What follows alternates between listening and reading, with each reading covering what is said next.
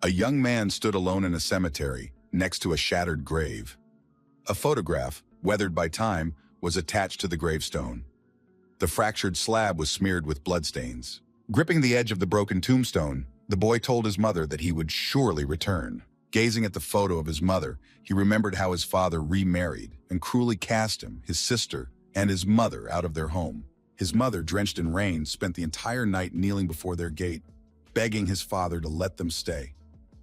The heavy gates, however, slammed shut in her face, mocking her pleas. When the gate finally opened, his mother, in her heart, believed his father had reconsidered, but instead, furious barking erupted as the unleashed dogs charged at them. The truth was painful. The man had only set the vicious dogs loose. One of them sank its teeth into the mother as she shielded her children. Desperately, she screamed for her children to flee, urging them to run while she held the dogs at bay. She blamed herself, sobbing that it was her failure to protect them. After all, they were only helpless children. For a brief moment, the boy thought they had escaped the worst, but soon, his mother, broken by the betrayal, took her own life by leaping from a rooftop. Her last words echoed over a final phone call, apologizing tearfully for leaving them behind. She asked her children to take care of each other, expressing her love one last time. When he returned home, he found his mother's lifeless body and his younger sister crying beside her, trembling in fear and longing for their mother. He was 14 and his sister only 10. It was unimaginable how hard life became for a young boy left to fend for his sister, despised by society, with no one offering them a shred of kindness. Then one day, a villain appeared, brandishing a knife. The man raised the knife, poised to strike, his violent intent clear as he threatened the children. But a stranger intervened, saving them and offering refuge. With no other choice, they followed him. A decade passed, and the state found itself under siege, the borders collapsing under enemy pressure, battles raging across the land. They lost key checkpoints, thousands of miles of defense crumbled, and wounded soldiers lay abandoned without leadership. At the brink of despair, a man stormed the enemy camp, armed with nothing but an automatic rifle and a hunting knife. With terrifying ease, this man beheaded the enemy commander and claimed tens of thousands of lives in the process. He was Jian Tian, the unmatched warrior of the nation. A rising legend of the army, he brought war on the wings of death, single-handedly turning the tide of battle and earning global fame. To the people, he was known as the Wings of War. Jian Tian wielded the destructive force of both heaven and earth with the power of thunder at his command. No one knew if his foes could ever withstand the fury of his assault. 10 years ago, this man lived in filth and despair, like a forsaken stray. But now he returned as a king among men, feared even by the mightiest like Haidun. At the cemetery, strangers approached the man. One of them sneered, asking who allowed him entry, pointing out the sign at the gate forbidding his presence. One of the strangers spoke up, mentioning that Miss Shangguan Nalan wanted revenge on the boy's mother. She ordered them to write "pitiful man's grave" on her tombstone, mocking her even in death. The boy's mind raced. Shangguan Nalan, it had to be her. Once she and his mother had been close, nearly like sisters. But all that was destroyed because of one man. That man was the son of the wealthy Chen family. Despite his mother having 2 children, they had fallen in love. At that time, his mother was like a vibrant flower, though her spirit was already broken. Mr. Chen had also pursued Nalan, but ultimately rejected her. To prevent his mother from marrying into the Chen family, Nalan began plotting against her. Nalan's family controlled the real estate market, and they forged documents, destroying the home his mother fought to keep. Nalan escalated her attacks, turning her wrath on his mother's children. His mother, unable to bear it, sacrificed her life to save them. Even in death, Nalan wouldn't rest until the children were also destroyed. Even after his mother's tragic death, Nalan continued to disgrace her memory, hiring bandits to guard the grave, ensuring no one could come to honor her soul. 10 years had passed since his mother's death, and today, of all days, Nalan chose to mock her ashes again. The young man's heart hardened as he thought of how rotten and twisted Nalan's soul had become. A group of thugs approached him, their aggressive intent clear from their stance and sneering expressions. One of the thugs, clearly annoyed, growled that if the boy didn't want trouble, he should leave.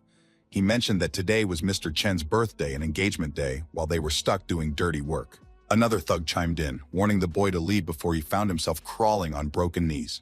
One thug, filled with contempt, spat directly on the gravestone of the young man's mother, cursing as he did. His companion laughed, praising him for executing such a perfect spit on the grave. The group began taunting the boy, calling him names and using foul language, trying to provoke him. He stood silently watching. The lead bully noticed the boy's unwavering stare and asked why he was looking at him like that, wondering if he had never seen someone spit before. With mockery in his voice, the bully offered to demonstrate again, encouraging the boy to watch closely. Without a word, the young man grabbed the bully by the scruff of his neck and slammed him to the ground, smashing his face into the grass. How dare he defile his mother's grave? He commanded the bully to lick every bit of filth off the gravestone and ordered the others to clean up the mess they had made with their mouths. Terrified, the group began to realize the young man's strength. One of them muttered that the boy must be a monster, throwing Big John around so effortlessly. Big John, still on the ground, groaned in pain, calling out for his companions to help.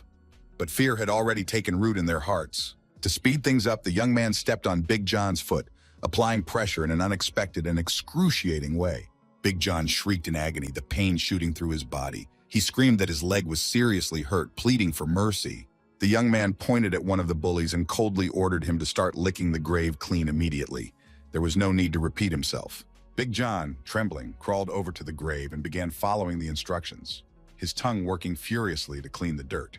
Suddenly, a massive helicopter appeared in the sky, carrying a heavy container. The hooligans were terrified, wondering why a helicopter would show up here. Looking up, they saw that multiple helicopters were transporting containers. The young man calmly remarked, "It's time to begin." The containers were lowered right in the cemetery, not far from the grave. From the helicopters, uniformed men leapt down, hovering above the ground. It was an unusual sight in a graveyard. The men in uniform lined up in front of the young man and then shockingly fell to their knees before him. The hooligans, now visibly shaken, asked each other what was happening. The uniformed men, in perfect unison, greeted him as His Highness. His Highness, with a calm expression, told them to get started immediately and waved his hand dismissively. The uniformed men began opening the containers, revealing their contents. The containers were filled with gleaming yellow metal. The elder among them commanded that the gold be used to craft new tombstones. The hooligans were dumbfounded. They couldn't believe their eyes. Each container was packed with gold bars. One of the bullies gasped, saying it was the first time he'd ever seen so much gold, and all for tombstones. If this gold was sold, poverty would be a distant memory. The young man recalled how his mother had once joked that he would build her a tombstone of gold. Now that moment had arrived. Staring at the old broken tombstone, he declared that Shangguan Nalan would one day crawl on her knees before him, and her death would be the only apology worthy of his mother. The hooligans, trembling with fear, asked where this guy had come from. Was he really going to make a tombstone out of gold? The protagonist fixed them with a stern look and asked if they had something to say. The bullies, terrified, quickly replied that they had nothing to add. One of the thugs admitted that the head of the Chen family had assigned them to watch this place. After killing his mother, Shangguan Nalan had married Mr. Chen. She was truly heartless. He went on to explain that after 10 years, Shangguan Nalan had gained control of the entire Chen clan. Even Mogan now followed her orders. The bandit believed this revelation would frighten the young man, making him think twice about challenging the powerful Chen family. The thug thought that, despite the young man's apparent status, he wouldn't dare touch them under Mogan's protection. But the young man only scoffed, wondering aloud what Mogan could possibly do. He then swiftly attacked the gang, beating them thoroughly. The gang leader, bruised and broken, fell to his knees and begged for mercy, saying he had meant no harm and was willing to explain everything. The young man cut him off, saying he had no need for explanations. "A king never listens to pathetic excuses," he declared. The bandit was shocked. How could this guy call himself a king? Could he really be the winged god of war? The young man carefully wrapped the broken tombstone in a white cloth, remarking that today was both Mr. Chen's engagement day and Nalan's birthday. He smirked and added that he wanted to put on a little show. He ordered the men to bring back that wretched woman's tombstone. The scene shifted to the Chengdu Hotel, one of the iconic landmarks in Haidin City. A large car pulled up in front of the hotel. As the young man stepped out, he thought bitterly of how his mother's house once stood right where the hotel now towered. The king's aide, Tank, respectfully suggested that His Highness didn't need to handle this personally. Any one of his men could take care of it. But the young man firmly replied that he preferred to personally deliver his enemies to justice. Carrying the broken tombstone behind him, the young man entered the hotel, immediately drawing attention from the guests. The women whispered among themselves, marveling at how strong and handsome he appeared. He set the broken tombstone down on a table and casually ordered a pomegranate juice. The women couldn't take their eyes off him. They had never seen such a striking man in Haidong. From the corner of his eye, the young man noticed several hotel security personnel entering the room, with the head of security leading them. The head of security approached him and informed him that, according to hotel rules, guests must check in at the front desk. When Mr. Chen arrived, security needed a full list of attendees for the engagement ceremony. He further stated that all these regulations had been approved by Madame Shangguan Nalan and demanded to see the young man's invitation. He had no right to disrupt the order. Spotting the large object wrapped in a white cloth, the security chief asked what it was and ordered the boy to slowly reveal the contents. The young man calmly said that the head of security had no authority to see it and suggested he call Nalan directly. When the guard reached out to check it himself, the young man deftly blocked him with a pair of chopsticks. Furious, the security chief demanded to know how this rascal dared to address Madame by her name so disrespectfully. The guard screamed in agony as the young man pinned his arm down with the chopsticks, causing intense pain. With a casual flick of his hand, the young man shoved the head of security, who lost his balance and fell heavily to the floor. The room went dead silent, all eyes on the young man. From the top floor, two men observed the scene. One of them, Chen Hiting, the second son of the Chen family, asked Mogan who this kid was. Mogan confidently replied that with his strength, he could crush the young man with a mere gesture. Chen Hiting remarked that over the years, many had come seeking revenge for their mother's deaths, but they all ended up thrown into the sea. The head of security, still reeling from the encounter, angrily instructed his subordinates to throw the young man out of the hotel. Xuan Wei, the hotel's public relations manager, entered the scene, calming the situation and greeting the head of security politely. She approached the young man, introduced herself, and offered to have a drink with him. Her goal was to quickly diffuse the tension and prevent the engagement party from being ruined. She asked to see what he had brought with him and inquired if it was a personal gift for Madame Nalan. Rising from his seat, the young man coldly pushed Xuan Wei aside and told her to save her hypocrisy. He only wanted a meeting with Nalan. Xuan Wei gasped, outraged, demanding to know how he dared push her. A man stepped forward, astonished that in the presence of so many people, this audacious youth had the nerve to treat Xuan Wei so disrespectfully. This man was Zhao Mao, co-owner of the hotel. He asked the young man what exactly he was doing here and why he had come. Zhao Mao turned to the head of security, irritated, and asked if they were just standing there for decoration. The head of security, flustered, quickly apologized. Zhao Mao then turned to Xuan Wei, asking if she was all right. She indignantly replied that the boy had insulted her. Filled with outrage, Zhao Mao demanded to know how the boy dared to lay a hand on Xuan Wei.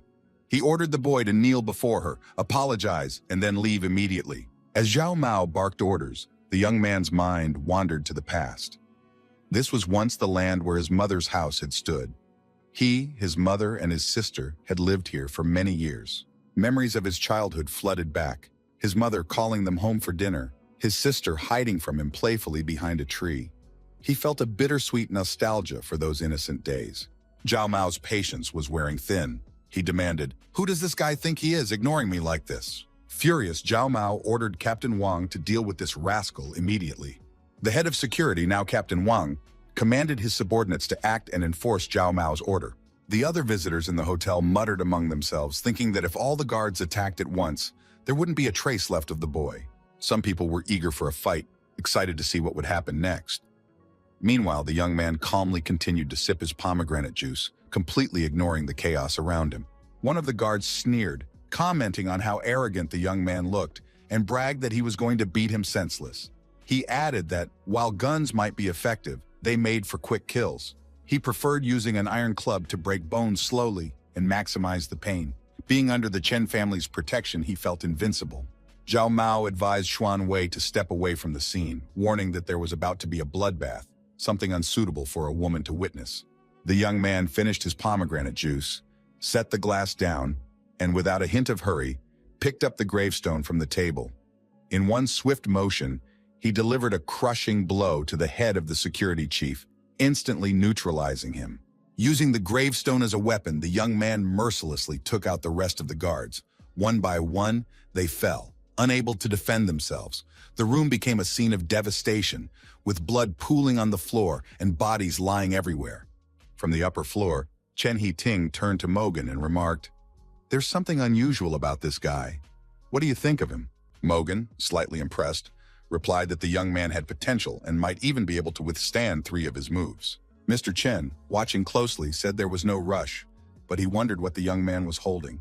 Zhao Mao, meanwhile, continued to lead Miss Xuanwei away, telling her not to worry as the gentlemen would handle things themselves. As Zhao Mao looked back at the scene, he was stunned to see that the entire security force had been taken down. The young man casually sat back at his table and in a commanding tone called Zhao Mao over to him. Zhao Mao hesitated but stated firmly that this hotel belonged to the Chen family. And today wasn't just any day, it was both a birthday and an engagement ceremony. He added that Madame Shangguan Nalan would be arriving shortly, and given the chaos the young man had caused, she would likely hear him out, though it would come at a cost. Zhao Mao warned the young man not to behave arrogantly in front of Madame Nalan. Despite his combat skills, no fighter could stand against the power and influence that woman wielded. He advised caution, telling the young man to know when to stop, lest he regret it. Zhao Mao looked around and said, "He realizes that this guy has no plans to register, so it's going to stay that way." Zhao Mao decided to distract this guy by talking so that he would let his guard down. "We should wait for Chen Yiting to come downstairs and wipe this guy into powder." The young man threw the tombstone and it slammed into the floor in front of Zhao Mao and manager Xuanwei. The king stood up and said that his opponent was just thinking of how to get rid of him. If he had evil intentions towards him, he must perish. Zhao Mao was frightened and fell to his knees in front of the guy. He tried to explain that this young man wouldn't survive anyway because he had caused a commotion in the hotel. But if he destroyed him, he would suffer a painful death for killing the co-owner of the hotel. Someone called out to the young man and asked him to stop. It was Mr. Chen. Xuanwei rejoiced and said that Mr. Chen finally showed up. She said that this guy had caused a commotion in the hotel and right now started beating up Mr. Zhao Mao. Zhao Mao, lying on the floor, said that this guy should now realize the position he was in. He should help him to his feet and he should fall to his knees and receive 300 blows. Then maybe he would earn forgiveness. The king didn't have any ceremony with Mr. Zhao. He destroyed the man with a strong kick to the head. Chen Yiting was frightened. Elder Mogan took his hand to calm him down. The people watching thought that Mr. Chen was frightened. One glance from his opponent made him retreat. "Who is this boy?"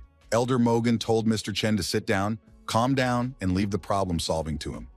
Mogan turned to our hero and said that not long ago, he had claimed that his opponent was only able to withstand 3 of his blows. Now he realizes that he was wrong. The guy is worthy of withstanding 10 punches. The surrounding people thought that withstanding 10 punches from Mogan was very cool. Until now, there had never been such a thing. However, after 10 punches, this poor guy would be severely crippled. The old man added that he was giving the boy a chance. He was going to die anyway, but if he could withstand 10 blows, he could count on freedom. The surrounding people thought that just for the mere possibility of mercy from the cruel Mogan, one could fall on their knees and give thanks for mercy. However, Mogan could not be dealt with. One could surrender at once. The king asked, "Is this old man Mogan? Is he the one who sent those men to the cemetery? It would be good if he took them from there." The old man was worried and told the assistant to immediately call Dufay at the cemetery to clarify the situation. Mogan thought, "Is this guy related to someone buried there?" The old man began to realize what could be the object that was wrapped in the white cloth. The guy said the old man doesn't have to worry. He's destroyed them all. All he has to do is remove the bodies. Elder Mogan said, "This guy is not bad. You can tell he's tough. I wonder who he is." The young man replied that the old man had no right to ask him that. Mogan said angrily, "If the guy doesn't understand in a good way, then he will act in a bad way. Don't blame him now for being overly violent." The king asked, "Is this wretched dog really looking for doom?" He is willing to give him a chance. If he can touch him even once, then he has won. The old man called that guy an arrogant puppy and rushed to attack. He swung a blob of his aggressive energy and threw it at his opponent. The young man, without dodging, grabbed the charge directed at him with a slight movement of his hand and deactivated its effect. An object in white cloth immediately flew at the old man. The tombstone was very heavy. The old man swore and tried to dodge. Elder Mogan was unable to dodge the enemy's attack. He was struck in the chest, his mouth bleeding. The old man thought, "Who is this guy? When did this monster show up in town?" The king said he was tired and asked someone to pour him some pomegranate juice. The kid couldn't forget that pomegranate tree. When he was a kid, it grew in their yard. Its fruit was the sweetest. His mom used to sit under that tree and wash clothes. He and his sister would sit in the tree and pick pomegranates. The wounded old man said he was asking a question. Instead of answering, the guy asked for pomegranate juice to be poured for him. Who taught him to dialogue like that? The old man, coughing, added, no matter how strong he is. This place, the domain of the Chen family. The head of the family, Chen Badao, is a very powerful and overbearing person. You shouldn't go against him, for the sake of your own health. The king thought that this was undoubtedly the same guy who had taken care of his mother while they lived in Haidong.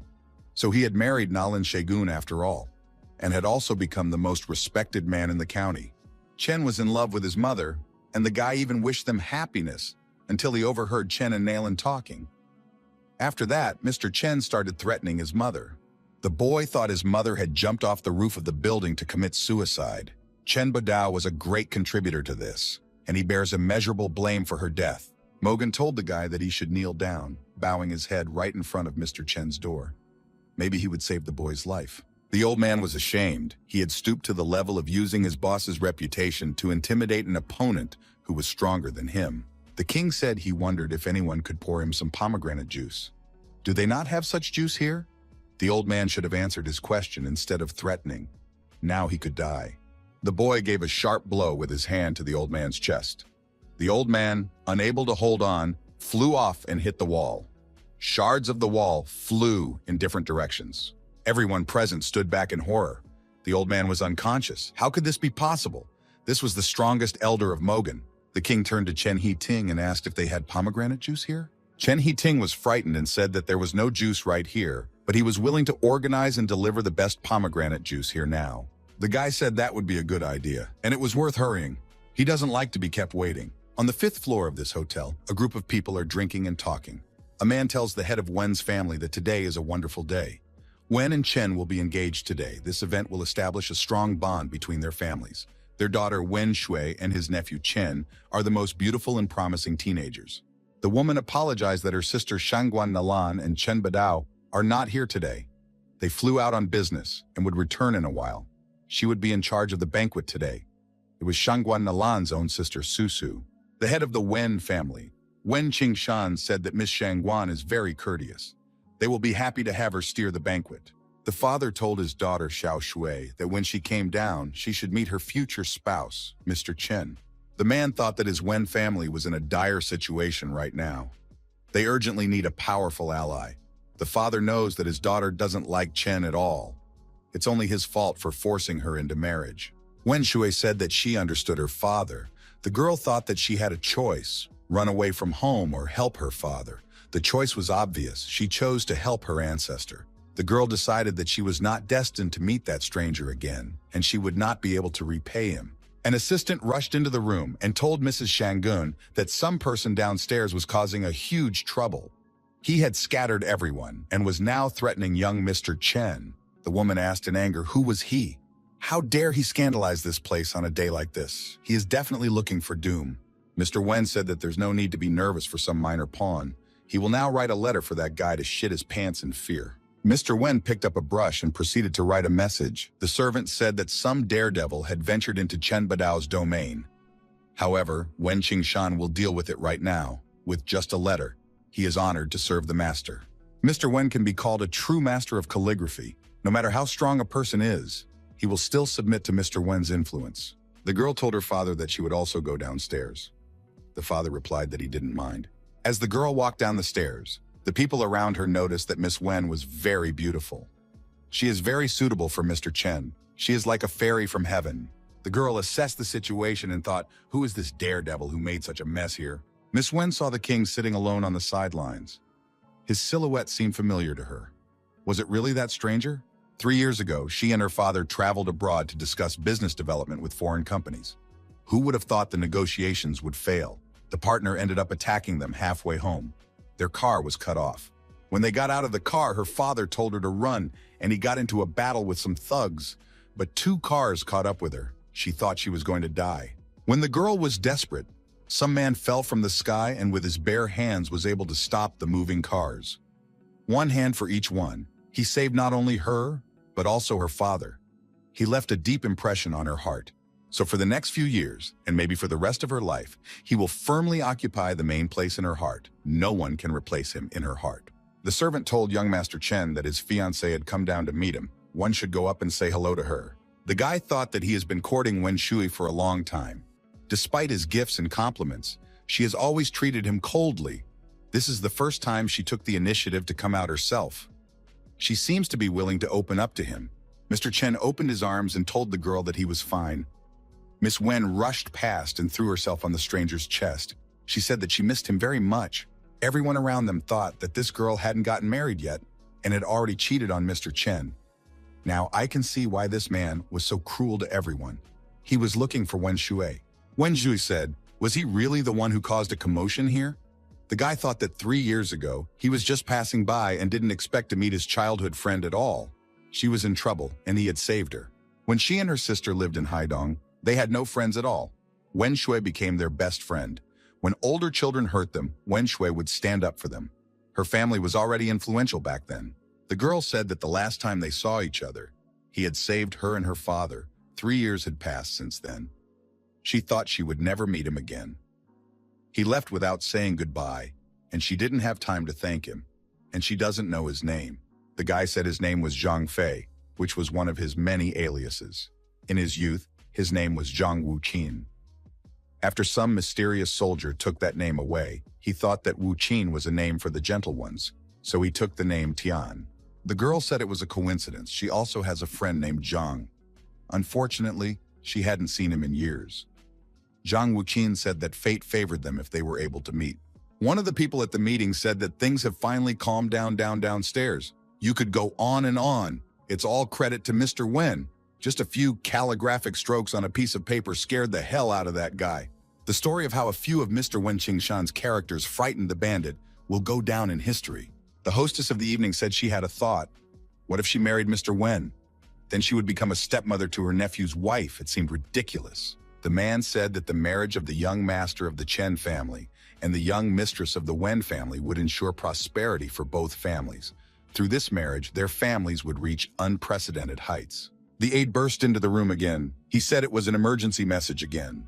Mr. Wen said he shouldn't be so emotional. He knew the guy would be glad for his attention and asked to keep the letter. He was lucky enough to receive these 3 words for his kindness and virtue in his past life, and he could take the calligraphy with him. The aide didn't know how to present everything. He said, young Madam Wen and that guy, they are publicly hugging. The paparazzi have already captured it. Mr. Wen asked, are we talking about his daughter and Mr. Chen Heir? In any case, they would get married soon, and his daughter would make a wonderful wife for Chen Heir. The woman said she hopes their families can fully interbreed, and soon there will be a firstborn in the family. The aide took Mr. Wen's hand and asked to come along with him. The matter did not need to be delayed. Mr. Wen looked at what was happening and saw his daughter having a nice conversation with a stranger. He shouted, what's going on here? Mrs. Shangguan. Susu asked why Mr. Wen was so surprised. The woman wanted to see what was going on there. Mrs. Shangguan Susu saw Wen Shui standing beside the stranger. What is she doing there? The hostess asked, who is this guy that Mr. Wen's daughter is publicly hugging with? This even happens in front of her fiancé. Or is his daughter the kind of person who kisses and hugs everyone she meets? Where's the education? This behavior is a disgrace to the family. Mr. Wen spread his hands and said he did not know. Just now he gave 3 words, socialize and smile, to avoid conflict. Now instead of getting rid of the enemy, his daughter is hugging this guy, and now how can they save their face? Miss Shangguan said she doesn't care about it. She wants an explanation about it. She will not allow the Chen family to be humiliated. Otherwise, her brother-in-law and sister will be very displeased. Mr. Wen asked Mrs. Shangguan not to jump to conclusions. We have to sort things out first. His daughter has a completely different temperament to behave like this with strangers. The man offered to go downstairs and deal directly on the spot. Mr. Wen asked his daughter, what are you doing now in the presence of your fiancé? The girl, seeing her father, pulled away from the young man. Wen Shui told her father that this is the young man who made a mess here. He is the benefactor who saved them. Father wished he could have thanked him back in the day. Mr. Wen perked up.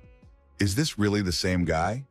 The man said that he then didn't sleep for several nights because he didn't say thank you to the young man for saving him. Mr. Wen shook the guy's hand warmly in gratitude. However, why is he chatting with his daughter as if they knew each other well? Wen Shui explained that she questioned the guy about who he was.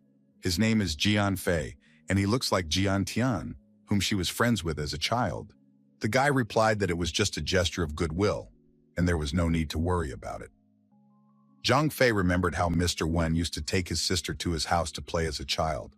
Her mother was a very kind and caring woman. Every time they came over, the woman would prepare a whole table of sumptuous and hearty dishes. Chen Er went to his aunt and said that she should help him with that guy. He is too arrogant and reckless. He demands an immediate meeting with his mother.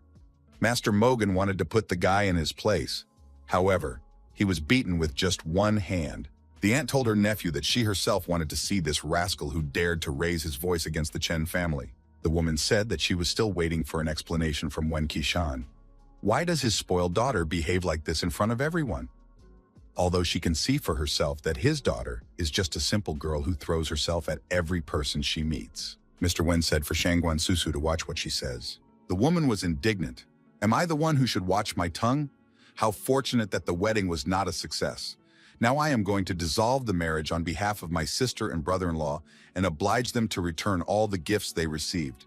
After that, have the couple kneel down in front of my nephews and apologize. If they dare refuse, neither of them will leave this place in one piece. Wen Shui asked, how could a woman be so rude? Zhang Fei asked the girl to give the girl the opportunity to let him figure it out. The guy said it was a coincidence. After all, he was going to demand the same thing. Mrs. Shangguan thought that he was a reckless, cheeky man. The woman called out for Shi Feng to come to her rescue. Mr. Shi Feng immediately appeared on the stairs and said that her humble servant was already here. Wen Shui frighteningly told her interlocutor that this is the famous chain dog of the head of Chen himself. He is known for his cruelty and sophistication. He has committed many unforgivable crimes. His nickname is Killer, and he must be handled with care. Young Mr. Chen asked Mr. Shi Feng to make that guy feel the full wrath of their family. Don't give him an easy death. Chenner was angry. How dare that guy take away his fiancée and disgrace him in front of so many people? Now he had to answer for everything. Elder Mogan asked him to help him get back on his feet. The old man said that Mr. Shi Feng's attacks only leave behind destruction. Even this guy wouldn't be able to do anything against him. Shi Feng approached Zhang Fei, although they were not enemies, but he has a duty to protect the honor of this family. He gives the guy 3 seconds to think about whether to surrender or die. Mrs. Shangguan said that this guy is very arrogant. Shi Feng has a special position in this family. The guy might start to regret his arrogance. Chen Er said that this rascal is comfortable, but it doesn't matter. From the moment his family's master appeared, he won't have a chance to apologize anymore. Master Shi Feng doesn't have to worry about the consequences. He just needs to deal with the guy. Chen Er lashed out at the former bride and said that she was a spoiled brat who dared to approach strange men in public in the presence of her fiancé. Wen Shui said that she didn't like Chen Heting at all and suggested that they break off the engagement and not meet anymore. The young man became even more enraged. Heting said that the girl shouldn't think of him as her tame dog and he wouldn't go along with her. Have you completely forgotten what my last name is? Zhang Fei patted Chen Heting's face and asked once again, where is his pomegranate juice? Heting indignantly asked, how could he ask about some juice in such a situation, and told Mr. Shi Feng to destroy this madman. Master Shi Feng leisurely moved towards Zhang Fei. He asked, is this young man's life bad? Does he really have the guts to bid farewell to this world? Zhang Fei once again asked, where is his pomegranate juice? Heting felt a powerful killing spirit coming from his opponent. The young man fell to the floor and asked Mr. Shi Feng to help. Master Shi Feng quickly headed towards his opponent. Every step he took left cracks on the floor. The surviving guards thought that the master had finally made his move and would destroy this madman. Mogan thought that Shi Feng would destroy this young man. Mrs. Shangguan said, Mr. Shi Feng is steadily advancing. Chen Heting is already imagining what will become of this guy when master is done with him. Then he will torture him slowly and painfully so that the rascal will realize who is in front of him. Mr. Wen thought that Mogan was a martial practitioner, but Shi Feng was a martial arts master who served Chung Badao personally. Shi Feng swung his concentrated internal energy and was about to deliver a staggering blow to his opponent. He said that this guy had made his choice. At the last moment, Shi Feng noticed the belt badge Zhang Fei had. It was very similar to the military winged cavalry general's belt badge. Shi Feng remembered how in the first battle in the Dragon Valley, 100,000 winged cavalrymen had completely defeated the enemy, after which they had regained the land they had lost before with a single march. Only winged cavalry generals are authorized to wear such badges. Shi Feng also participated in one of the battles, but he was defeated by Dao Du in the first round. The various tokens are divided into ranks. Iron is the lowest. The strongest generals possess a token with the Red Bird of the South. Shi Feng thought that these tokens could be bought online to match any costume. Young people chasing fashion and cheap popularity to appear attractive, it's all ridiculous. Feng saw this upstart once again asking Chen Heting where his juice was. The Chen family master thought that this young man was very naive. He is about to die, but he continues to behave so arrogantly, we should show him where he belongs. Feng attempted to strike his opponent. The opponent found himself under a protective dome. Feng knew that only high-level cultivation practitioners could create a protective aura. Is it really the Red Bird of the South? Feng was really scared. After all, only Emperor Zhang has the right to wear such a token. Feng approached our hero and fell to his knees in front of him and lowered his head straight to the ground. Shangguan asked, "What happened to Master Feng? Didn't he hurt his head?" Chen Heting asked his opponent what he had done to the master. One could see an urgent need to call a doctor. The manager told Mr. Chen that there is an emergency first aid kit in the kitchen. Along with the first aid kit, 2 medics quickly arrived and told Mr. Feng to hold on with all his might. They would give him first aid and send him to the hospital immediately.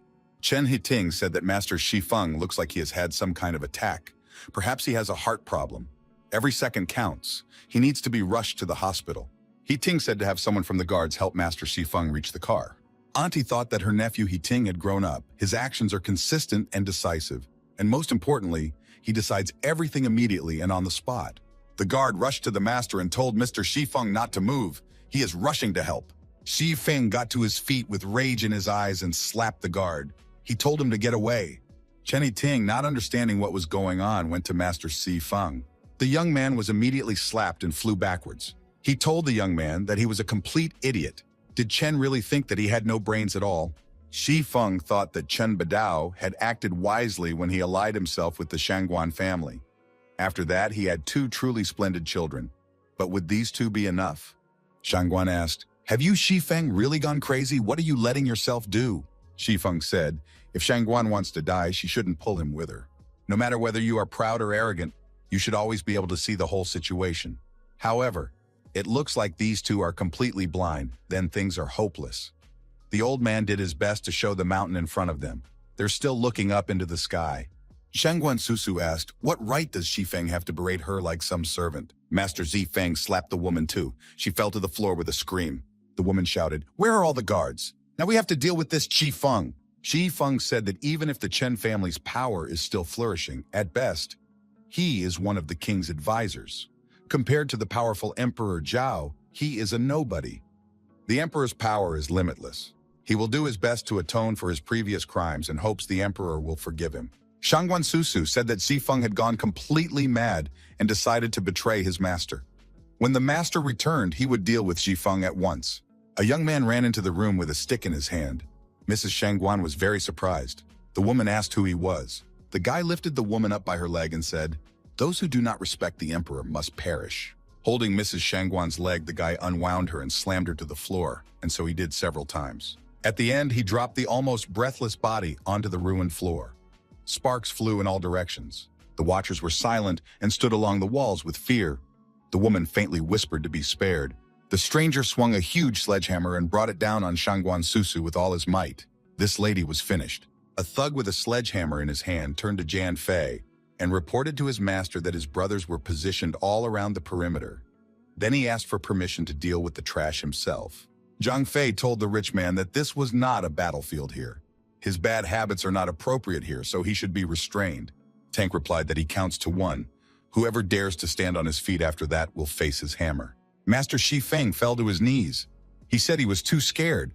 Could it be that any subordinate could possess such strength? Mogan thought that this tank was standing behind the young man and respecting him. This young man's strength is far beyond anything he has ever seen before. He wants to follow him. Everyone in the room was on their knees. Chen Heting also kneeled down and said that he had made a mistake. The young man asked for his life to be spared. Jiang Fei walked up to Heting and once again asked, "Where is what he wants?" Heting said in awe that he was about to bring it immediately. Chen Heting brought a small pomegranate tree in a pot and said that it was the pomegranate that the master had requested.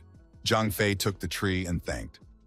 He said that it was a very beautiful pomegranate tree. He will give it to his sister as a gift. Chen Heting said no thanks and suggested that the young man come to visit them in a few days, just when his parents would be back. Jiang Fei replied that if his mother was not here yet, he would have to ask the boy for a favor. He wants to give her a favor and tell her that he will be back in a month. The young man added, He would return in a month to destroy them all, and threw his mother's tombstone at Chen He-ting. Chen He-ting cried out in pain. When the dust cleared, everyone saw that the tombstone had broken his legs. Shangguan Susu told this boy not to be so cocky.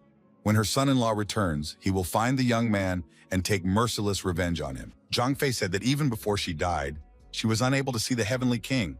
The young man didn't spare her. He stamped her head right into the floor with his foot, and Mrs. Shangguan Susu was finally finished.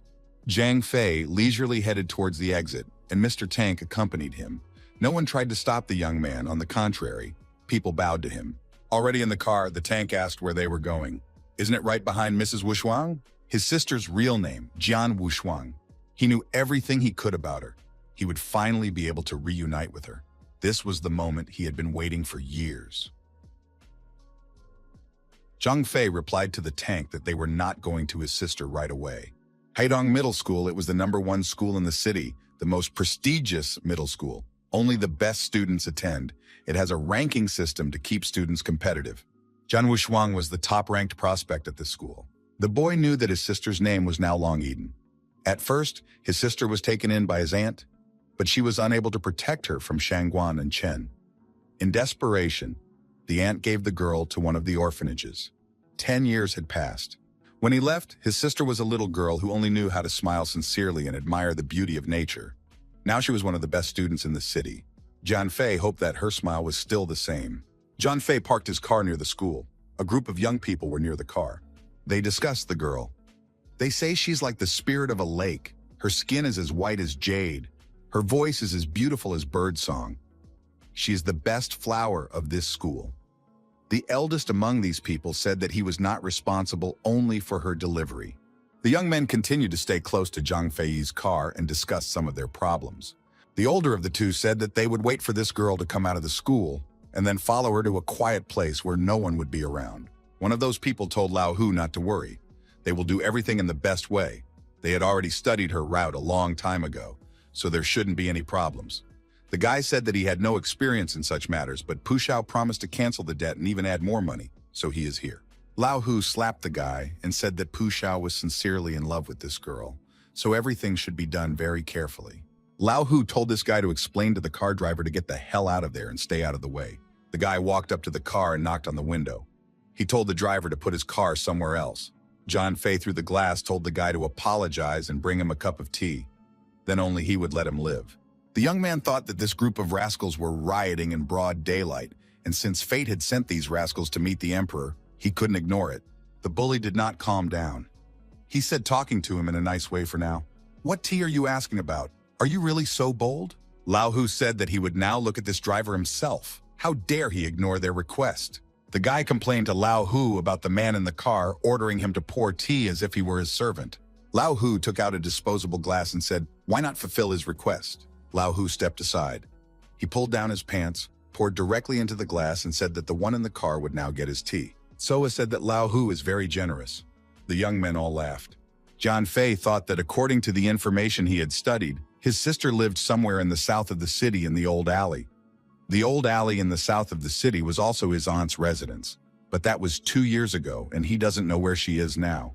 Lao Hu said to our hero that tea had been brought to him. "Why don't you come out and thank me?" Students began to come out of the school. One of the colleagues told Lao Hu that they should go. The girl was about to show up. Lao Hu thought it was bad timing and spat out the contents of the glass onto the car window. Girls came out of the school building. One of them thanked Eden for helping her with her homework. The girls were discussing their geometry homework. Her friend said that Eden had helped her not to fail the exam.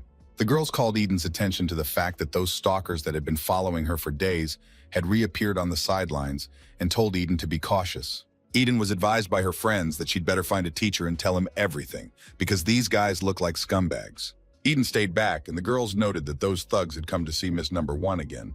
One of her friends said that this girl is getting a lot of attention. It's not fair. Why are these guys only going after their Miss Know-It-All but not going after others? Lao Hu approached the girl and offered to take a walk with him. Eden's classmate said that this guy allows himself a lot. This is the school's territory, and he can't just bully students. Lao Hu grabbed that fellow by the chest and said, "Does anyone really want to talk to me about the law? I am the law itself." Disciple lands a fist punch to the jaw from Lao Hu. Eden freaked out and told them to go away and leave her alone. The villain told the girl not to be afraid, for he would not hurt her. Lao Hu was determined. Suddenly, some motorcycle pulled up. It stopped between Eden and the hooligans. There was a girl behind the wheel, Master Sia. She told Eden to get on the motorcycle quickly. In a second, the motorcycle with the girls sped away. Chow asked Lao Hu why they didn't chase the girls. Lao Hu slapped the boy and said he was a fool. The girls left on a motorcycle and they don't have any transportation. How can they chase them? Lao Hu said it's hard without transportation, but they are not all lost. He has a plan. Lao Hu said, no matter how fast a monk runs, he still runs to the temple.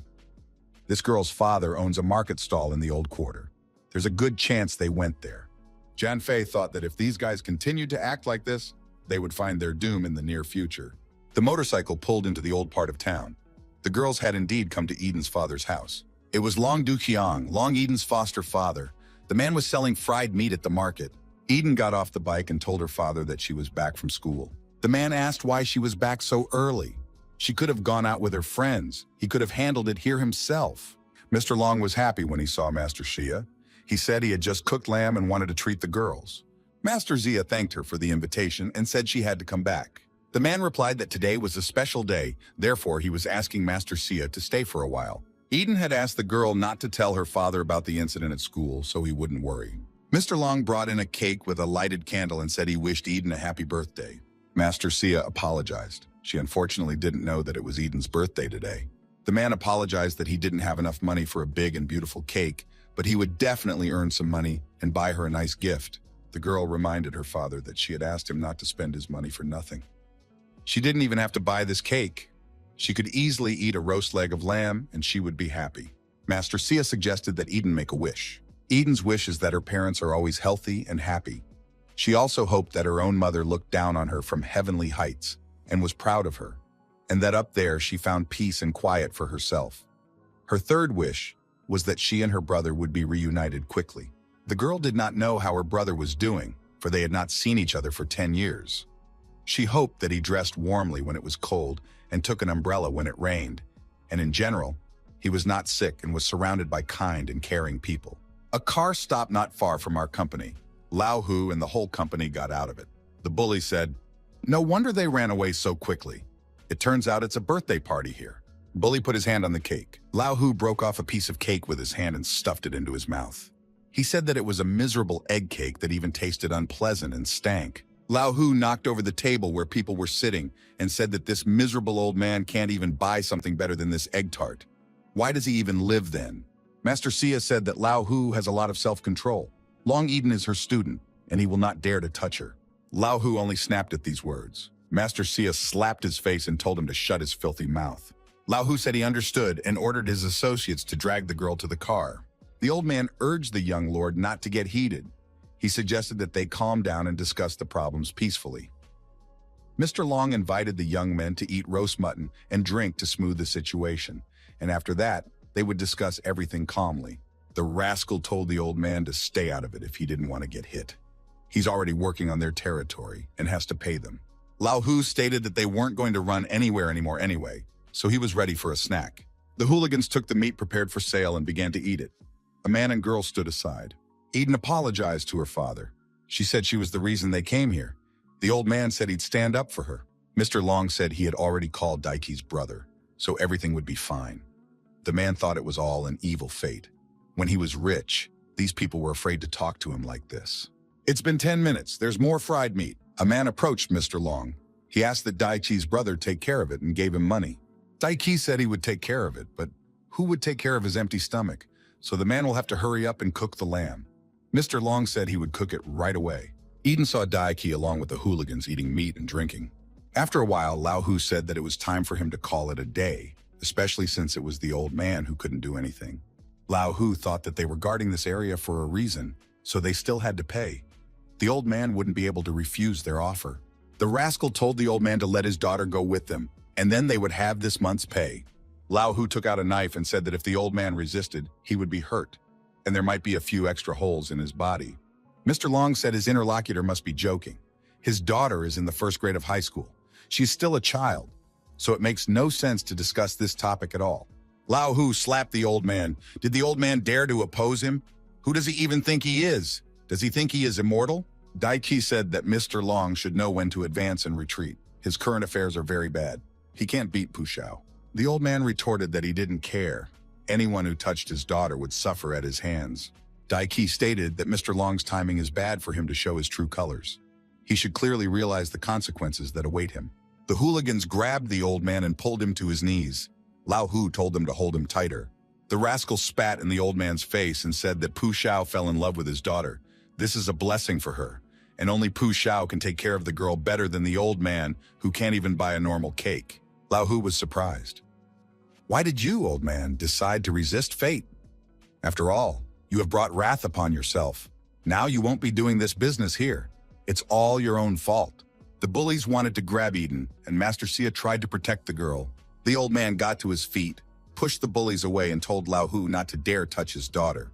Mr. Long drove his fist into the jaw of the main villain. The bully responded by kicking the old man in the face and telling the old man to know his place. The bullies kept beating the old man and saying that today would be the end of him. The girl cried and shouted for them not to touch her daddy. She rushed to the old man. The passers-by watching this scene thought they felt sorry for this daughter and father and should help them. However, Lao Hu is the tiger of the night market, and this is his territory. It's best not to mess with him. A white SUV caught the attention of passers-by. What was the driver doing? The SUV crashed into the hooligan's car at a tremendous speed. Lao Hu was unpleasantly surprised. John Fei got out of the car and said, "Why is this bunch of big guys bullying an old man and a little girl? How are you still not black with shame?" The girls watching these events from the sidelines thought the guy in the SUV was very handsome. Many of them wanted to meet him. Eden felt like she knew this guy from somewhere. The young man approached and told the girl that he welcomed his sister. Eden held out her arms to the boy. Jan Fei said it was him, her brother, and he went back to his sister. The girl pinched herself to make sure she was awake. It really was her brother. The brother and sister embraced. The girl was glad her brother had come for her. The girl said with tears in her eyes that she had made a wish today that they would meet again, and as soon as possible, and here he was. He wouldn't leave her alone again, would he? Jian Fei replied that he really wouldn't leave the girl alone anymore, and definitely she shouldn't be afraid. From today onwards, no one would be able to bully her with impunity anymore. The guy thought that he's one of the main commanders of the military forces of this country and has great power. However, no one knows about it, and everyone thinks he is just an ordinary guy. In the whole country, he is the only one called the Emperor of Heaven. Everyone knows that he has 3 golden rules. No one can ever threaten his family and loved ones. Lao Hu once again looked at his wrecked and overturned car. His rage and anger boiled up with renewed vigor. The bully recognized our hero and said he was the guy they met near the school gate. And what is he doing here? If he's this girl's older brother, does he really think he can wreck cars without repercussions? Now he has to pay them compensation. Master Sia helped the old man up. The young man was talking to his sister while the hooligans watched from the sidelines. John Fei asked his sister why she was celebrating her birthday today. He remembers that she had a birthday party on a different day. Wu Shuang replied that 10 years ago, her aunt saved her. And to remember that special day, her dad made that day her second birthday. Of course, they don't forget the first birthday. The guy said he had something he wanted to give his sister. John Fei took out a pomegranate tree from the car and said it was a present for her second birthday. Wu Shuang remarked that it was a very beautiful pomegranate tree and thanked her brother sincerely. Lao Hu said angrily, "Am I standing here for beauty? Why are these two ignoring me? How dare that rascal act so arrogant after he mutilated the car? I'm just furious and won't rest until I beat the guy up." Daiqi said that he would try to talk to this young man and try to settle things without getting heated. Lao Hu said that he only gives one chance to settle things. Daiqi said this guy's behavior was unacceptable to the civilized world. You can't just crash a car in broad daylight and drive like nothing happened afterwards. Daiqi added that they can forgive this rudeness for the first time. This guy for 3 million money can get their forgiveness. Jan Fei explained to his sister, when he is done with those rascals, he would like the girl to take him to his aunt. They haven't seen each other in a whole 10 years, and he wants to meet her. Wu Shuang lowered her eyes. Brother asked, "What happened to Auntie?" The sister said their aunt was having some problems, but she asked them not to tell anyone about it. John Fei said that in that case, they would talk about it later when they got home. Daiqi, with anger in his voice, said, "Does this guy really think he's going home on his own? We need to bring him down to earth." Daiqi told Lao Hu that this stranger was overconfident. He should be taught a lesson for life. Lao Hu told his friends to teach this madman a lesson. The hooligans drew their weapons and were about to beat up our hero. Wu Shuang told her brother that she was afraid. Jianfei replied that she should not be afraid, for he was near. Our hero turned to his closest opponent and stared intently into his eyes. Jianfei was completely calm. Jianfei asked, "How are things going with the tea he asked him to bring?" The villain said that this guy was about to die, so he wouldn't need the tea. Jianfei knocked the sword out of his opponent's hands with a sharp movement of his hand and gave him a staggering blow. The villain, jumping upwards, was deactivated. The other attacker was dealt with in the same way. He deftly dodged his opponent's attacks and dealt him intense blows. After a short while, all the attackers were lying on the floor. Dai Qi and Lao Hu were surprised. Who had they messed with? Lao Hu asked. What was that? Dai Qi also frighteningly bellowed out. Jianfei, turning to Lao Hu, asked, Isn't he a tiger? He has a couple of questions. Could not the tiger be closer? Lao Hu, clearly nervous, said to that guy, Don't let that guy think he is the coolest. He could make just one call and the guy would be finished. Jianfei replied that he was giving the tiger this opportunity. He could make a call to a friend. Lao Hu crouched off to the side, talking to someone on the phone. Our hero waited patiently. Lao Hu stated that his brother would be here soon with his boys, and this tough guy would know what it was like to cross their path. Dai Qi stated that this stranger was now in huge trouble. If he had listened to him earlier, this could have been avoided. Lao Hu's cousin, Xian Yao, is the boss in the area. He has several dozen thugs under his command. Dai Qi added that Lao Hu's brother is giving him another chance. If the young man gives up his sister and the million money, he can leave here, begging the sky for forgiveness. Otherwise, when Xiang Yao arrives, his death will be a matter of minutes. Mr. Long approached the lad and asked if he was Eden's own brother, right? The old man advised the young man to take his sister and leave this place as soon as possible. Xian Yao is very cruel. No one dares to provoke him. The old man said that there used to be an internet cafe nearby, but the owner didn't pay for protection. A few days later, the owner had a car accident and was left disabled and confined to a wheelchair. This happens to everyone who refuses to pay. Jianfei thanked Uncle Long for taking care of his sister all these years, and that's why he won't have to work so hard now. He is here to protect him and ensure that he has a future of wealth and prosperity. Dai Qi said this guy won't even be able to defend himself soon. Why is he promising something to an old man? The old man said the young man should listen to him, and he and his sister should run away from here. Wu Shuang said to her brother, Though he can fight, he is only one. How can you stand against everyone? Even a lion can't defeat a pack of jackals. Jianfei asked the girl, who told her that her brother was alone. There are thousands of elite soldiers behind him, and over 100,000 hardened fighters who have traveled thousands of miles across rivers and mountains. Lao Hu told the young man that this was not the time for bad jokes and loud boasting, but if that was the case, then he could call all the warriors and prove otherwise. Several SUVs pulled into the plaza. People began to come out of the vehicles. Lao Hu said that it was Xian Yao's older brother who had arrived. Xian Yao said to bring this unruly man who doesn't know his place to him. Lao Hu walked over to Jianfei and told him to follow him immediately. Xian Yao was waiting for him. Jianfei slapped out a slap to that bully. Lao Hu flew far away to the side. Dai Qi angrily said, How dare this guy act like this? Does he really care about getting killed? Jianfei swung once more and Dai Qi followed after his colleague. After a moment, he was also lying on the floor. Lao Hu complained to his brother that this guy was completely out of his mind and chose to ignore his words. Xian Yao said with a piece of meat in his mouth, How dare this guy act like this in front of him? Either he approaches him himself now or he will regret his stupidity. He counts to 3. Master Xia turned to Xian Yao. She asked on behalf of her family and her Master Gu to turn a blind eye to all of this and let them go. The girl thought that Eden's brother was able to solve the problem by beating those rascals, but she had no idea that one of them was Xiang Yao's own brother. The girl thought that they were in a bad situation that was out of control. Xiang Yao replied to the girl, Don't you know that neither your father nor your Master Gu Shuhang dare speak to me, much less you have no right to speak on behalf of your family? Master Xia said that it was her student no matter what. She, as her teacher, can't give the girl any offense. Jianfei thought that this fragile woman was able to withstand pressure and thought of protecting others. It was commendable. Jianfei thanked teacher Xia for taking care of his sister and said that he would take care of everything from here on. The girl was indignant. Why couldn't the guy just keep his mouth shut and not throw around such words? At least he had taken care of himself before. Xian Yao continued to count to 3. When it was 3, Jianfei wondered what would happen next. Xian Yao turned around and called this guy an arrogant rascal. The man looked at his opponent and was terrified when he saw his face. The manager of the security department of Tiandu Hotel, Wang Xianyao, known in criminal circles as Brother Yao, shook with fear.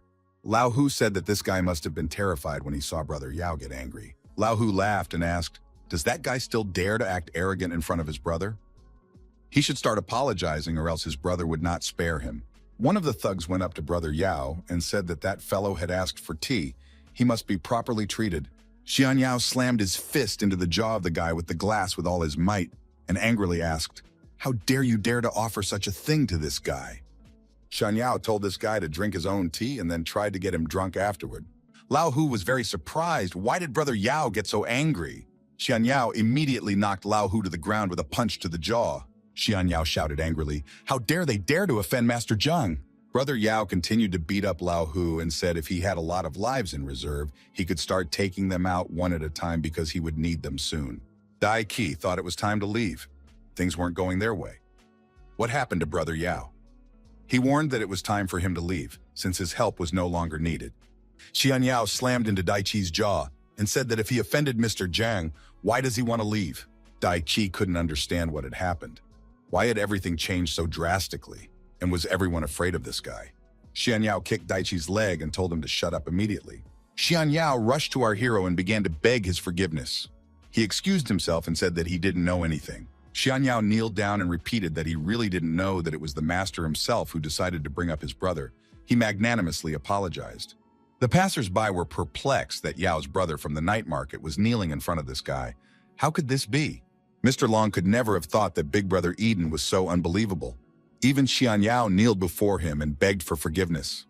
However, Pu Shao is behind it all, and the Pu family has as much power and influence as the Chen family. Mr. Long thought the fellow reminded him of one man, though the latter was not so young, but in perseverance and perhaps in recklessness, he would rival the fellow. Master Sia thought that since a long time ago strong sky dragons don't pay attention to earth snakes, and strength is no longer the way to solve a problem, the Pu family is definitely not someone this guy can safely offend. Jian Fei told Brother Yao that Long Eden was his sister, and those people had mistreated her. Not only that, they even wanted to kidnap her. What would Brother Yao advise Brother Yao to do to them after that?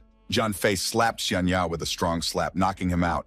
The villain flew far back, and our hero told the bully standing next to him to come closer. The young man took the scumbag by the neck and lifted him off the ground. Jian Fei threw that rascal far back and asked if he could finally bring tea. The frightened Lao Hu said that he had done all this on Pu Shao's orders. It was he who had ordered his sister to be kidnapped and brought to him, and Lao Hu was only following orders. Jian Fei said that he would naturally deal with the Pu family as well, but later. Right now he wants to settle accounts with all the scoundrels here. Jian Fei grabbed his hair and dragged him to his car. He said that here on the car is what was left of him last time. Why doesn't this guy clean everything off the car with his tongue? Lao Hu began to urge his opponent to be reasonable. You can't humiliate a person so much and still have such a calm expression on his face. Yan Fei said that he didn't see the prudence in this guy when he was dirtying this car. The young man leaned the villain's face against the car window and started wiping whatever was there. Jian Fei said it's much better now. Lao Hu's nose was bleeding. Jian Fei said that now, this guy had also stained the car with blood, so they would be wiping the car for a long time. Lao Hu said that he understood everything and would fix it now. He began to lick all the stains on the car window with his tongue. Jian Fei says it's Dai Qi's turn now. He ordered this guy to come closer. He gives him a second to explain why he doesn't need to destroy him. Dai Qi, on his knees, told Mr. Zheng that he was wrong. His mind was temporarily clouded. He didn't know what he was doing, and he apologized. All of this sounded lame, so Jian Fei slapped the villain hard. The villain flew backwards. Jian Fei walked closer to Dai Qi and asked, "You used to be very brave and confident before. Why are you asking for forgiveness now?" Jian Fei started punching the rogue's face while holding him by the neck. He wanted to hear what was Dai Qi's fault. The bandit said he was reckless and arrogant, trying to rise above others by using fear and intimidation without thinking about people's lives and fates. Jian Fei asked, "Now that I know for sure that you have done many bad things to others, do you seriously think that you shouldn't ask for forgiveness?" Dai Qi rushed to Mr. Long and said it was all his fault. He should not have looked down on and threatened his family. He should not have interfered with his little business. Dai Qi knelt down and told Mr. Long to forgive him and that he was very guilty. Lao Hu also ran up to Mr. Long. He also fell on his knees before him. Lao Hu tearfully asked his uncle to forgive him. He would never bother him again. Lao Hu said that he will return all the money he received earlier, and even several times more and try to make things right. He just needs one chance. Another bully came up to Mr. Long and said they were all very wrong. All the villains ran up to Mr. Long, fell on their knees before him, and begged his forgiveness. They said it would never happen again. Xian Yao went up to Mr. Jianfei and asked him for forgiveness. He said that it was all his brother's fault. The young man stated that he never said he blamed him. Xian Yao wondered if he wasn't being blamed, why was Mr. Zhang beating him so hard in front of everyone? Mr. Jianfei said that each of the guilty parties should cut off their own hand. The others should just break it, and after that, they can get the hell out of here with their lives. He counted to 3 and said, 1. Xian Yao pleaded for Mr. Zhang to take pity. Jianfei said, 2. Xian Yao continued to beg and told the young man to take pity. The young man uttered, 3. Lao Hu said for Mr. Jianfei to wait. The guy said he was giving them one last chance. Either they will do what he said or he will make a small pyramid out of their heads. The choice is theirs. All the villains have realized that they have no choice.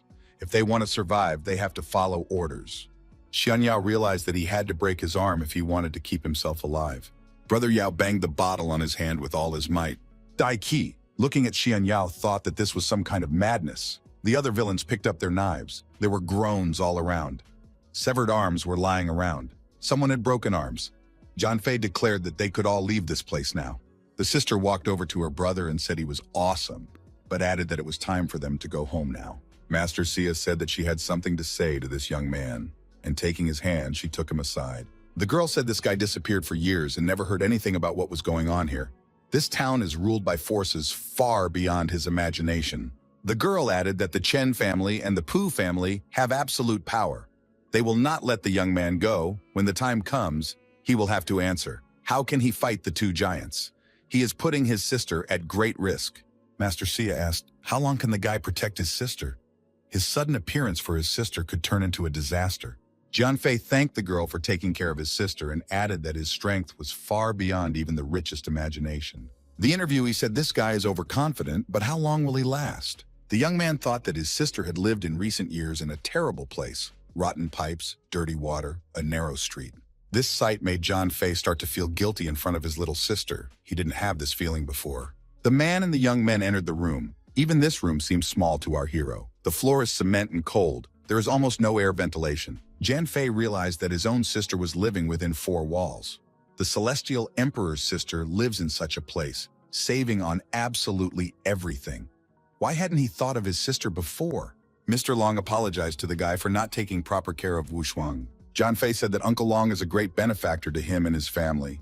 He thanks Mr. Long for trying his best. The girl brings boiling water and tells her brother to make himself at home. It's a little gray here, but it's quite cozy. There are no tea leaves at home, so she offers only water. The man left the young men and said they had a lot to talk about and he would go clean his clothes in the meantime. Jianfei said that Uncle Long had recently gotten hurt in a scuffle and offered him a medicinal ointment that is used for injuries. If he applied it to wounds or bruises, they would heal very soon. The guy thought that it was a panacea that the master had personally made for him when he took him to that place. He had countless injuries in the battles to the death over so many years, but this medicine could cure almost any wound. Jianfei asked his sister where Uncle Long's wife was. Why hadn't he seen her? Wu Shuang said the woman died of illnesses as early as 8 years ago. For the past few years, only her father had been taking care of her, who had become the closest and dearest person to her. The young man said that now his sister had nothing to worry about. He would be able to provide them with a better life. Anyone who dares to make threats will regret it bitterly. The young man thought of the Pu family. It seems he had several acquaintances in the army with that surname. However, he was not the kind of person who was called merciful, so they would feel his anger to the fullest. Even that anger was nothing compared to his hatred for the scoundrel who had thrown his wife and children out into the street and then stalked them in an attempt to destroy them. He will sacrifice his flesh and blood to the spirit of his mother. After a while, Wu Shuang told her father that she and her brother would go to her aunt's house, and he would stay in the house alone for now. The man told the children not to worry about him and to say hello to their aunt from him. Some time passed. The door to Old Man Long's dwelling was kicked open by young men. They were very aggressive and hostile. One of the villains took the old man by the scruff of the neck and said he owed 5 million money to their company. The bandit asked the unhappy old man how long they had to wait for that money. Mr. Long asked, "Is it about Lao Hu or Dai Qi's order?" He wants them to come here and personally demand this money. The man thought that he used to have quite a lot of money, but he had invested unsuccessfully in land and lost almost everything, so he had to borrow money from these guys. He had no idea that the 100,000 he had borrowed in 3 years would turn into 5 million. The villain beat up the old man and said, "Do you really want to see my bosses? Aren't you being a bit too brazen?" The villain called his boss Lao Hu and said he was at Mr. Long's house. He will wait for the boss here. The villain said that the old man can rejoice. Soon, he will see Lao Hu in person. The old man said that he would give Hong Mao one chance to apologize in time. Otherwise, when Dai Qi is here, he might get hurt badly. Hong Mao hit Mr. Long again. He said that this crazy old man must have taken the wrong medicine. Hong Mao was furious. How dare this man speak to him in such a tone of voice? Looks like he should be taught manners so that he wouldn't behave in front of his bosses like this, lest they think that they don't work with customers. Hong Mao picked up the knife. The villain swung his weapon and wanted to teach the old man a lesson, but at that moment he heard the squeak of car brakes and said that his boss had arrived. The door to the room opened and Dai Qi and Lao Hu appeared on the threshold. All of them were wounded. The bandits with bandaged hands looked threateningly at Hong Mao and what was going on in the room. Hong Mao complained to his boss that this old man had lost his mind and thought he was related to the emperor. He had insolently demanded a meeting with the management, and he needed to be taught a lesson. Dai Qi gave a ringing slap to this bandit with his whole hand and said, if he even touched this old man with a finger, he would be dead already. Dai Qi fortunately asked Brother Yao about that guy the day before and knows for sure that he can't be pissed off anymore.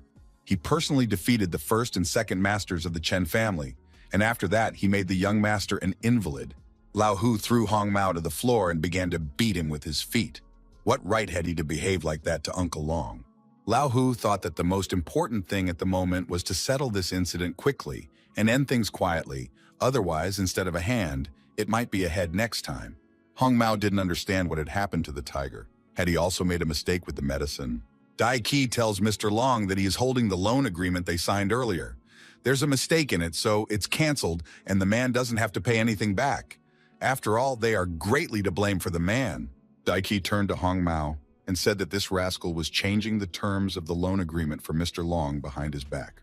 Dai Qi added that everyone in their company believes benevolence and fairness are the foundation of everything. He hates it when freaks like Hong Mao think that street rules work in business. Hong Mao was frightened. What has changed? What are they afraid of? What is happening after all? Lao Hu kicked Hong Mao in the face and said that he should apologize to Uncle Long immediately. Hong Mao crawled up to the old man on his knees. Mr. Long slapped that rascal.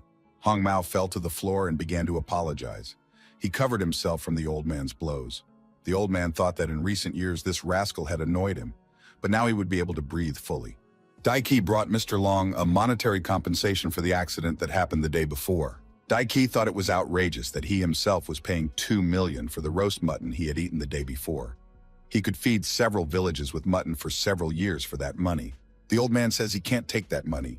He knows what Dai Qi did was wrong, but he's already paid for it. Dai Qi asked if in that case Mr. Long would give the money to John Fei. The old man said that Dai Qi could do it himself. He would give him now the address where Mr. John Fei should be now. The wounded bandits thanked Uncle Long and said that he should accept at least 20,000 out of the entire 2 million. This is the payment for yesterday's food and broken furniture. Our hero, along with his sister, drove up to their aunt's house. Passing by, the young people saw children on the playground. Some boys beat the child with a stick and told him not to come here anymore. He was wild and they were not friends with him. Wu Shuang resented what they were doing. The children were frightened and ran away. They said that the older sister came again, and the injured child remained sitting on the ground. The boy cried and told his big sister that he wanted candy. He scratched the bruised spot on his head. The girl explained to her brother that this is the aunt's child. His name is Xiaogong. The girl hugged the boy and told him that his cousin was standing in front of him. John Fei thought, how did Xiaogong become like this? Is it all because of his uncle? Wu Shuang said that shortly after her aunt gave birth to Xiaogong, she noticed that the child had an intellectual development problem. When the uncle found out, he abandoned the aunt and little Xiaogong, leaving them with almost nothing. Soon after, he entered a wealthy family and entered into a lucrative marriage. Many years passed. He never once visited his son or even paid them any money. The aunt took this child to every major hospital in the country. You could say she lived in them. Xiaogong did not show any improvement, but the aunt did not give up and continued to fight all these years alone. The boy thought that as a child, this ugly man no longer gave the impression of being a kind and caring husband, let alone a father. His mother had brought her children to live here, but in fact she had come to her sister's house in hopes of helping her. As a result, they met with resentment on his part. John Fay didn't expect his uncle to turn out to be such a scoundrel. He is another scoundrel who leaves his wife and child to fend for themselves. The young men walked into the room where their aunt was lying in bed. Wushuang said hello, and the boy thought that his aunt's house was not much better than his sister's. Auntie wondered, was it really Wushuang herself who had come? The woman coughed and the girl ran up to her. Is her aunt sick? The woman replied that she was fine, just a little cold. A few days of rest and she would be fine. The woman asked who the young man was. Jan Fei replied that it was her naughty nephew who had returned. He hoped she wasn't mad at him. The boy took his aunt's hand. The woman couldn't believe it. He was really back. 10 years had passed, but she knew the boy would come back. The woman wept and said he could say nothing. She just wanted to look at him.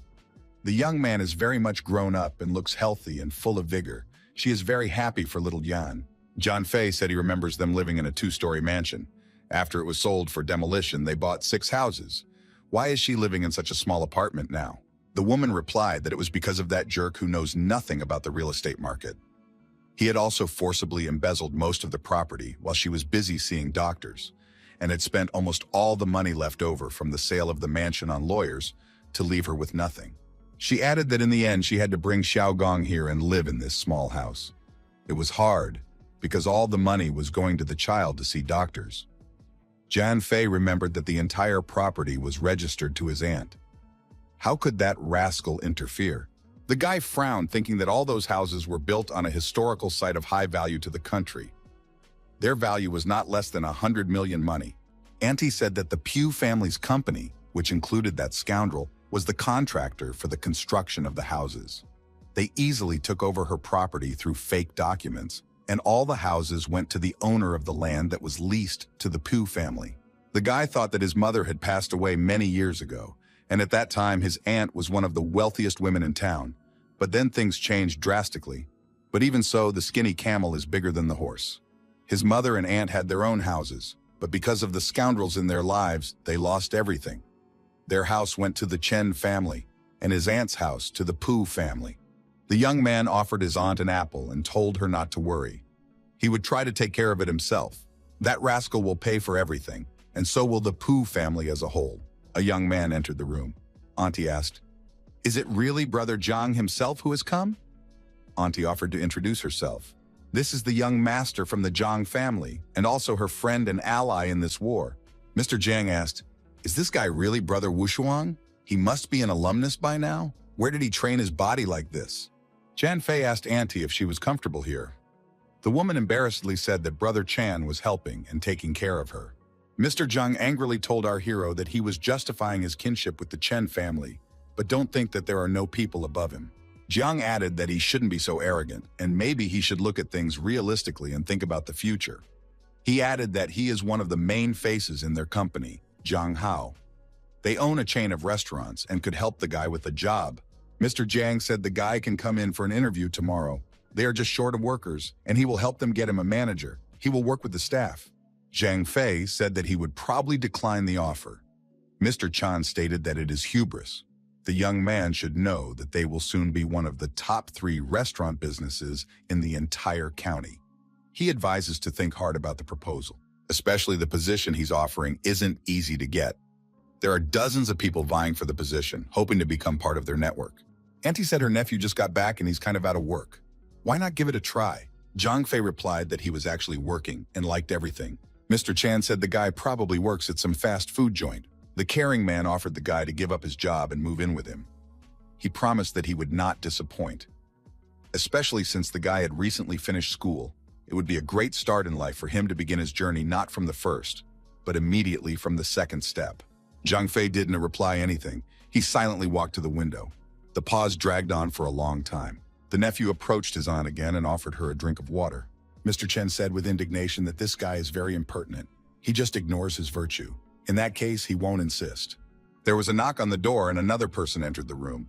He said that there were a lot of people gathered here. It was Chan's cousin, Sai Jiang.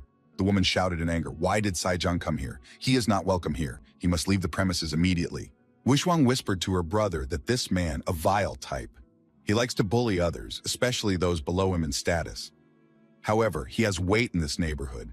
If one wants to live here quietly, it's best not to piss him off. Zaijiang said he came today with the same offer. He wants to be sold the premises. The man said, why doesn't the woman think again carefully? All she does is go to doctors hoping for some miracle. But she doesn't have the money to pay even the doctors. How is she going to pay for this house? And it's priced right for this property. Xiaogong said that this uncle was bad and that he should leave immediately and not come to his house again. Zaijiang slapped the child's cheek and the baby fell to the floor. He cried. Wu Shuang walked over to her cousin and told Xiaogong to calm down. His sister is by his side. Zhang Fei stood up and headed towards Zaijiang. Mr. Chan told the guy not to do anything stupid. He can afford to make Zaijiang angry. Mr. Chan told his brother that he was overreacting by coming here and demanding such a thing in front of everyone. Zaijiang slapped the relative and said that he dare not talk to him like that. Zaijiang said that he already has buyers for this apartment and they won't wait long. Therefore, the matter should be resolved here and now. Zaijiang called his brother useless trash. Zhang Fei came close to Zaijiang. The rascal said that such a puppy wouldn't be able to stop him. Zhang Fei wondered why he was calling him that. After all, they didn't even know each other. Zaijiang also said a couple of foul words in response. The bully wanted to hit Zhang Fei and even swung his leg. However, his opponent blocked the kick and Zaijiang missed and kicked the bed. Zaijiang grimaced in pain and grabbed his leg. Zhang Fei said that he was in a good mood today and forgave his opponent's prank, so he could go downstairs to buy some medicine, get in his car, and drive away from here. Zaijiang had other plans. He grabbed a knife from his pocket and told Zhang Fei not to dare look down on him. Auntie was frightened and shouted for Zhang Fei to be more careful. She thought that this Zaijiang was like an adult child. He always got what he wanted and could never tolerate being prevented from getting what he wanted. However, this time he was unlucky. Because of his blind desire, he had never learned to recognize when to advance and when to retreat. Zhang Fei effortlessly repelled his opponent's knife lunge and counterattacked. Zaijiang, breaking the door, flew out into the next room. He shouted that no one dared do that to him. If his opponent didn't apologize now, he would be finished. Zaijiang became threatening. He said that he only needed to make one call for Zhang Fei to be destroyed. Mr. Chan, looking at Zhang Fei, thought, what's wrong with this guy? On the one hand, he is fierce, but at the same time, he is completely cool-headed. He is like a mighty age-old tree from the legends, shrouded in mystery. Auntie told Zhang Fei to take his sister and leave this place immediately. Zaijiang is not someone who will just leave things as they are. He will definitely come back and bring some scumbags with him. The young man calmly replied that Auntie didn't have to worry. A scoundrel like this Zaijiang was no threat to him, no matter how many people he brought here. Mr. Chan told our hero that he should probably back off. He may know a trick or two, but no matter how strong a lion is, he can't beat a pack of wolves. Mr. Chan said that although this guy is his brother, they are totally different. They solve problems differently.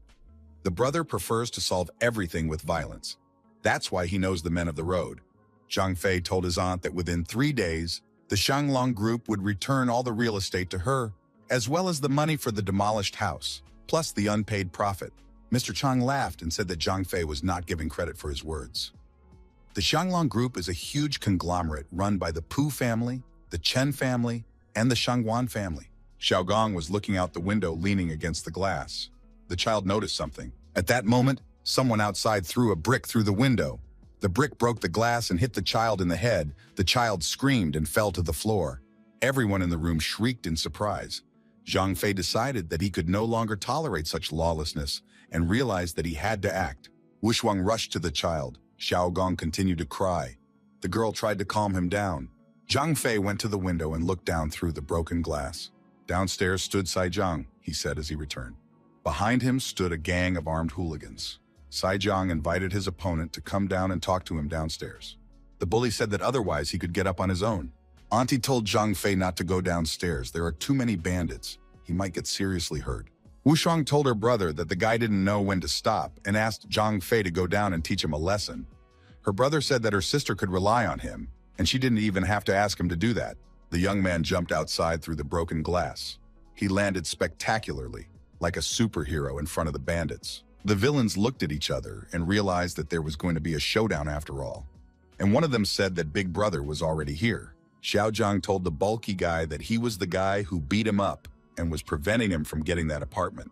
Zaijiang told our hero that he's about to see what strength means. Brother Bao is great at counting dice, so this guy will regret crossing the road. The bully Bao's brother said that he was a useless bag of bones that belonged in the trash. Who is he to interfere with his business? Saijang told the bandits that today was a good day, and they could only break this guy's one limb. Saijang thought that he should welcome a big figure today. This person is already on his way here. No need to pay attention to this petty thing anymore. He should focus on the main goal. Saijang said that his opponent swallowed his tongue when he saw Brother Bao. He can't even say a word. Zhang Fei asked the insolent man, was he purposely muting his self-preservation instinct? One of the hooligans told Zhang Fei to just stand still, then the fracture would turn out neater and heal quickly. Otherwise, he would break the bones until it was neat. Zhang Fei knocked out his opponent with a leg kick. The villain dropped the stick from his hands and fell to the ground. Saijang said for his guys to deal with this upstart immediately, and after that, they could go upstairs and restore order there. Zhang Fei stepped on his opponent's stick and tossed it up with his foot.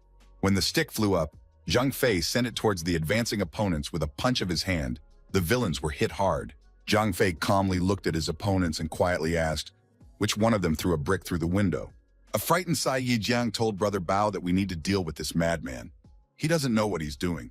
The hooligans, all as one, pulled out their bats and lunged at our hero. Auntie looked out the window. This rascal has brought many people. How will little Zhang be able to do anything? Mr. Chan said this guy is very arrogant. He should have listened to his elders and not pissed off the leopard Bao. No one can help him now. Zhang Fei was not afraid and took the attack on himself. He began to beat the attackers one by one, knocking them out. Zhang Fei, skillfully applying the art of fist fighting, scattered the opponents in different directions. The bullies were defeated. Everyone who could watch this fight noted that the battle was colorful and exciting. Attacking fiends were lying everywhere. Blood was everywhere. Zhang Fei was at the epicenter of events, and he was invincible. Mr. Bao thought with anger, what is going on here? How is one person capable of such a thing? Looks like they underestimated him. Zhang Fei scattered the attackers, and while adjusting his clothes, he repeated his question. Which person present threw a brick through the window? Zhang Fei looked as cold-blooded as ever. He didn't even break a sweat after the fight. Not a single muscle on his face trembled. He asked, how long would the opponents remain silent? The big man, Mr. Bao, pointed his finger at Saijang and said that it was all him. The frightened Saijang put his hands up and said that he didn't want to hurt anyone. He just wanted to talk to this guy. Zhang Fei struck Saijang with a sharp blow with his hand. The man bled to death and fell to the ground. The turn came to Bao's brother. Our hero said that he now had a question for Bao. They're in this together, aren't they? Otherwise, he wouldn't have ordered his boys to attack. Brother Bao was startled and said that everything was wrong. There was some mistake and he didn't even know them. At this moment, a phone call rang out. On the phone, someone asked how Brother Bao was doing with this Saijang. Although a big guy like him shouldn't have any problems. Mr. Bao told his interlocutor that it wasn't that simple. He ran into a wall that already had heads smashed against it. The caller asked, did someone dare to do bad things to his younger brother and boys? The interlocutor said that he would be there soon and would help Brother Bao take down this wall to the ground. Mr. Bao said that his opponent was finished. Big Brother will be here soon and the guy will fully experience what happens to those who face the savannah. However, it's not too late to apologize.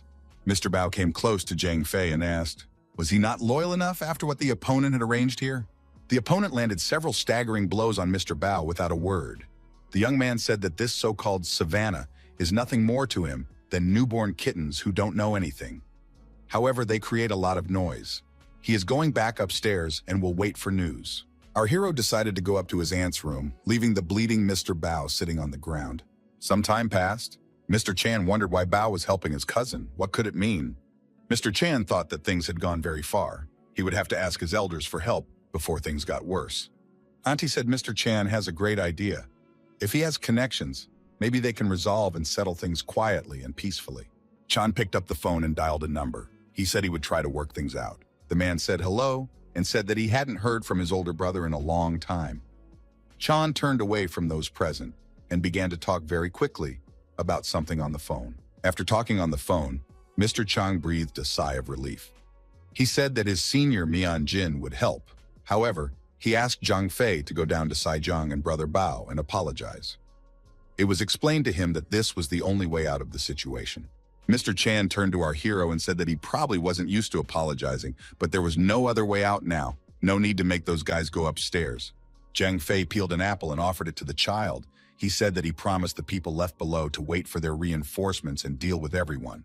Mr. Chan, hearing this, called the boy a madman. When will he see the mountain in front of him and realize that he can ruin everyone? Mr. Chan told Auntie that you can't blame him for helping them. It's just that her nephew is deliberately refusing to help. Those villains can get to all their family and friends. Mr. Chan looked around. People had entered the room. The door was opened with a foot, and a man with a bandaged hand entered the room. He said that he would like to see the madman who dared to speak loud and impertinent words. Saijiang, Mr. Bao, Dao Hu, and Dai Chi were in the room. Saijiang said that this brat would regret his words now. Zhang Fei turned to face the new arrivals and said that he wanted to thank them for going up themselves and not bothering him to go down again. Lao Hu and Dai Chi were very frightened when they saw who was standing in front of them. An uncomprehending Mr. Bao said, "This guy is showing off again. Now he's definitely finished and he can start apologizing." Brother Bao told his elder Dai Chi that this guy was too careless and dared to insult all the brothers. We should get him out of here and popularly explain to him where he belonged.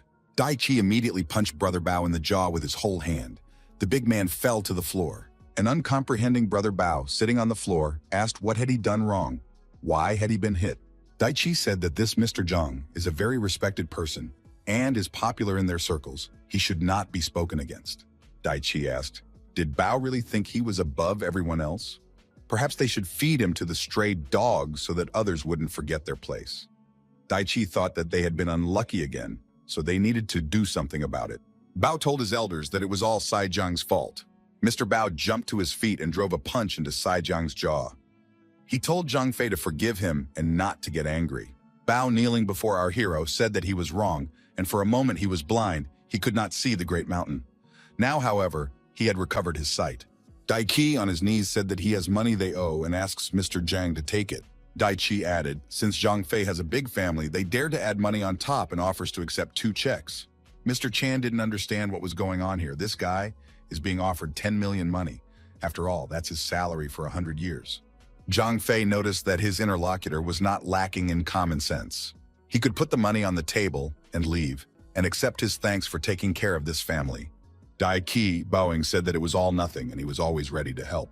All 4 bandits said their goodbyes and left the premises. Zhang Fei had dinner with his family and discussed the situation. The guy said that he planned to split the 10 million check into 2 parts. 1 check to give to his aunt and the other to Uncle Long. Auntie said that it was too much. Wu Shuang replied not to let Auntie worry about it and not to give up that money. Xiaogong needs them to cure him of his illness. Mr. Long said he would take that money even though he didn't deserve it. He failed to be a worthy father to his daughter, but he would try to be a better one and increase this money for the young man. The old man said he would take the 5 million and go to the mountain to go up again. Mr. Long thought that in the past he had been active in his business and tried to achieve more results in less time and with more risks. He often trusted people who caused him to lose everything before reaching the top. But even after falling, he never stopped thinking about the top.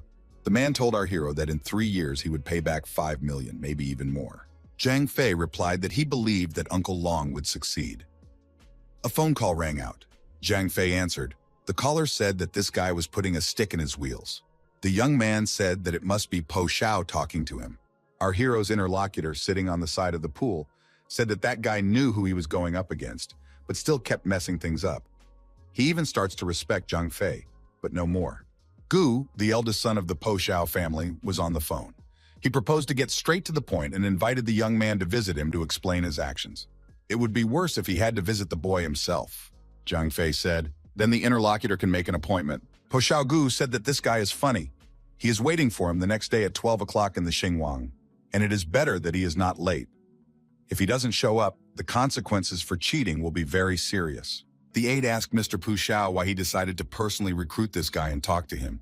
The counselor added, wouldn't it have been better to take a few of their guys and deal with them at once, and then kidnap his little sister afterward?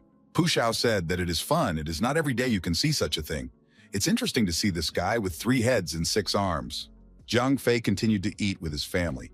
Outside, people appeared outside. Someone said that the month was over and he had brought his paycheck. Auntie apologized and said that she had to go downstairs to get the money. A young man stood below with an envelope in his hand, accompanied by a young woman. The man held out an envelope and said Auntie could have her money.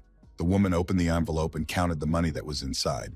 Auntie said that there was not enough money in there. $210 was missing.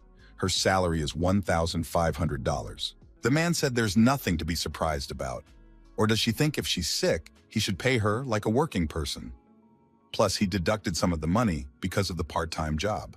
The girl accompanying this guy said, not only is he working badly, sitting on sick leave, but they are trying to prove something. Auntie objected. According to the company's management rules, employees on sick leave cannot have anything withheld from their paychecks.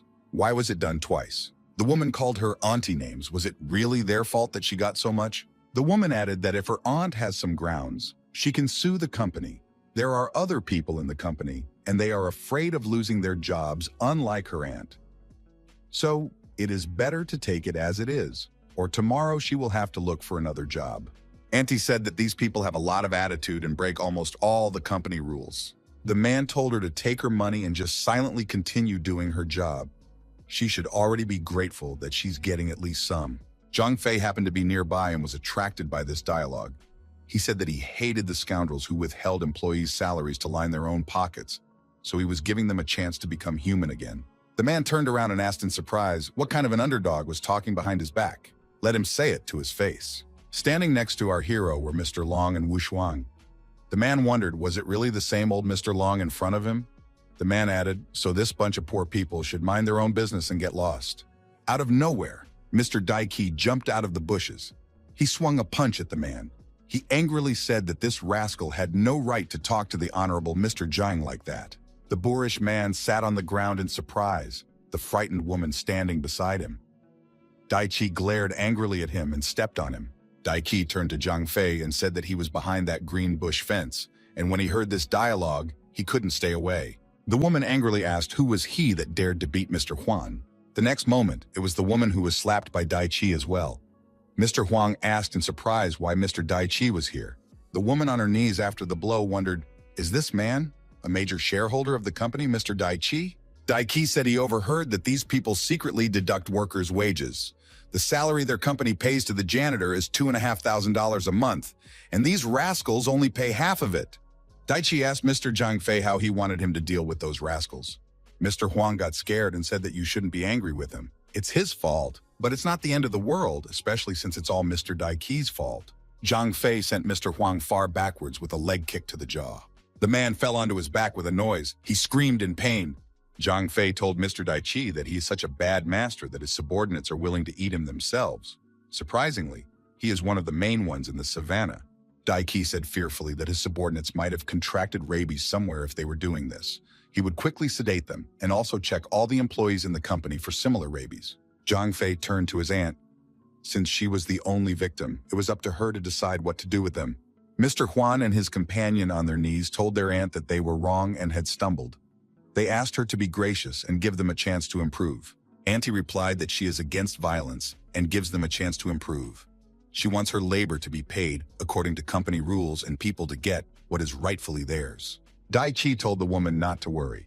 These two are embezzling other people's money for themselves, trespassing, and seem to be in on something else. They have only one road left. Mr. Huang and his companion looked fearfully at Auntie and Mr. Daichi. They realized in whose hands their fate was now in. Mr. Wen was writing another message and told his daughter that the storm had already stopped. He wondered how the investigation was going. What happened to that young man, and where is he now? The relationship between the Wen family and the Chen family had been soured ever since he maimed the young master in the hotel. Shangguan Ralan had returned from overseas. Chen Badao will also return to the country soon. When they reunite, they would certainly not let their Wen family go for nothing.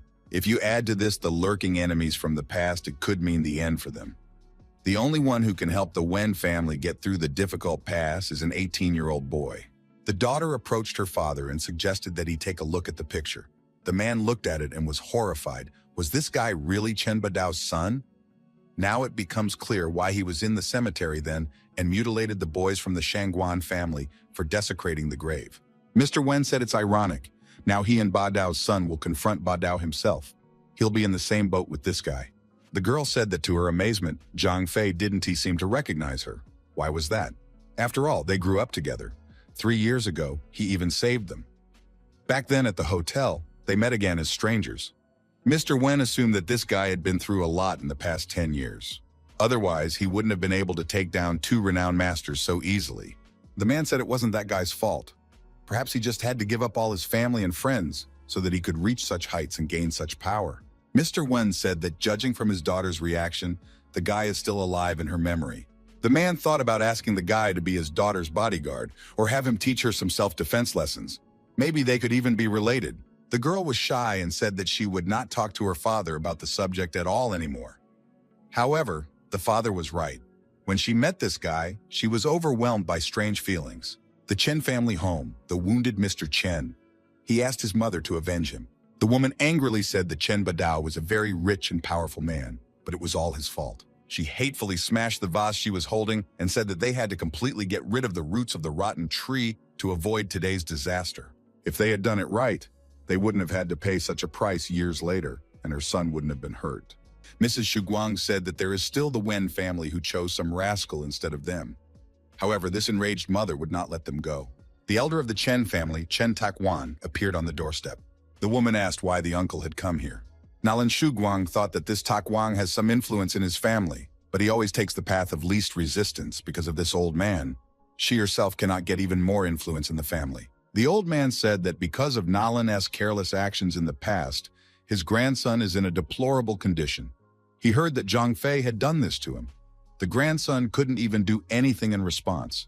Not only had he lost his legs, but he had gained a terrible enemy. The old man added that he had known Master Xifeng for many years, but had never seen him like this. Obviously, the opposing side is too strong. The Chen family can afford to provoke him. The old man recalled that he had said many times to be restrained and careful in words and actions. The old man continued, Nalan always said that no one would dare go against her and her family. Only for some reason, fewer and fewer people shake at the mention of that last name. The woman was tired of listening and slapped the old man in anger. Mrs. Shuguang said that this nasty old man is fed up with his barking and is always afraid of people. For the sake of her family, she is personally ready to shoot him and declare war on everyone. The old man asked in amazement, did she dare to hit him? She was out of her mind, as crazy as her dead old man. The old man told his deputies to kick that crazy woman out of here and never let her in. The old man turned around, the aides stood still. Elder Chen angrily said, are they deaf or can't hear what they were ordered to do? Shu Guang asked, who does Tak Wang think he is? She only calls him uncle because he is an old man from a noble family, but she considers him a dog that should have been put to sleep long ago. Neither he nor his position matters to her. He has lost all power. The woman orders that the old man be seized and not let go. Shuguang Nalan added that he has lived for too long already, but every year he sticks his head deeper and deeper into the ground in the hope that no one will get to him, and that pisses her off the most. The woman slapped the old man again and said that her son and sister were mutilated, but the old man says that everything should be left as it is. He also accuses her of badly raising his son. The old man said that this woman should not forget that he was one of the important members of this family, and coincidentally, the uncle of its leader. Mr. Tak Wan said that this woman would ruin their entire family with her rash actions. Shuguang Nalan said if he decided that she would ruin this family, she would start with him and took out her gun and shot this old man. Shuguang Nalan declared that there would be no turning back now. Shuguang Nalan asked her subordinates where Chen Lao is now. Has he returned yet?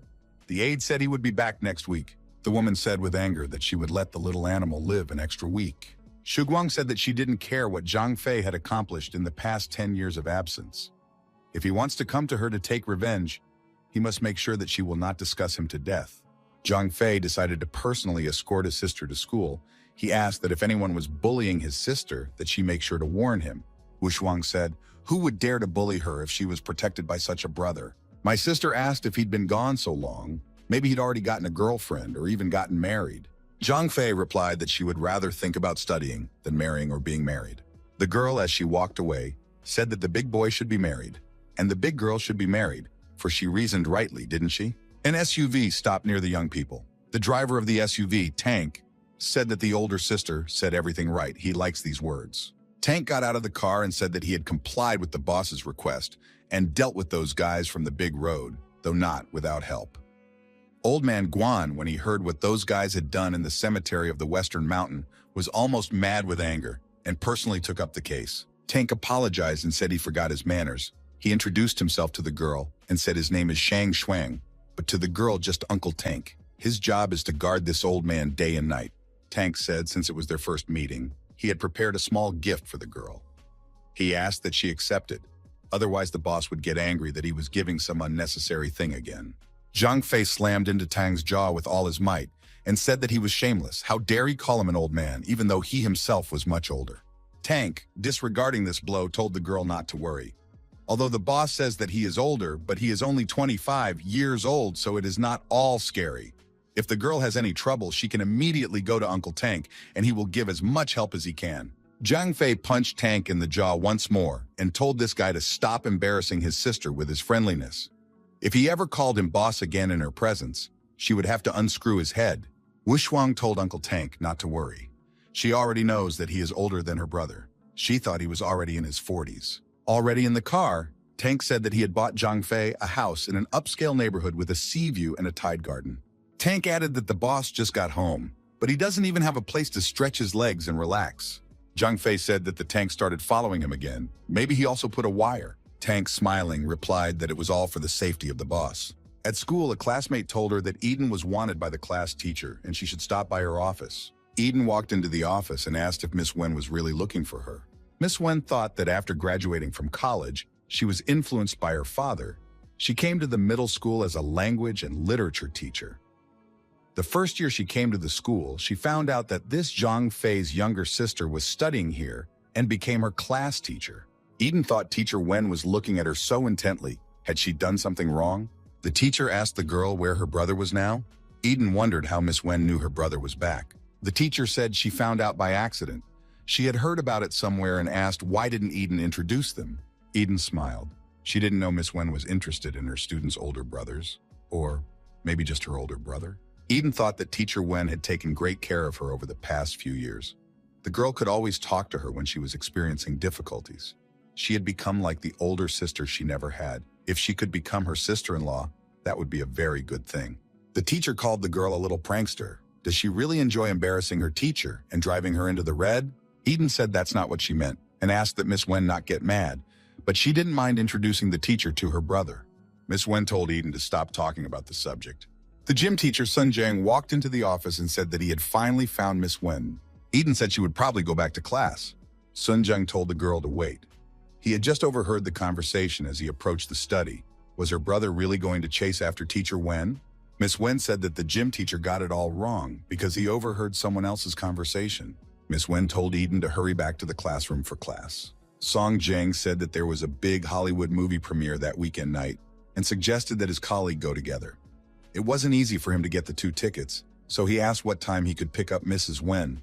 The girl said that Sun Jiang may not even hope. She doesn't have time for that. Song Jiang said that Wen Shui rejected him many times, but his feelings are sincere. Is it really all because of Long Eden's brother? Because of him, she firmly refuses every time.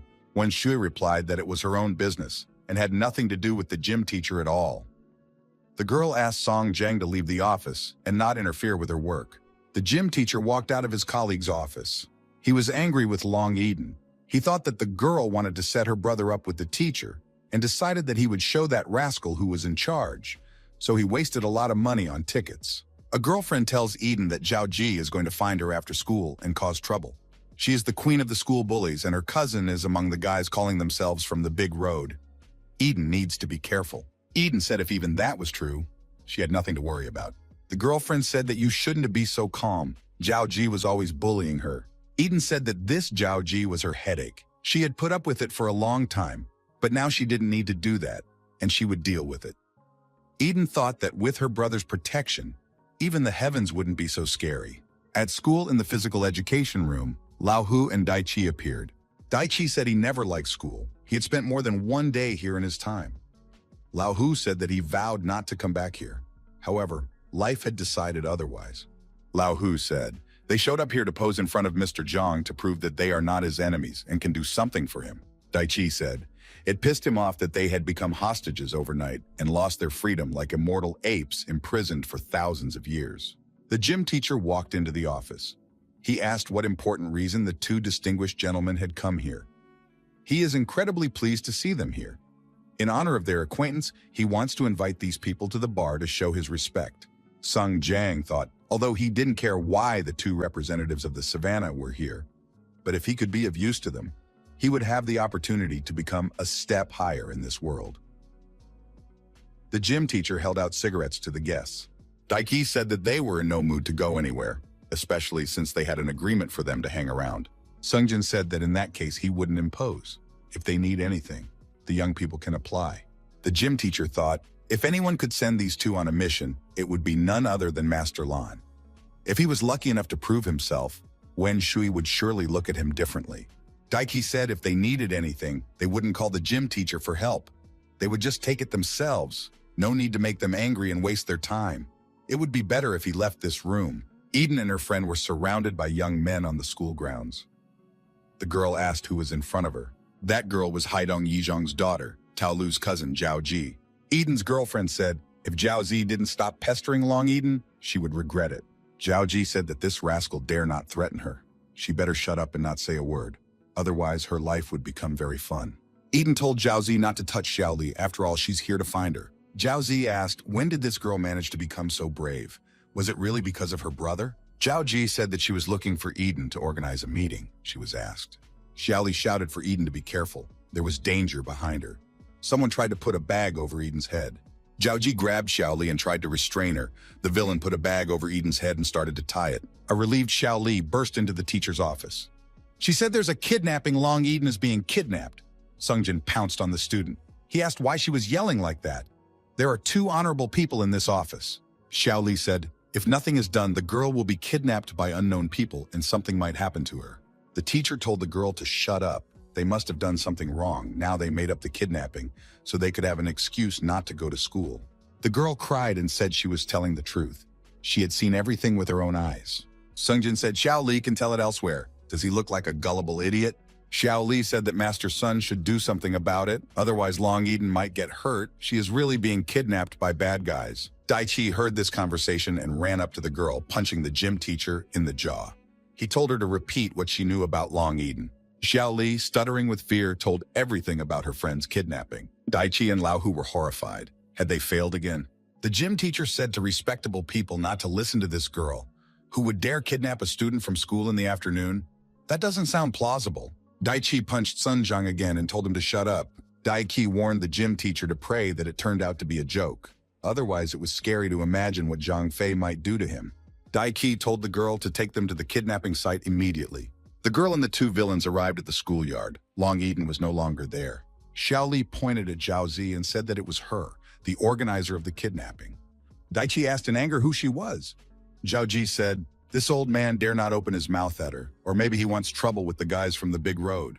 With his free hand, Daichi punched the rampant bully. The girl fell to the ground. Zhao Zi said that he wouldn't leave this place so easily now. Doesn't he realize that the consequences are imminent? The girl said that this old man should be seized immediately. The young men from the hooligans gang froze in indecision. One of them whispered something in the girl's ear. Zhao Zi began to realize the essence of what was happening. She crawled up to Daichi on her knees and began to apologize. Daiki told her to stop talking nonsense. Where is that girl who was kidnapped? Daiki was upset. He wanted to show his usefulness, but he showed incompetence. If he didn't bring the head of the villain who made all this up, he might lose his other arm. The girl, sobbing, said that Eden was taken away by her cousin, Yu Liji. She didn't know where she had been taken or where to find her. She could not disobey her brother. Lao Hu said that this is the same Yu Liji who recently became his brother. While their master is away, these guys decided to play adult. Daiki hesitated for a moment. Lao Hu tried to call, but he was unsuccessful. Daiki said that something is not working out for him. This Yu Liji has recently become the eighth brother, and his position is very precarious. That means he doesn't have the power, much less the courage. Without protection and information, it's too risky to do something like this. Said it was because he had someone behind him that made him so bold, stealing people in broad daylight. He's either brainless or fearless, but he's not immortal. Lao Hu said that he knows almost all the points and hiding places of this scoundrel. They will search them all, one by one, and find this rat. Tank told his boss that it was the best mansion that was on top of the mountain. It now belongs to Zhang Fei. There is a beautiful view from here that gives peace and tranquility. One could settle down here and start a family and live happily ever after. A sister could be settled here too. Zhang Fei said that it all sounded too good to be true and asked what was in Tank's hands. Tank said it was an elder's black robe, an ancient dark heaven sect known as the Elite Closed Black Dragon Elite Club. Not many people know its history. Tank brought 2 robes, an elder and a general. Zhang Fei said that it brought back memories of those days. I wonder how Jane is doing. She must have gotten even more beautiful. Now it's time to look at this Pu Shao. In an elite mansion, expensive guests gather for a soiree. A luxury SUV pulled up in front of the security detail. After slowing down a bit, the driver of the SUV accelerated again and drove at high speed through the square past the guests. What kind of madman is this? He's driving around the Pu family's property so boldly and unceremoniously. One of the guests thought that the driver had gone crazy. This was young Master Pu Shaogu's elite star club. The guard walked over to the car and said whoever was there better wipe his eyes and start apologizing for his insolence. He doesn't seem to know what this place is, does he? Gotta get my car out of here now. Wang Lao, the estate manager, stopped the guard and said that he would handle it himself. He said to the driver, all the townspeople know not to come here, as it would lower the status of this place. The driver should immediately get out of here with his car. The window in the car rolled down and the manager saw in the front seat a young man. The guy said he was eating a banana and couldn't find a trash can anywhere nearby and decided to look here. Could they throw the peel away? Thanks in advance. Manager Wang Lao shouted that this rascal should realize where he was and who he was talking to. He should immediately get out of the car and start regretting and apologizing. Otherwise, he wouldn't get out of here by himself today.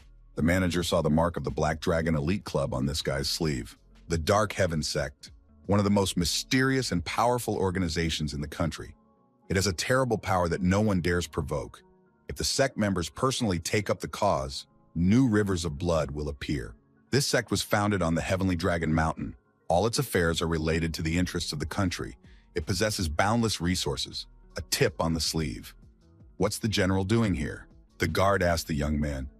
Did he have a hearing problem? Or did he not realize the first time that he had to get out of here before manager Wang Lao took his head? Manager Wang Lao immediately punched Deputy Ma Di in the jaw and told him to shut his mouth. Can't he see who's in front of him?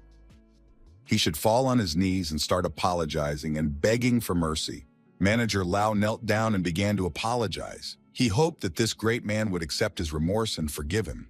Zhang Fei, which was him, said that the manager was not a bad guy and therefore just wanted his request to be honored. The young man got out of the car. Mr. Zhang Fei and his driver, the tank, got out of the car. The young man said, "It is not a problem that they park the car right in front of the entrance, right?" Manager Wang Lao said he doesn't see any problem. They can leave the car wherever they want. Zhang Fei told the manager to take him to Pu Shao. A few minutes passed. Zhang Fei and Tank were indoors in front of a young man sitting in the center of the hall. He was surrounded by many bodyguards. An assistant told Master Shao that this guy had arrived. Pu Shaogu told the assistant not to worry and suggested that they drink tea first. Pu Shaogu was negotiating. His interlocutors said that Mr. Pu Shao's tea way is indeed becoming more and more exquisite. The profit in this field proves everything. It is surprising that some nameless guys dare to challenge him. The head guard asked the boss, maybe deal with these guys and feed them to the dogs? They hadn't eaten in a long time. Pu Shaogu said that there is no need to hurry. He wants to savor this moment to the fullest, especially since they are his guests. And all the guests of the Pu family are extraordinary and interesting people. Pu Shaogu asked, why are there only two of them? Which one is Long Eden's brother? Zhang Fei introduced himself. Master said that this guy is so young and he can already do such things. Does he know what strength is and the power it gives? He feels sorry that this guy is wasting his skills. Looking at Tank, the landlord said that he's also a savvy and skillful guy. Pu Shaogu said that due to the guest's carelessness, their acquaintance was marred by unnecessary clashes, but he is magnanimous and does not throw away valuable personnel. Therefore, a simple apology would be enough for him to keep him alive and invite him to work for him. Zhang Fei asked the landlord if he could keep quiet because he was deciding what kind of tea to make for himself. Tank wondered why they had such a small selection of tea. Couldn't they bring all the tea they have in the house? His boss loves tea and honors tea traditions, and as far as he could remember, this family loves 10-year-old tea. Pu Shaogu and his bodyguard didn't expect such insolence and stared at the guests in silence. The master of the house said that these two are really cool, but they seem to see everything in pink. We'll have to ask Master Ma to add color to their lives. Master Ma grabbed the bottle and swung it at our hero and said, since he is a true tea connoisseur, he would like to offer a strong drink made from tea leaves that the master had prepared especially for the guest. Zhang Fei did not even blink an eye at this. Mr. Tank delivered a crushing blow to the approaching Master Ma. Master Ma stretched out on the floor. Tank said that he only withstood one blow, not that strong. The calm Pu Shaogu said that the children in front of him turned out to be difficult. We will have to punish them. Pu Xiaogu ordered his bodyguards to grab the two men first. The landlord added that he would give them 30 seconds to do so. Tank said to Mr. Zhang not to worry and promised to handle it faster. Our hero defiantly turned away. He did not doubt his assistant. The tank was indeed within 30 seconds, and all the attackers were rigidly deactivated. Zhang Fei banished the negotiators and took a seat in close proximity to the master of the house. He chose a tea for himself. Zhang Fei said that this tea looks like a dragon, and its leaves are also similarly shaped. Most likely, it also takes its history from the Qing dynasty. To be precise, it is a fake dragon well. Pu Xiaogu could not stand such an accusation. He said that it was authentic Zhejiang tea, which was supplied to him from the first-level conservation area. His friend has been in the tea leaf business for more than 10 years.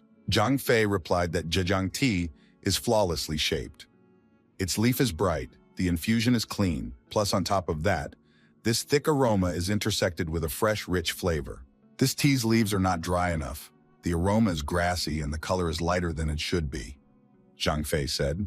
Since this fake is on the market a month earlier than the original tea, unscrupulous tea merchants often use it to sell for extra charge and high price. Our hero said that his interlocutor does not even know the real taste of tea, but tries to pretend that it is not. Pu Xiaogu said, "How dare these guys play with him? They want to dishonor his pride and disgrace his family." Zhang Fei continued, "Since this tea is not the original tea, its flavor should be less intense. Rather, this is a second-grade tea that is well passed off as first grade. This tea is not at a sufficient level." Zhang Fei added that his interlocutor's tea way is very disappointing. Pu Xiaogu wondered if his interlocutor was tired of being bullied. Although he could say whatever he wanted, he would still die today, and no one would know the truth. Mr. Tank, shaking off his hands, told his boss that those men were too weak. He had only used 30% of his strength. Even for a warm-up, it wasn't enough. All of Mr. Pu Xiaogu's bodyguards were in a deplorable state. Pu Xiaogu thought, how is this possible? Zhang Fei asked his interlocutor to stay focused. After all, he promised a first-grade tea, but all he sees here is a second-grade product. The young man said he sincerely hoped that he would drink a good tea and feel better. His anger would subside, but the landlord let him down. Pu Xiaogu said, "Don't let this guy get excited too soon. He must have forgotten whose territory he is on, and today he will know pain." The landlord clapped his hands. The doors to the room swung open, and a multitude of armed men rushed in. Pushing the armed men away, manager Wang Lao burst through to the boss. The boss yelled at the manager, what could have happened? Why is he interrupting the conversation with the guests? The manager told the boss that they couldn't afford to offend or insult these two people at all. Pu Xiaogu jumped to his feet and punched the manager. Is he really laughing at him? Pu Xiaogu said that he is one of the 3 great families of this city and everyone he can't afford to offend. He knows personally by sight. These two are just ants who crawled out of the anthill to see the big world. The boss was angry and wouldn't even give the manager a chance to explain who these people were. Even if they were from the King of Heaven, he didn't care. Pu Xiaogu added, "Does the manager really doubt him so much that he barges in here and shouts that he can't offend these guests, thereby showing how lowly he is?" Pu Xiaogu told the guards who entered to eliminate these 2 guests. Or are they waiting for a personal invitation? Zhang Fei told Tank that this master turned out to be a very complicated guy and asked him to deal with these people too. Tank, rubbing his hands and with a smile on his face, said that he would fulfill everything. The Tank entered the confrontation with the numerically superior opponents. Mr. Pu Xiaogu, hoping that his men would be victorious this time, relaxed. The owner of the house told the guest not to pretend that he was in control, for very soon he would be dead. Zhang Fei said that he thought that although this tea was second-rate, it still had its own advantages, so he advised the landlord to try it, because he wouldn't have that opportunity soon. 2 minutes passed, the door opened. A nonchalant Tank entered the room. Behind him lay the beaten and bloody bodyguards of the master of the house. Pu Xiaogu didn't understand what was happening. How is this possible? Is he really watching a movie? Over 100 people were beaten up in a few minutes. After all, this is unrealistic. The calm Mr. Zhang Fei asked, "What other tricks does the master of the house have? One must use them, or else he would really have no chance." Tank couldn't take it anymore and kicked the homeowner. The thug asked why his boss was wasting his time on this rascal. A frightened Pu Xiaogu said that there was no need to hurry. He still wouldn't have time to pick up his sister from school. Hearing this, Zhang Fei thought that Daichi and Lao Hu, 2 useless people, they couldn't even fulfill what they promised, putting their lives on the line. Pu Xiaogu asked, did the interlocutor not believe him? He took out his phone and said that he would now call wherever he needed to go. Turning on the speakerphone, Pu Xiaogu greeted Yu Liji and told Eden to say a few words to her brother. Dai Chi answered the phone and said he had bad news. Yu Liji had gotten into trouble. He got out of the car and died, so he can't be heard from now. Pu Xiaogu asked, how dare the king of the savannah interfere in his affairs? Is he really fed up with his life? Zhang Fei snatched the phone out of his opponent's hands and drove his fist into his jaw. Zhang Fei told Dai Chi to hand the phone to his sister. The girl said hello and said she was fine. Dai Chi and Lao Hu had saved her. She is safe now. Zhang Fei inquired, did Pu Xiaogu want to say anything last? Pu Xiaogu, kneeling down, asked who his interlocutor was. Is he even a human being? The manager took the opportunity to say that these two were from the Black Dragon. Pu Xiaogu was startled and shouted, why is he only finding out about this now? After all, any carelessness towards them was a sure road to death. Zhang Fei, heading towards the exit, told Tank that they were taking this guy with them. Leaving the grounds of the estate, all three of them found themselves on the seashore. Zhang Fei suggested Pu Xiao to enjoy this view. There were not many chances left in his life to see such a picture again. Pu Xiao fell to his knees again and said that he didn't know that Long Eden was his sister. He thought she was just an ordinary girl. The rascal lowered his head and said that he just wanted to meet her. There was no way he would hurt such a nice girl. He wouldn't dare. Zhang Fei wondered, if this girl came from an ordinary family, then one could do whatever they wanted. The young man launched a stone at his opponent's head and said that he had fought against 100,000 warriors, enemies. Tilting his head back and looking up at the sky, he saw the bloody rain dripping down on him, still hot. He walked over corpses as a child and couldn't go home. Zhang Fei asked why, after what he had gone through back home to his family, he should deal with such scoundrels who believe in their impunity. Such behavior makes his sacrifice for the country meaningless. Pu Xiaogu tearfully asked for his life. He is the only son of the Pu family. His family will pay any price for his life. Zhang Fei took out his phone and said that he was about to check how valuable this guy's life was. Pu Xiao's residence, the head of the Pu family, Pu Xiao Mu. There's a banquet at the residence. The head of the Pu family is surrounded by many guests. One of the guests said, he is waiting to congratulate the Pu family's master and wish him long life and prosperity. All the guests said in unison that they congratulate the Pu family master. They wished long life and prosperity. The old man held a glass of wine in his hand and said he thanked everyone for the congratulations. A servant runs into the elder, surrounded by guests, and says he has an emergency message. The servant wanted to whisper something in his ear. The old man asked to be told aloud. A servant reported that Junior Master Xiao had been kidnapped. The guests were terrified. The showmaster had been kidnapped. This is a serious problem for the family. How dare they? Moreover, the timing was bad. The elder is celebrating his 60th birthday. Do they really want to humiliate him like this? The elder asked who did it. The servant said they don't know who kidnapped him since they were called by the young master himself, but he definitely said that Pu Xiaomu personally should handle the negotiations. The old man calmly said that today, on his birthday, he didn't want to destroy anyone. We should send it to the kidnapper and call it a day. One of the guests said that the head of the family was very wise and magnanimous if he allowed him to forgive the offender and give him the Pu family jingo. One of the guests said that the head once again proved his wisdom with this decision. There are no people in the city who would dare to refuse a gift to the Pu family's master, especially since it is not a simple gift, but the Pu family's Jingguo itself. A pass to any place in the city and beyond, it opens almost every door in this city. Even the Chen and Shangguan families at the sight of the Pu family's famous Jingguo cannot refuse the bearer's hospitality. It is a very precious gift. The kidnapper should be smart enough to realize its true value, and that will be the end of it. Time passed. Pu Xiaogu did not receive any reply. The young man was nervous. Finally, the guy got the message. He was told that there was nothing to worry about. The old master forgives these offenders for such a joke and gives them a Jingo Pu in honor of his birthday. Pu Xiaogu requested that Guanjia tell his father that they could not afford to provoke these people at all. They were not ordinary robbers from the big road. They were the guards of the emperor. The young man was told to let Master Xiao relax. It doesn't matter who the person who kidnapped him is, because he will still face the dragon of the family when he arrives in the city. Even if it's a tiger or bear, it wants more meat than it can eat. So the young master shouldn't worry. Elder Pu will definitely save him. Pu Xiaogu cried out in fear that they couldn't let these people enter their home. Zhang Fei snatched the phone from Pu Xiao's hands and told the caller that he was waiting for his master to arrive. Guanjia told the kidnapper that their master is very merciful and gives one last chance. It is necessary to let the young master go and accept the valuable gift. Then leave as far away from the Pu family as possible. Zhang Fei wondered, what kind of valuable gifts are we talking about? Is he really being told about Jingguo Pu? The old man wants to ransom his only son for this trash that is useless to him? I guess he's so old that he can no longer see clearly who or what is in front of him. I guess we'll have to help him see. Zhang Fei took the blade from Tang's hands. Pu Xiaogu looked at this weapon with fear. Zhang Fei threw his blade and sliced off his opponent's arm. Blood splattered in all directions. Pu Xiaogu cried out in pain. Zhang Fei and Tang watched their opponent lying on the ground and squirming in pain, with seagulls flying around and screaming.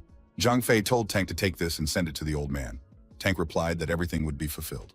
The aide wrapped Pu Xiaogu's severed bloody hand in a white cloth. Elder Pu Xiaomu continued to accept congratulations and apologized for the trouble his son had caused. If not for this birthday, he would have been on his way to deal with the kidnapper by now. The guests said they understood everything, especially after the kidnappers received the gift. They would forget their names. The old man said that as the years go by, you begin to realize that it's all small things. He is a worthy man from a worthy family. He wants to be kind to his friends and fair to the common people and wise to his enemies. So he will always try to solve problems peacefully. The bald guest said that Master Pu has a great philosophy of life, and with the help of the Jingo, we can find the kidnappers later. The servant came running to the elder again and said that something terrible had happened. He was holding a box. The old man asked what happened this time. The servant said that they got this box from the kidnapper and suggested the elder to go to the other room. He wanted to tell something. Elder Pu Xiaomu told the servant to tell it like it is here. The bald guest told the homeowner that the kidnappers realized their mistake and decided to give him a gift in return to somehow smooth the edges of the problem. Another of the guests said not to send the kidnappers.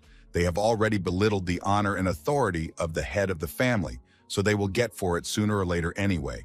When the court catches up with them, they will suffer. The old man raised his hand and told everyone to be quiet. He wants Guanjia to tell what happened this time. The servant replied that when he arrived at the meeting place, that man had not come at all, but had simply sent someone to hand over the box. The elder told Guanjia not to procrastinate and quickly opened the box to see what was inside. The servant opened the box, and everyone saw that it contained a severed hand. The old man was furious. Was it really his boy's hand? At that moment, a call rang. The old man answered. The caller said if he was so old to walk, then he would check on him himself the next day around noon. He would bring the old man's son too, so he would have time to say goodbye. The old man crushed the phone with his hand in fury. He said that as the head of the family, he would give this rascal the warmest welcome of his life. The old man shouted, "What kind of animal's heart was eaten by that madman who showed such courage? How could he harm his child?" Baldy said, "This stranger has gone too far. How dare he mock Mr. Pu Xiaomu?" The old man said that tomorrow this rascal would know his wrath and personally feel the Pu family's breath of death. Tomorrow, his curtain should come down before he gets here. In the wine restaurant, the company was relaxing. Mr. Tank was gorging himself on meat. Mr. Long told our hero that this time the villains acted more brazenly. They scared him a lot. Zhang Fei told Uncle Long not to worry. He would handle everything tomorrow, and they wouldn't be able to bother him anymore. The female customers of this restaurant, looking at Tank, were amazed at the way he enjoys his food. She looked so appetizing that they were hungry too. Mr. Long said having lunch with family and friends is great. Moments like this are precious. Zhang Fei thought that during the war, Tank had guarded the distant borders, causing there to be problems with the food supply. Because of this, all his operations were time-limited, and in one such operation, he and 1,000 of his men became surrounded. The enemy pressed in numbers, making it impossible for Tank to break out of the ring. Under such pressure, Tank and his men were forced to move farther away from the border. They settled in a fortress of wood and mud in a dugout pit. To somehow help the severely wounded, Tank gave away his army rations and did not eat a single crumb for several days. In doing so, Tank continued to give commands and lead the men to confront the enemy army. When Zhang Fei and his army broke the siege and reached the earthen castle, there were no more than 20 men left in the tank squad. All the others had died. The tank was thin and exhausted. The tank didn't even have the strength to move on its own, so it was helped by its battle buddies. Tank told the boss that he couldn't forgive himself for losing his brothers. They were dying in front of him and he felt very guilty. Unbreakable Tank, more than 2 meters tall, a cold-blooded commander who did not waver in front of the enemy army, sacrificed food and sleep. But at that moment, the impenetrable Tank could not stand. This man took the blame for all the soldiers who died on that field. War ruins destinies and takes lives. War erases people's smiles. Tank apologized to Zhang Fei, but said that he couldn't stop. It's his fault if he embarrasses everyone. Zhang Fei slammed his fist into Tang's jaw. He said that this guy has already eaten 20 servings. How does he manage to do that? Zhang Fei took Tang's chest. Did he really think that if he was not in the army, he could relax and get into the path of practicing gluttony and laziness as a civilian? Tank replied that he had no such thought. The boss asked, then how could he eat 20 servings and say he could eat more? We need to be tougher on him. They are resuming training next week. Tank immediately stood at attention and said that he would do whatever Emperor Zhang ordered. Mr. Long wondered, is this really Emperor Zhang? Tank realized that he had said something unnecessary and started to make up his mind. Old Man Long said that he was mistakenly thought that Zhang Fei because of his strength. This is the famous throughout the Celestial Empire winged cavalry general, god of war, Emperor Zhang. The next day came. A group of business people were on the roadway near a car waiting for a meeting. One of the men told Mr. Huang that they had learned that Dai Qi and his brothers were involved, albeit indirectly, but they could also visit here. This man told the elder he understands why they did it, but judging from the information, their opponent is no street hooligan, so they have to be careful. Mr. Huang said that even this cat kingdom has recognized that person as its leader. He understands and accepts all the risks, but he can't miss such a chance now. If he can fulfill the assignment of the head of the Pu family, the Huang family can become one of the main families of the second circle in the city. The aide said there were only 5 minutes left before the scheduled meeting, and these people hadn't even crossed the first checkpoint. It looks like they changed their plans and got scared. Mr. Huang said they were definitely not afraid. They dared to kidnap the young master, so they are definitely crazy. Such fear is unknown. They will definitely arrive. The aides bowed and said that Mr. Huang was absolutely right. The bald boss said that the time is almost here. His men have to get ready, and as soon as those show up, they start right away. No matter how many there are, you have to act according to the plan. Zhang Fei was moving slowly to his destination point. They were stuck in a traffic jam. Tank angrily said that he hated traffic jams.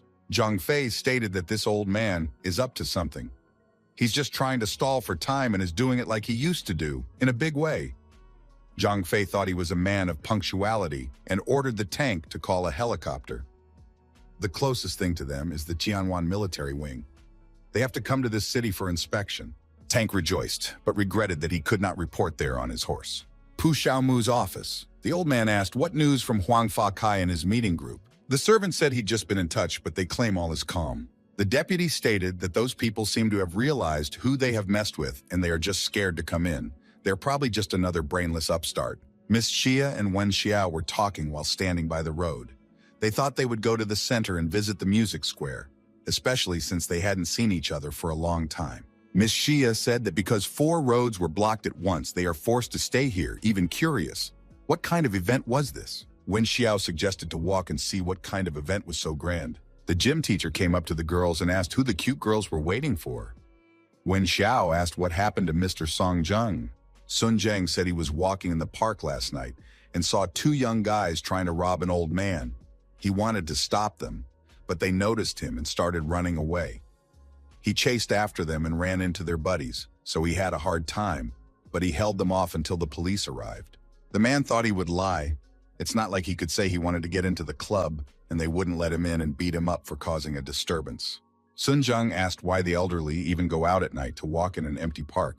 Do they really like the evening air so much? Miss Xia said that Sun Zheng didn't need to chase those people. He should have just called the police. Sun Zheng said, does he look like someone who is willing to leave an old man in trouble? The girls said they had to go in time to get there in time for the stores to close and they would hurry. Sun Zheng said, didn't the girls hear that in addition to the roads, the city center near the Pu family office was also closed? All the stores there are out of business today. The man smiling said that something big was happening on the other side today, but it wasn't much of a secret, and he could find out with one phone call. The man made a call and said he was almost right. However, some of the stores were open and he could help the girls get there, because not all roads are open. Sung Jen said he would be happy to help. In half an hour, they would already be in the center of the city at Music Square. The man added, since the girls' cars were stuck here, he would drive them in his. It was on the other side of the street, a 5-minute walk from here. An SUV stopped not far from the girls. Wen Xiao saw Zhang Fei get out of it. The girl immediately rushed to hug the young man and shouted that she had finally found him. Wen Xiao said that she was very happy to see him, although she had asked his sister to introduce them. She didn't expect to see him so soon. Chance allowed them to cross paths again. Miss Xia thought, who is this young man? Wen Shui just saw him and immediately rushed into his arms. Zhang Fei told the girl that he had returned. Wen Shu asked what had he been doing for the past few years. The young man replied that when the soldiers left, their squad had gotten some special assignments on the border and they had to cut off any communication with the world. The girl said that she had tried to ask her father about him, but he always ignored the question, so she wanted to find out for herself. Wen Shui added since her rash actions could lead to serious problems, she was sent to study, and afterward she was arranged to be a teacher here. Wen Shui said that Zhang Fei this time to solve all his family problems with Chen. The young man told the girl not to worry. She used to take care of him and protect him, but now he is back and will do everything to make her life peaceful and happy. Sung Zhen overheard the conversation and realized that this guy, Long Eden's older brother, Zhang Fei inquired to his interlocutor, were they really going to visit the music square? Zhu replied that it was rare to go out on weekends to relax. She didn't expect to encounter traffic and heard that the music square was also closed today.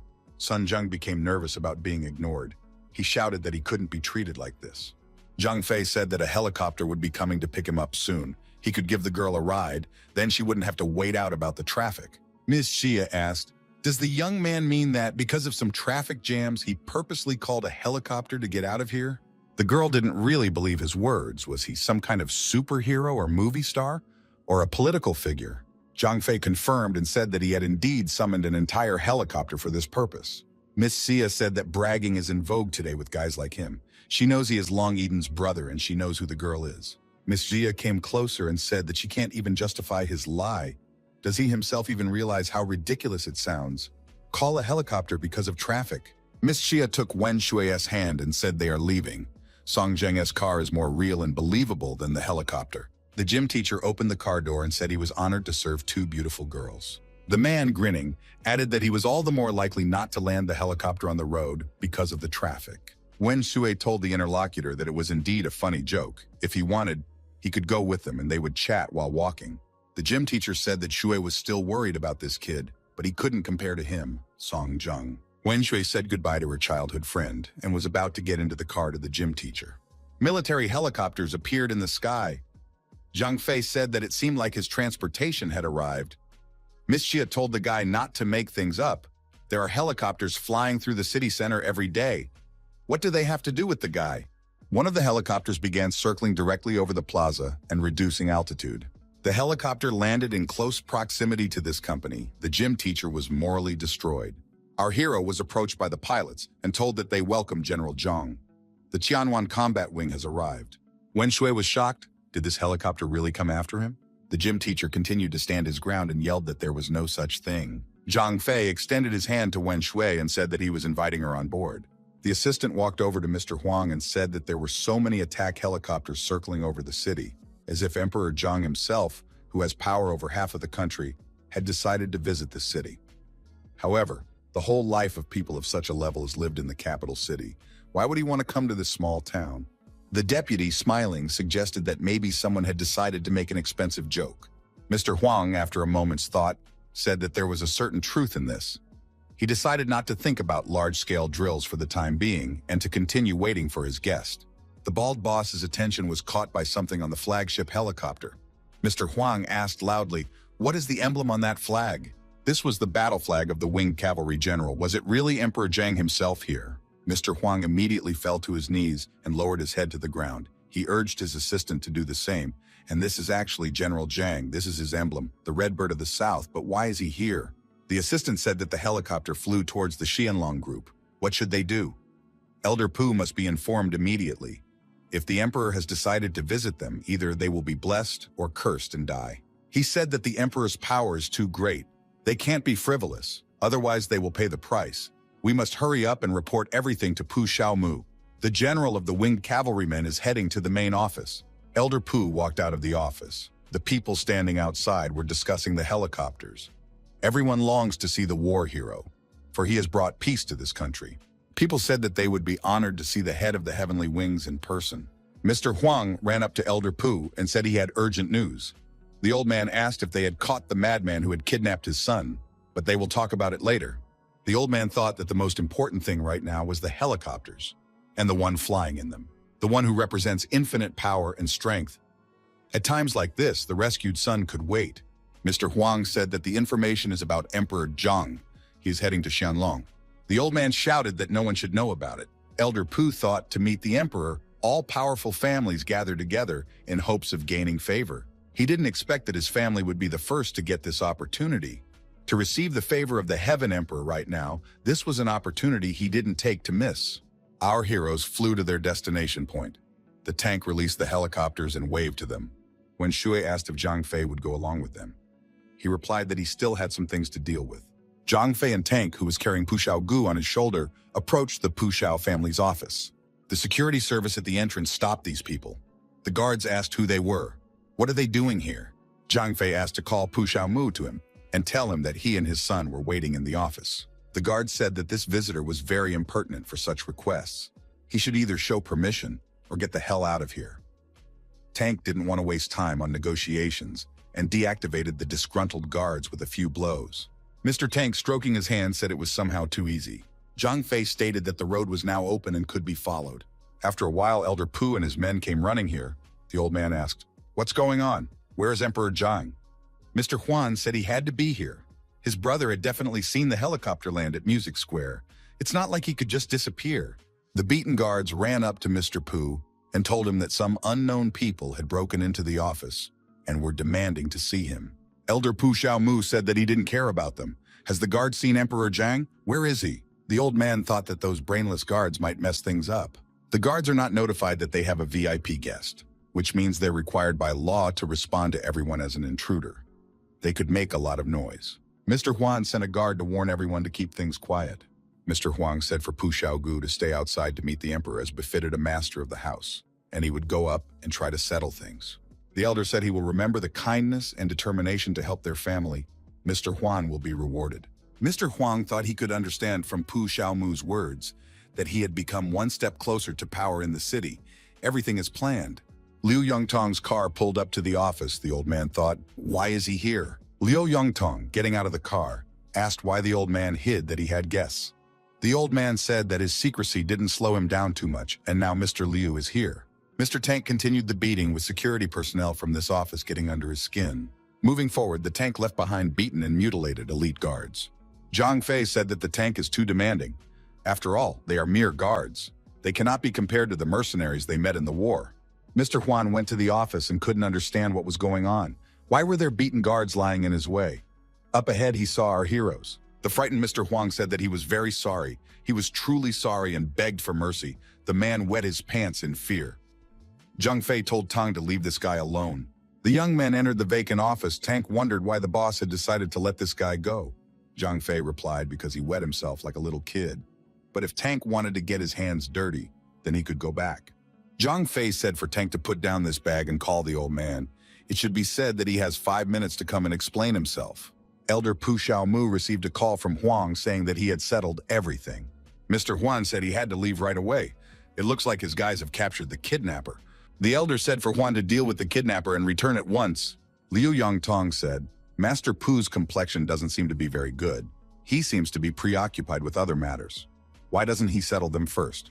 Pu Xiaomu replied, no matter how important the affairs are, they can't be more important than welcoming such a guest. This area is the territory of the Pu family. Naturally, the Pu should be responsible for giving a proper welcome.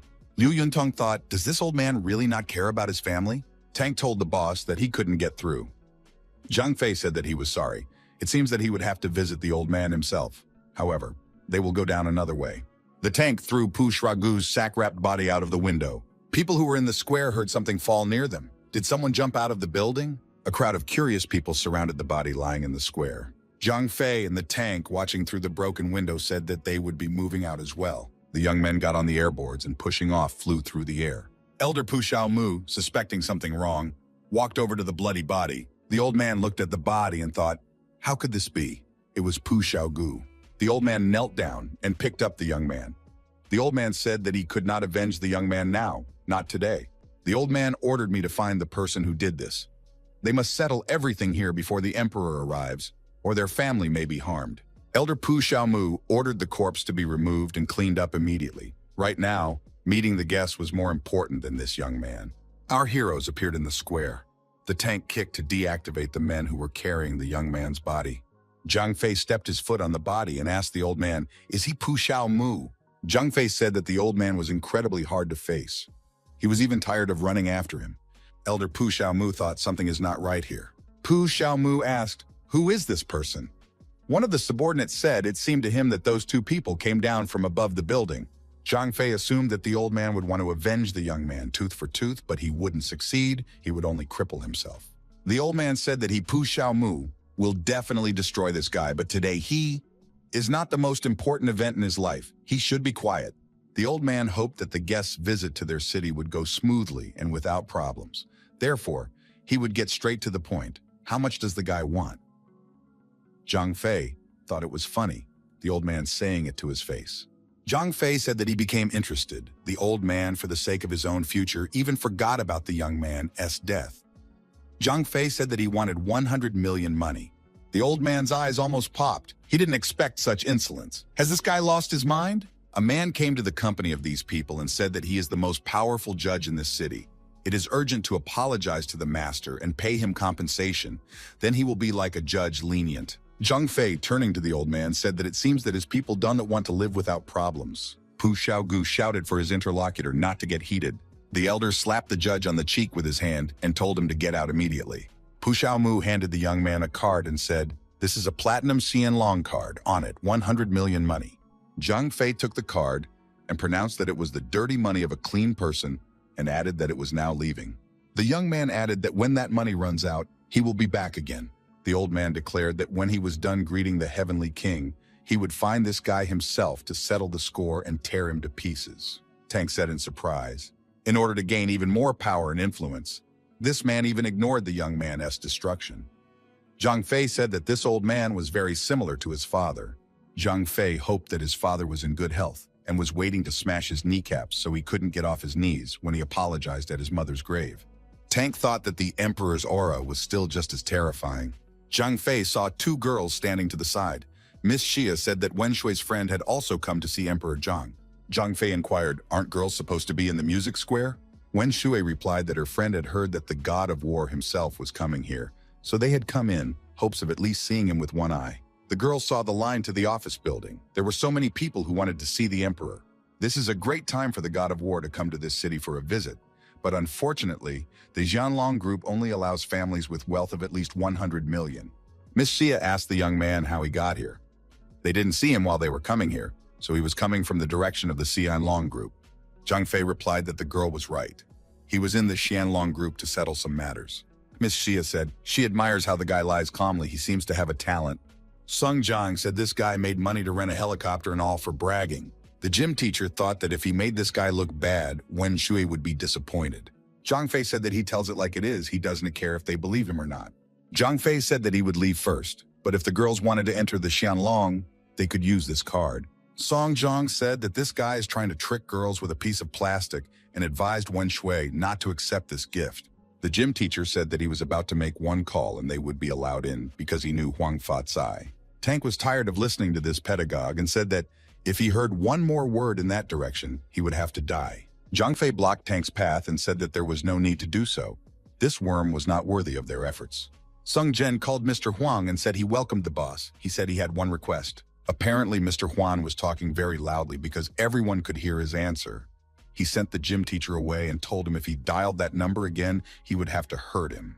Mr. Huang with wet pants couldn't believe that what happened here was done by ordinary people. So who was in front of him? The bald businessman looked down through the broken window. The height was immense. Wen Shu said that Teacher Song is trying to be cool at the expense of other people. Unlike Zhang Fei, one must remember, the closer to the fire, the more chances of getting burned. Wen Shui gave the card to her friend and said that she really wanted to go there, and they said goodbye. Wen Shui decided to keep the young people company. She said she knew a good restaurant nearby. Miss Xia didn't understand why Wen Shui was fascinated by this person, but she wanted to find out. This broken card seemed unhelpful to her. Miss Xia said that she would also go with them and ran after the company. The gym teacher was left alone. Sung Jiang couldn't understand how come he was now alone. The Emperor's elite guard, the Heaven's Guard, a group of elite guard squad is in the car. The commander said that the prince's position has changed and he is heading to Ziyun. The commander ordered to change the route and follow the prince. A group of young people are advised by Wen Shui to spend time in a hotel restaurant. Miss Xia said with surprise that this is the biggest hotel in the city. No wonder the hotel restaurant is so expensive.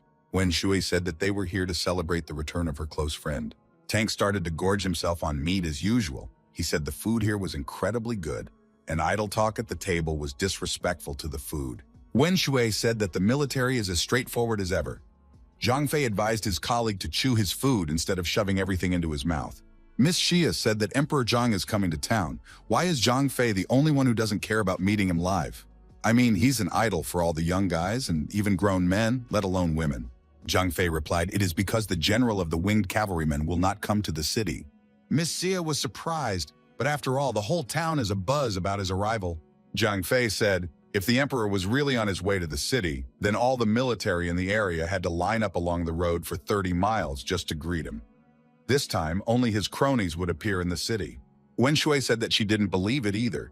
Zhang Fei's reasoning completely dispelled any doubts. He is as insightful as ever. Miss Xia said sadly. She thought she would be able to see the emperor at least once. It's a pity he won't come. The girl asked in surprise, if the emperor is not coming, then whose visit is the Xianlong group preparing for? The high-ranking family members in waiting were thinking that maybe Master Pu was just messing with them. Why hadn't the general arrived yet? Mr. Pu Xiaomu's advisor reported to him that they had lost track of the Sky Guard.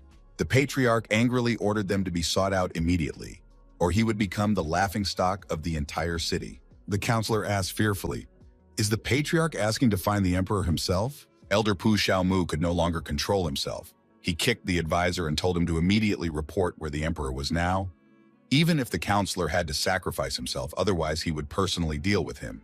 The old man turned to Mr. Huang and hit him with his fist on his jaw. He said that this man, a useless trash, can't even solve even the simplest question. Pu Xiaomu continued to beat Mr. Huang with his foot and said that his attitude towards Mr. Huang was a great waste. Mr. Huang said that the man was really too strong. When he returned, the man and his accomplice had already jumped from the window, which was the 26th floor. The old man pulled out a gun and pointed it at Mr. Huang's forehead. He asked what was the point of him keeping such a man around him. Huang was terrified and apologized, and said he would make things right and asked to be given one last chance. The gym teacher, Song Jiang, was drinking beer alone in frustration. He thought that because of this Zhang Fei girl doesn't notice him at all, it looks like this is the end. Suddenly, the phone rang. Song Jiang grabbed the phone and said that he was happy to hear from Boss Huang. Mr. Huang said he had an important matter for the gym teacher. Does he know the guy whose picture Mr. Huang is about to send him? Sung Jiang looked at the picture and recognized him. After all, it was the same guy, Long Eden's older brother. Sung Jiang was very happy. After all, this guy had managed to anger Boss Huang, so that guy would be killed and Wen Shui would belong to him. In the hotel restaurant, Wen Shui stood up and raised her glass. She wanted to make a toast. The girl is happy that she can have a drink with her old friend today. Wen Shui, looking into the eyes of the young man, asked, is he retired now, or did he take a vacation for a couple of days? Zhang Fei evasively replied, something like this. Right now, the situation at the border is under control, and he is not needed there for now. Miss Xia inquired about the guy's future plans. He can't just sit around doing nothing, can he? Wen Shui said that her friend had spent a lot of years on the border. Now he can rest for a few days. Zhang Fei said that he really wanted to take some rest and settle some family matters at the same time. Miss Xia thought it wasn't easy to find a job now. She originally wanted to offer the guy some help in finding one. A waiter approached the young people. He said hello to Wen Shui. The waiter said that the bill was paid by their gentleman. He also asked to hand over his business card and invite the girl to a luxurious room on the second floor. Miss Xia asked, is it the rich suitor who is after her again? He's much more powerful than anyone else. Wen Shui told the waiter to give that gentleman a business card and money and told him not to make a fool of himself. The waiter said that the girl is invited by a young master from the Sun family, Sun Kailong. The girl can't refuse a man like that. Tank intervened in the conversation. He punched the waiter in the nose without words, and that was the end of Tank's monologue. Miss Xia said Tank is very impulsive. The Sun family, they are a family of military diplomats. Zhang Fei confirmed, this is the same Song family. No matter how many times you say no to them, they will still hear, yes, but later, this old Song Kanan has a bad upbringing. Wen Shu said that this ghost has been haunting her for a long time. Sometimes it's even too annoying, it's very tiring. Men in black entered the restaurant. They were security guards. Tank got up from the table and looked at these young men with a hostile look. A stranger appeared accompanied by a waiter who got punched in the nose by Tank. This man asked, who among the people present dared to hit this waiter? Tank, without hiding, said it was him. And now what are these people going to do about it? Wen Shui said that this person received Deservedly, the Song family should respect the laws, so there should be no claim against them. The young man said that Sister Shui shouldn't attack him just because they know each other well. The person who made the invitation today is this Chen Shihai. Chen Shihai asked the girl if she was his cousin's fiancée. The guy asked the girl to join him for a drink. Wen Shui said that their families had already broken the marriage contract, so they had nothing to talk about. Mr. Sun said for the girl to just accept this guy's offer and have a drink with him. This time, Zhang Fei ran out of patience. He stood up from the table and sent Mr. Sun far into the corner with a kick of his foot. Zhang Fei asked, "Why did this jerk suddenly think that he could touch a girl?" Chen Shihai was surprised at how quickly everything happened. He asked our hero who he was. Zhang Fei replied that he was someone this guy could not afford to provoke. Chen Shihai said that there was no one in this city that he could not afford to provoke. Mr. Chen added that after these words, he could not let the interlocutor go from this hotel. The group of our heroes began to be surrounded by people in black from all sides. Tank prepared to repel the attack. Zhang Fei was as cool and confident as ever. Chen Shihai said that he always acts within the law. Now he is also committing violence within the framework of his own law. Zhang Fei said that this guy was tiring him out and asked Tank to get the girls out of here. Tank said what would be done, and turning to the girls, stated that he had to get them out of here. Someone from Chen Shihai's security team said that we should catch these fleeing people. Mr. Chen stated there is no need to chase them. Mr. Chen, turning to Zhang Fei, said that the guy is acting very noble. In order to protect these women, he is willing to sacrifice himself. Zhang Fei said that there was a misunderstanding. He's just afraid that this guy's blood might get on the girls and they don't need to see violence at all. Chen Shihai said that even before he died, this guy was trying to hurt someone with his tongue and ordered him to be destroyed. One of the bodyguards swung his fist and rushed at Zhang Fei. He shouted that the guy could say goodbye to his life. Our hero stopped this attacker's attack with one finger and wondered if that was all he could do. The attacker thought with horror, what is going on? How had he been able to stop his fist with his finger? The other attackers thought that this guy was from the master rank and should be treated differently. They took out their knives and moved to attack. Someone decided to test what was harder than his steel knife or his opponent's body. Zhang Fei broke the attacker's knife with a blow of his hand and said that his hand was indeed stronger than steel. After that, in a few moves, our hero fought off another attack. The victims shouted that they were in pain and asked for a doctor. Zhang Fei approached Chen Shihai and said that he was the only one left. Mr. Chen said that his family, the lord of this city, if he dares to harm him, then he is willing to go against his family. There will be no forgiveness for him. Chen Shihai said no matter how good the opponent's skill is, he is still vulnerable to bullets. But if he lets him go, he will say that nothing happened today. Zhang Fei swiped at the interlocutor and said that old lady Shangguan knows how to give birth to children, but their quality leaves much to be desired. Chen Shihai cried out in fear that his mother was the most powerful woman in the city. She could give this guy anything he wanted. Zhang Fei kicked his opponent in the jaw and told him to shut up. Zhang Fei said that his family's wealth was built on the blood of his family, but no matter how many evil scoundrels you bless, they will not start doing good, and it is unfair. Our hero, hearing the characteristic sound, deflected his head. At the same moment, a bullet flew past him.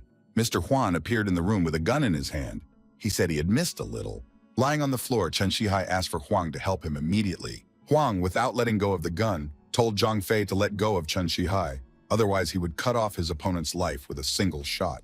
Zhang Fei kicked the head of the lying Chen Shihai with his foot and pushed him to Mr. Chuang's feet. Zhang Fei said he did as the opponent wanted and now he is letting this guy go. Mr. Chuang said that Zhang Fei destroyed this guy. Our hero is surrounded by armed bandits. Mr. Huan, laughing, said that today came his last day.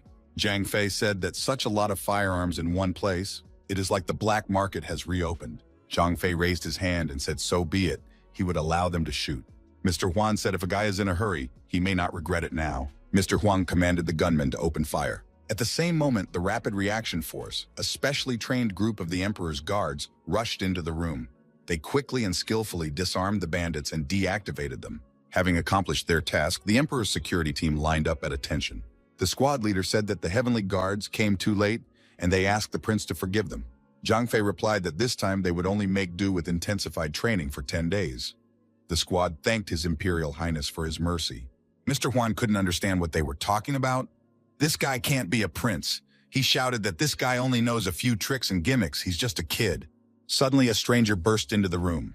She grabbed Mr. Huang by the throat and threw him to the floor. The girl said that beauty accepts this sacrifice. The brunette turned to the prince and asked why he had gone to this town, and even without her? Zhang Fei replied that it was a long story and told her to first take her brothers and sort things out here. After that, check the black market here for weapons and report back to him. Now he'll be the first to go. The belligerent stranger knelt and said she was obeying orders. At Wen Shua's house, the girls at the side were quietly talking. Tank was taking the opportunity to eat something in the kitchen. Wen Shua said that she couldn't wait that long and decided to call her father. Miss Xia decided to call her grandfather. When Shua's phone rang, it was Zhang Fei. The guy said that he was fine. The girl replied that she was very happy and wanted to know what had happened. Zhang Fei replied that it was not worth discussing. It was enough for her to know that everything was fine. Talking with his girlfriend, our hero heard strange sounds coming from the bushes on the roadside. The guy told the person he was talking to that he would call her later and disconnected. A young man sees a rogue threatening a woman on the side of the road. He likes the way she resists, and she will be rewarded for her vain efforts. Zhang Fei came closer and said he thought that this kind of thing could only be seen in movies, but it seems like he was very wrong. The villain turned around and seeing our hero asked who he was. The girl looked at the guy and with her eyes asked him for help. Zhang Fei told the rapist that it was urgent. He must find a place and hide. The villain jumped to his feet and shouted, "What is this guy talking about?" His eyes expressed a clear threat. Zhang Fei reiterated that this guy should urgently find a place where no one was in and no one knew about. Perhaps then he would save his life. The rascal decided to pounce with fists on the stranger and said that this boy dared not threaten him with death. He was too arrogant for his years. Zhang Fei said with a smile that he was facing the first strong warrior he had met since arriving in the eastern region, and blocked his opponent's punch with a slight movement of his hand. The villain was shocked. He realized there was nothing he could do. His opponent was stronger than him. Zhang Fei stated that if this was his opponent's strongest punch, he was disappointed. The young man made several strong movements with his arm. The villain flew far back with broken arms and legs. The young man saw the rogue continue to fly away from him for a considerable distance. The villain told this guy to remember that Master Leia's martial arts hall would find him and destroy him and his entire clan. Zhang Fei, after hearing about Lei's martial arts hall, decided that perhaps he would linger here, hoping that this hall would give him some pleasant surprises. The young man released the girl and asked if she was okay. The girl tearfully thanked her rescuer and said she no longer believed in luck. Zhang Fei said that the girl was now safe and asked if her family should be contacted and told everything. The girl shook her head negatively and told the guy to escort her to the Xianlong group if he could. Zhang Fei thought that there was something about this girl. However, a group of Shanglongs emerged again. It looked like someone had decided to play around. After escorting the girl to the appointed place, the young man said that he had accomplished his mission and, as promised to Miss Liu, had brought her to safety. Miss Liu didn't want to let the boy go. She said he should go with her. Her father is the second founder of the Xianlong group. He will thank the boy generously. The young man was surprised. As far as he knew, Pu Xiaomu was the sole shareholder and founder of Xianlong Group. The girl, smiling, said that this was not the case. The company has a second owner as well. It is her father, Liu Yongtong. Liu Yongtong was in a rage. He reprimanded his assistants and said that they were eating rice for nothing. His daughter had disappeared a few hours ago. They still hadn't found her. Elder Pu Xiaomu asked his colleague to restrain his anger. Surely his daughter Liu Qingqing in a safe place. Liu Yuntong looked at the old man and asked, "Did he really have a hand in this?" Pu Xiaomu replied that he was a law-abiding citizen. Even if he really wanted to kidnap people, he wouldn't be able to do it. Liu Yongtong angrily told Pu Xiaomu to stop acting like an innocent bystander. He should be straightforward about what he wants. However, if anything happens to his daughter, he will fight and will not leave the old man alone even after death.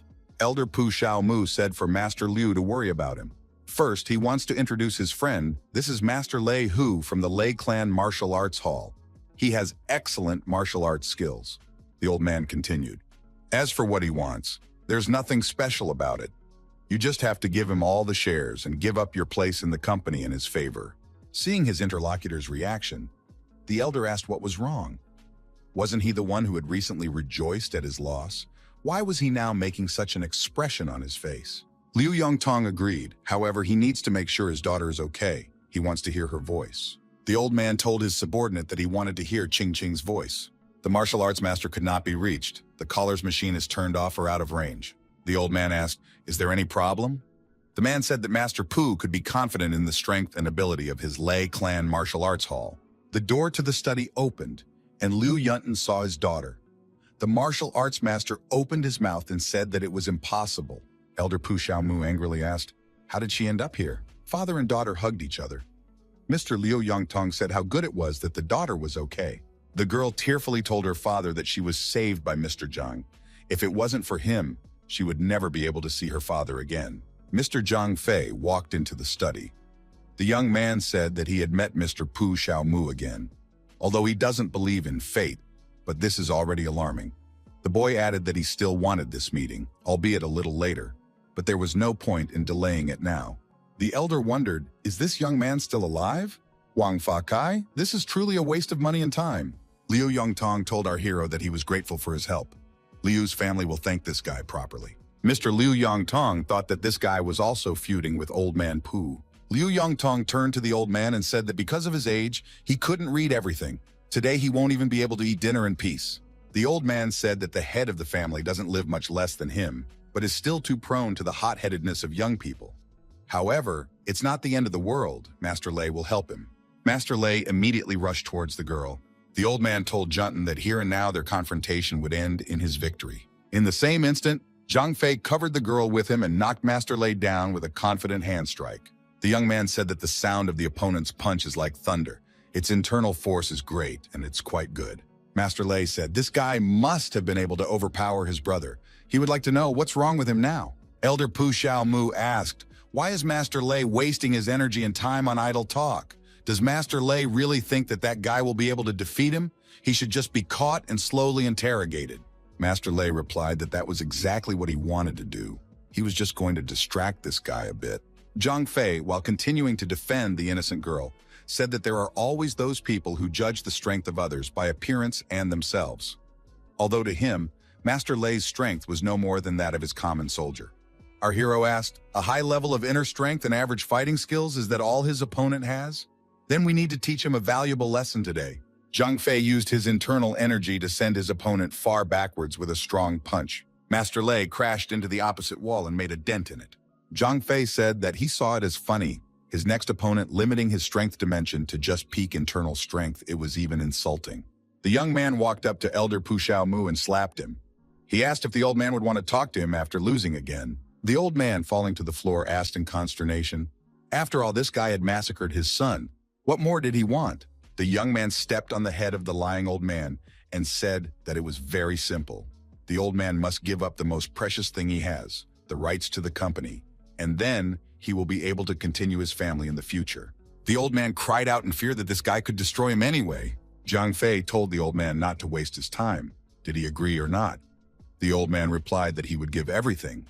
Liu Yuntin was horrified to think that this guy had so easily obtained the rights to the company and a huge stake.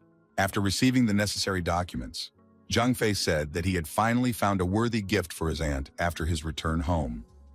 Pu Xiaomu asked if he could leave now. Zhang Fei replied that he was releasing the old man as promised, but couldn't speak for the family. Perhaps they also have some questions for the old man. Liu Yongtong told Elder Pu Xiaomu that the Liu family, they are serious business people. So there's no need to worry, the Liu family is kind and generous. Liu Yongtong told his assistant to hand over to the police all the dirt on Mr. Pu that he had collected over the years. The old man was on his knees. Yuntin said that this was his retribution. The police arrived and arrested Elder Pu Xiaomu and his assistant, a martial arts master. The policeman thanked our hero for his help. Zhang Fei received an award for a good citizen from a police officer. Miss Liu thanked the young man for everything he had done for her and her family. She would never forget it. Liu Yongtong told the young man that he too wanted to thank on behalf of the entire Liu family. If he needed any help in the future, he could contact the Xianlong group directly to find him. Zhang Fei said that he would remember it. The young man turned around and said that he had to go and wished him good luck and said, see you soon. At Long Dongqiang's house, the young men were having dinner. Tank told his boss that he had delivered the two girls home safely. Zhang Fei wondered if the girls had not left him for dinner. Tank said that they actually fed him twice. The boss slammed into the Tank's jaw again. How can this guy after so many meals still eat? Mr. Long said that wanting to eat good food is normal. He has the ability to do just that, and he will make sure that no one is hungry. Zhang Fei said that Uncle Long's skill is actually incredible. However, he wondered, how is the Tiansan Hotel? Mr. Long said the location has been picked, and he is just waiting for it to open, but he is a little worried about Eden. Mr. Long said he just couldn't take care of Eden anymore after the hotel opened. Zhang Fei replied that Uncle Long could rest assured that he could safely start the business. Eden will live with him and let him fulfill his duty as an older brother. Outside, someone knocked on the door. Zhang Fei apologized and went outside. There were two people there. To these people, the guy told them that they had done a great job in saving Eden and they deserved to be rewarded. Dai Qi and Lao Hu smiled and said that after all, they were careless and didn't even dare to ask for a reward. The young man said, punishment for failure, reward for fulfillment. Those are his rules. If they want, he can send them to West Zhejiang so they can test their strength. Lao Hu happily said, if they could get to Zhejiang and stay there for a while, many big doors to the future would be opened for them. Dai Qi said that West Zhejiang is the military region of the winged cavalrymen, and no one could ever interfere in the affairs of this military region. Zhang Fei said that his words, these are the words of Zhejiang. Dai Qi and Lao Hu could not believe what they were hearing. They fell on their knees and said, long live the Heavenly King. By the mercy of the Heavenly King, they are willing to fight to the death for the Heavenly King. Turning around, the guy said the two could go get ready and asked that they not say it out loud. The two replied that the subordinates would carry out any order from the emperor. Dai Qi told his friend before they went to Zhejiang it would be a good idea to take care of one small problem. Lao Hu agreed. In the city's #1 school, in the teacher's office, Wen Shui is talking to Long Eden. The teacher gave the girl an invitation card and told her that tonight is her teacher's birthday party, so she and her brother should come. Eden told the teacher not to worry. She and her brother would be there at the appointed time, no doubt about it. The gym teacher was peeking at Long Eden from around the corner. Huang Fa Kai gave him an important assignment again because he had many people missing. This guy was unreliable, but there were no others left. Song Zhen thought if he couldn't marry Madam Wen, he would make Sister Zhang Fei answer for it. The gym teacher asked Zi Chen if she remembered what she had to do. The girl replied that she certainly remembered everything. Lao Hu and Dai Qi suddenly appeared near the two conspirators. They asked what the girl should do. The gym teacher got scared and said it was a misunderstanding. Dai Qi agreed with him and drove his fist into his head. Lao Hu swooped down and hit Zi Chen. Both conspirators were deactivated. Dai Qi and Lao Hu thought that now these two wouldn't dare to plot anything against the Lord's sister. In the Sun family house, Mrs. Sun was horrified. Who dared to do this to her daughter? These scoundrels must die. The man told his wife to calm down. He got the news that the Heaven's Guardians and terrorists had a showdown in the Ziyun Pavilion area. That's probably why the child was hurt. The woman said angrily, shouldn't the guards prioritize keeping people safe? They should all be court-martialed for their incompetence. The man called his wife names and said that the so-called terrorists were from the Pu family, and Pu Xiaomu had already gone to jail. Most importantly, they must find out if this child is definitely not involved in all this. The woman said he has no conscience at all. Kailun is his own son. If he doesn't take revenge on those who wronged him, as a father, he will only deserve to die. The man said that because of her love, she was completely unable to think straight right now. A servant came to Head's son and said that some unknown young man outside was asking for a meeting. He claimed that it was his fault that the young master had suffered so much. The woman walked up to the aide and slapped his arm. She said they were useless scoundrels. Who dared to beat up her son? Why are they still talking to that abuser? They should break all his limbs and beat him half to death. Do they really need to be taught that? Outside the house, Zhang Fei was waiting to meet. He was not alone. Zhang Fei said that the Song family didn't seem like they were going to let him in. The only thing left to do is to enter the house by himself. Memories came flooding back to the young man. In those distant times, it wasn't only the Shangguan family who were persecuting them. He remembered hiding in a dark corner with his sister and mother. Into the house, through the window and door, the villains burst. The villains saw the woman and her children and said, "This is where they are hiding." Zhang Fei thought, whenever he recalled this night, he could barely restrain himself from destroying all those rascals. Mr. Sun felt a strong thirst for blood. He wondered what was going on there. The Song family manor's security was deactivated, and the gates were open. Zhang Fei saw no obstacles in front of him. The path was cleared. The head of the house called Chianggai and said that an unknown person came to the house, and judging from his aura, he didn't come here to talk. The caller said he would be there soon. The young man walking inside the manor wondered, was this really all the Sun family could do? Had they all died out?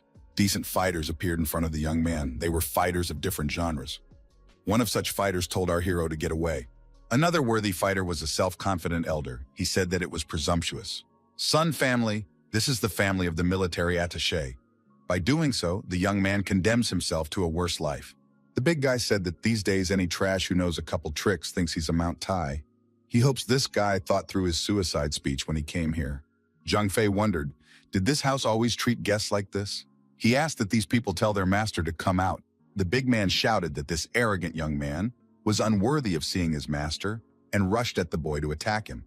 He said that the person who destroyed this rascal boy was Shuanglong, the head of the Song family's guards. Zhang Fei easily dodged and slammed into the jaw of Shuanglong's security chief. He asked if he was an arrogant young man. Zhang Fei said that this Shuanglong stood there without moving. Zhang Fei slapped Shuanglong a few more times and asked if he was really the head of security. A serious-looking old man decided to join the fight. He said that this boy was very impertinent and was behaving too disrespectfully.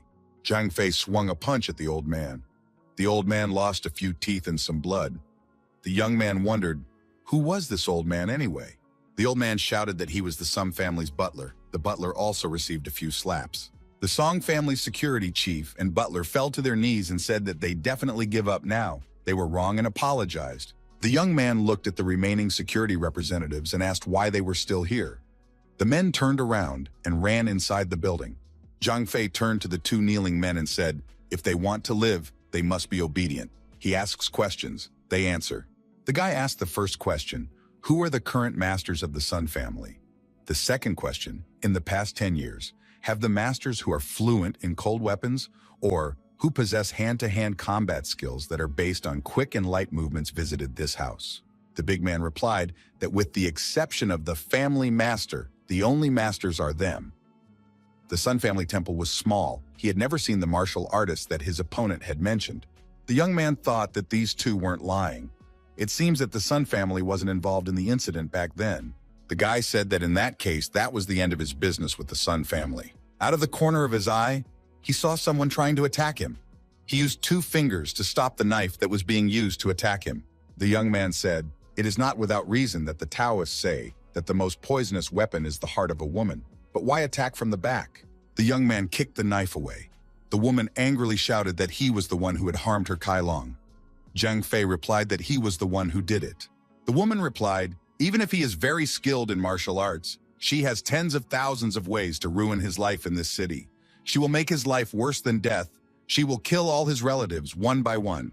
The head of security cooled the woman down by slapping her on the cheek. He told her to shut up. Her grief had completely blinded her. Shuanglong said if she wanted to have a chance to survive, she should just shut up. The woman screamed, how dare he hit her? She would tell everything to Ming Ming and he would skin him. The butler and the head of security began beating the woman and sentencing her for not being able to defend herself. The guy thought, if the wife and son are so rotten, he sees no point in the Sun family's existence in the future. No one dare threaten the emperor's family and friends. The young man saw a car speeding out of the yard. The guy thought that the head of Sun's family hadn't even met him, but nevertheless, he still left his family and ran away. The specifics of the profession leave a mark after all.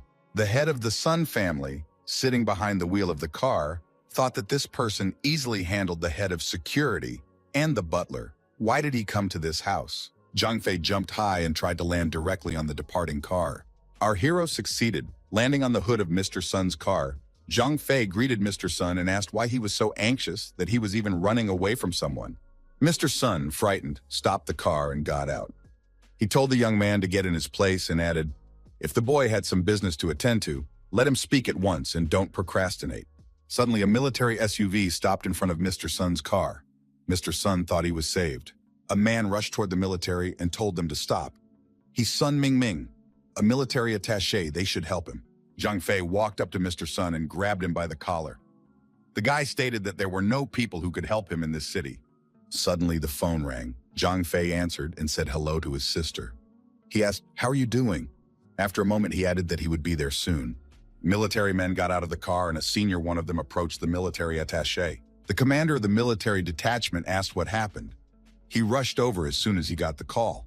Mr. Sun asked where Chiang Gai was walking. This guy is extremely strong and dangerous. He would have died by now if Chiang Gai had come a little late. Chiang Gai declared that he would now see who was so brave as to attack a military attaché in broad daylight. Mr. Sun pointed his finger in the direction of his car and said that it was the master who used his power, broke into the house, beat up his guards and housemates, and then wanted to personally destroy it.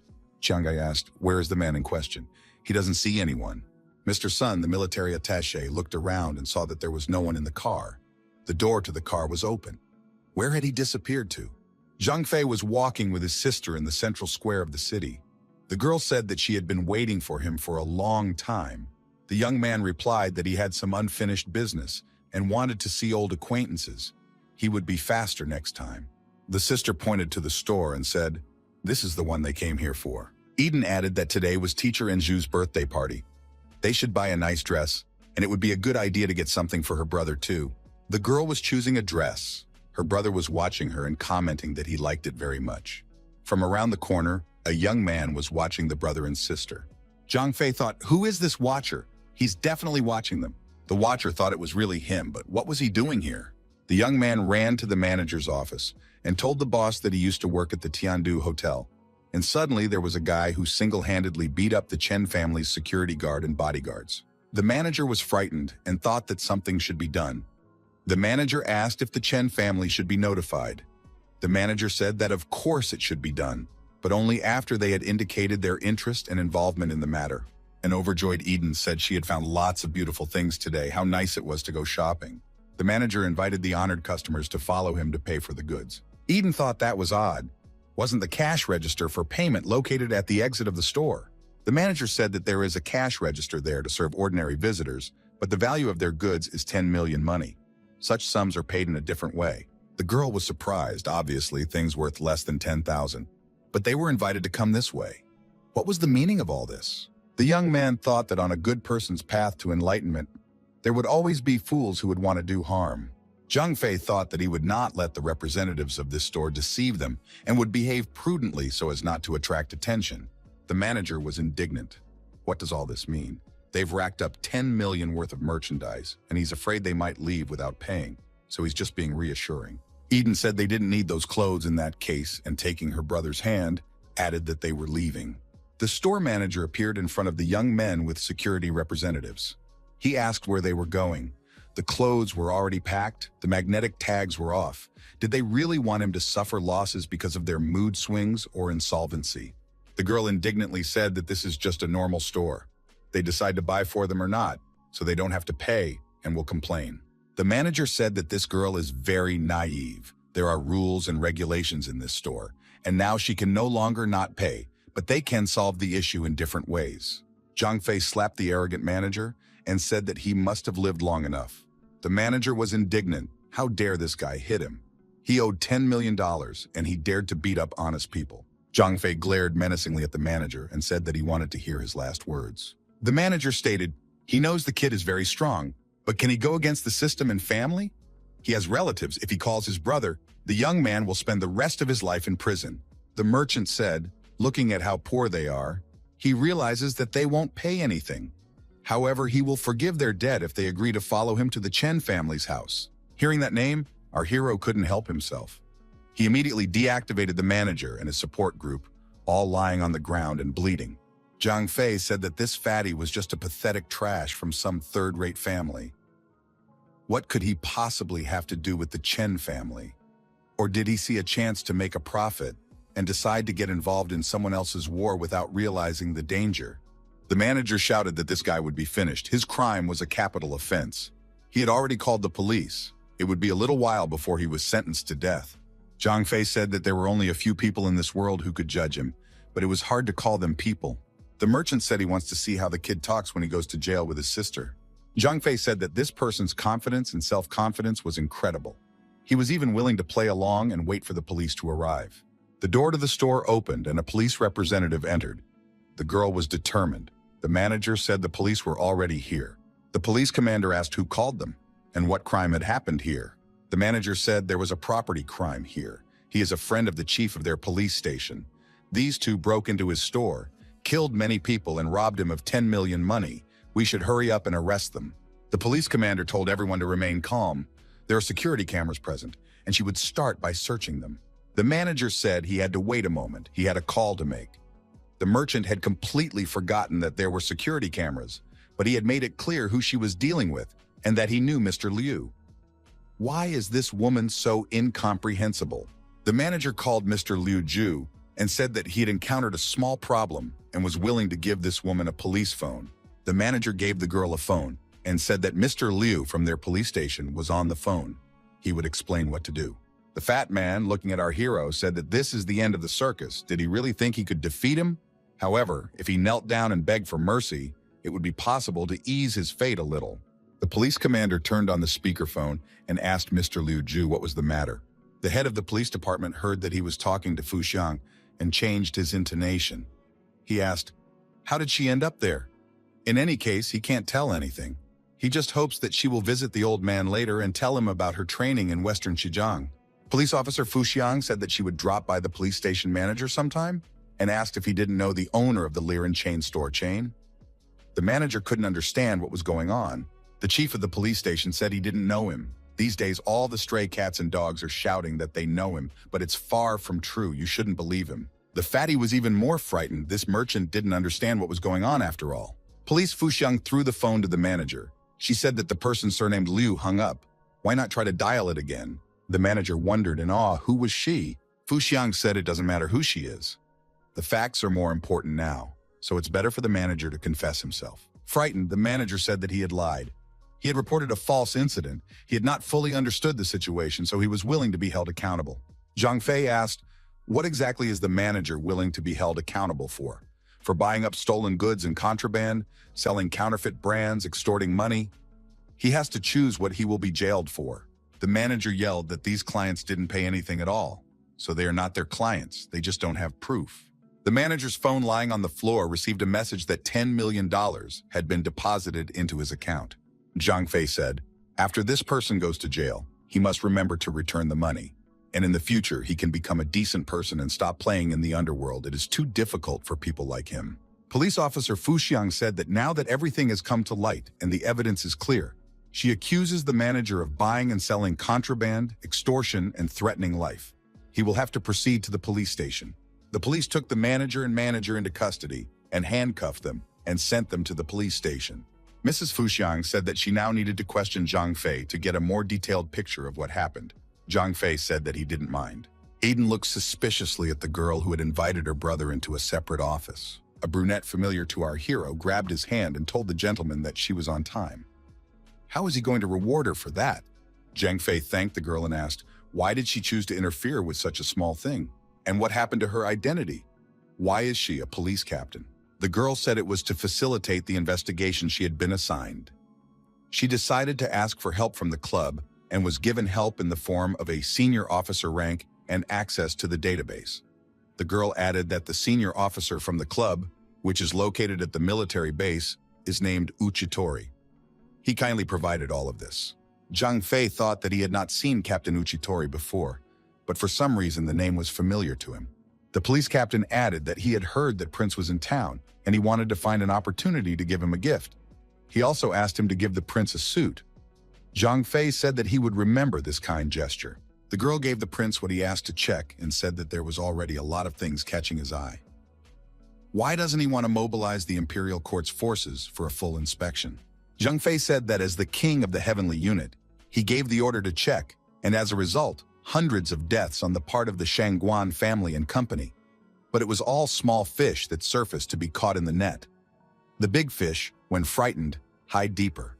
Zhang Fei said that he would not let go of any of those who participated in the division of his family's property and drove his mother to her death. The police captain kneeled down and said that she wanted to fulfill the wish of the heavenly king and would wait until the fire began to consume all the enemies, and she would do whatever was required of her. After a successful interrogation, the police captain brought out a witness. Eden wondered what the two of them had been doing there for so long. The girl replied that it was nothing of the sort, that the young miss might have fancied herself. Eden was angry. She thought she was suspected of something indecent. The brother and sister left the store, taking their purchases with them. The police captain said goodbye and wished them a good evening. There was a soiree at the Metro Hotel. A man was thanking the guests for taking time out of their busy schedules to attend his little girl's birthday party. He told all the guests to relax and enjoy themselves. The brother and sister were in evening suits. He was holding a glass of red wine in one hand, and his younger sister was holding his other hand. She said it was very beautiful here. Eden remarked that this was her first time attending such an event. Zhang Fei approached the birthday girl and wished Wen Shui a happy birthday. The birthday girl thanked for the congratulations and said she was happy the young people were able to come today. The birthday girl's friends were interested in the young man. Who could it be? Wen Shui was very excited when she saw him. One of the girls said that this guy looks very young, maybe his family is very rich. Miss Xia said this guy's name is Zhang Fei. He is the older brother of Shui's student. He was recently demobilized from the army. Now Shui is fascinated by him. A friend of the birthday girl said he turned out to be just a poor ghost. The girl's eyesight is too bad. It could end badly in the future. Another girl said that the military man is by no means a good match. Any of Wen Shui's suitors are much better than him. A military SUV pulled up to the Metropolitan Hotel. A young man on the street told Brother Long that he didn't expect him to return from the army with such a busy schedule. Brother Long got out of the car. He said that today was Wen Shui's birthday. He couldn't help but come. The welcoming young man said that the banquet was divided into 2 floors. The distinguished and influential gentlemen are seated on the 2nd floor. The 1st floor is full of young people, friends and acquaintances of Madame Shui. Mr. Long and his status can go up to the 2nd floor. The guy said he's sure that Wen Shui is on the 1st floor right now. So first, he will congratulate her personally. Mr. Long entered the hotel. His face immediately turned purple. Why is this guy so close to Wen Shui? Wen Shui chatted with our hero in good spirits. The new guest walked straight towards the birthday girl with a determined stride. One of the girls spotted him and said that he was Chia Long, Wu Chiagai's younger brother. He's one of Shui's biggest fans. Looks like everyone is in for an interesting show. Miss Xia, I heard that this guy once seriously beat up one of the girl's admirers out of jealousy. Only after the Wen family and the Chen family made a marriage contract did this guy have to cool his ardor. But now that the marriage contract has been canceled, Chia Long will not miss this opportunity again. Chia Long said hello to Wen Shui and asked her to step aside with him because he had something to say to her. The girl asked what this guy had to say to her that he couldn't say in front of everyone. Chia Long told his brother and sister to leave him alone with Shui. They need to talk. The birthday girl said that Zhang Fei will stay here. She trusts him, and she has no secrets from him. Chia Long asked the guy, is he really Zhang Fei? Zhang Fei confirmed and asked if he had a case. Chia Long said that he had heard about this guy. It is said that he is good at martial arts, and even the Chen family masters were helpless. But Mr. Zhang Fei should know that Master Mogan is nothing in his eyes. Chia Long said that today is such a day, so he will give advice. It is better to lose face in front of a girl than to lose your life. This guy better heed the advice and not make him repeat it. Chia Long wanted to take the girl's hand and pull her aside. He added that he really had something to say. Zhang Fei politely reminded the guest that the girl had rejected his proposal, so it was better to leave. Chia Long was angry. He swung and wanted to hit Zhang Fei. Zhang Fei simply threw his fist forward and hit the attacker's hand. Chia Long, unable to hold on, flew backwards. He could barely stand on his feet. The stroppy guy said that's not bad, but urged our hero to think again. Does he really want to fight? Zhang Fei asked, does his opponent see any obstacles to this? Chia Long asked, did this guy know who was in front of him? He entered the special draft at the age of 10, joined the army at the age of 15, and became a lieutenant at the age of 17. Chia Long boasted that he had taken more shots than anyone had ever seen. He also participated in actual combat under the most extreme conditions. Chia Long asked, after all he had heard, did his opponent want to challenge him? Zhang Fei laughed in response. He apologized and said that this was just the first time he had encountered someone doing this before a fight. Should he also read his resume before fighting?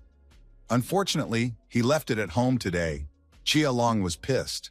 The birthday girl's girlfriends thought that this guy doesn't understand the situation at all. He deliberately keeps provoking Chia Long to fight. The birthday girl's friend said that this guy looks at Chia Long like he's going to destroy him. Miss Xia thought she was experiencing deja vu in this situation.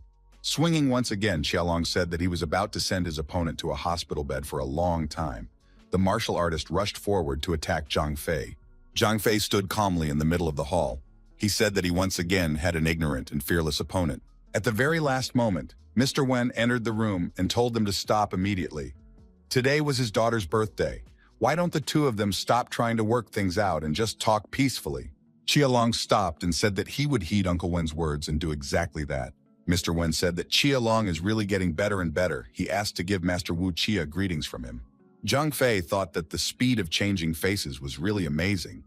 If Tank was even half as good at it as well, he would have gotten his plaque belt by now, Mr. Wen thought, although it had been more than 2 years since Zhang Fei had saved him.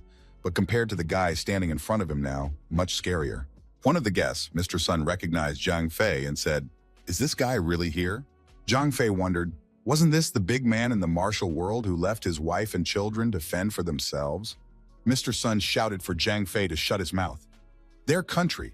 This is the country where the law rules. Can he get to heaven with a couple of tricks? The woman thought, had this guy also provoked the Sun family earlier? Miss Xia thought that not too long ago, this Song Kailong had been chasing them. Mr. Sun could not calm down. He said that Zhang Fei was extremely vicious. While he was away from home, he came and beat up his wife and son. Chia Long is a soldier. He can't let such a person go. Chia Long said, he promised Uncle Wen not to do this. The military man said if his opponent kneels before Mr. Sun, he will be forgiven on his behalf, and that will be the end of it. Wen Shui said that Chia Long is trying to take on too much in front of too many people. The young man said that their families, Sun and Chia, had been bound together by strong ties for many years. Even his brother would do the same. Mr. Sun said that's right. If this guy didn't run so fast, his older brother had long ago massacred this guy. Chia Long said that Zhang Fei should make his choice. Zhang Fei defiantly poured the wine from his glass onto his opponent's shoes and said his answer, no. The aggressive young man said he could be considered well-meaning and patient, but his opponent repeatedly pushed otherwise. Mr. Wen said it was his daughter's birthday and Long shouldn't say anything stupid. Chia Long said that he wasn't going to ruin Shu's celebration, but this guy dared to insult their families in front of the family and invited guests. If he backs down now, the family's honor and face will be tarnished. Zhang Fei took off his jacket and tossed it aside. He said enough words. He doesn't want to spend all of tonight on a matter of 2 seconds. Although with a resume like this, 3 seconds would have to be spent. One of the birthday girl's girlfriends said it was time to start and gave a thumbs up. Miss Xia wondered where she was going. One of the guests said someone will be left disabled tonight. These are stupid people. What can I take from them? The girl asked who he was. What kind of family is he from? The guy replied that he wasn't which one. He, through his own efforts, eventually became the head of the Human Resources Department of the Tiandu Hotel. The girl got angry and pushed this guy. She said he's just some office worker. How did they even let him in here? He should at least get married for starters. The young man fell to the ground and said he would make it right. Miss Xia said that her friend was, as usual, too straightforward. Eden told her brother to calm down and forget about it. Zhu told the guy that there was no need to be serious with this person. Zhang Fei hugged the girls and told them not to worry. After tonight, this guy would never bother them again, and they would respect him. One of the guests said that this guy's about to die. It's obvious, but he still keeps teasing Chia Long. Her companion said that ignorance is a vice, and you have to pay for it. Mr. Wen told the aide to call Wu Chia Gai and tell him to come over as soon as possible. Chia Long adopted a fighting stance and said that he admires his opponent's courage. The opponent has the honor of falling from the ancient martial art of the Wu Chia family. The guest said in surprise that this was the first time he had seen Gu Wu's martial art being used. The military attaché, Mr. Sun, thought that in battle, skills come first, but the importance of inner strength should not be forgotten. Gu Wu. This is a technique that strengthens the body and spirit, allowing you to form and control the flow of inner strength. Zhang Fei waved his fingers at his opponent and told him to show what he had learned. Chia Long put his fist forward and shouted that it was a rock-crushing hand. Our hero calmly dodged this punch. Chia Long flew past. Zhang Fei also calmly dodged the next kick, while even keeping his hand in his pocket. Zhang Fei also successfully evaded the third attack. Chia Long said that his opponent was only dodging. Maybe it's time to start fighting like a man. Zhang Fei said that in Gu Wu, you can part the water with such blows, but this guy can't even make a small wave. What kind of nonsense was he practicing this time? Zhang Fei beckoned his opponent and asked him to show one more time.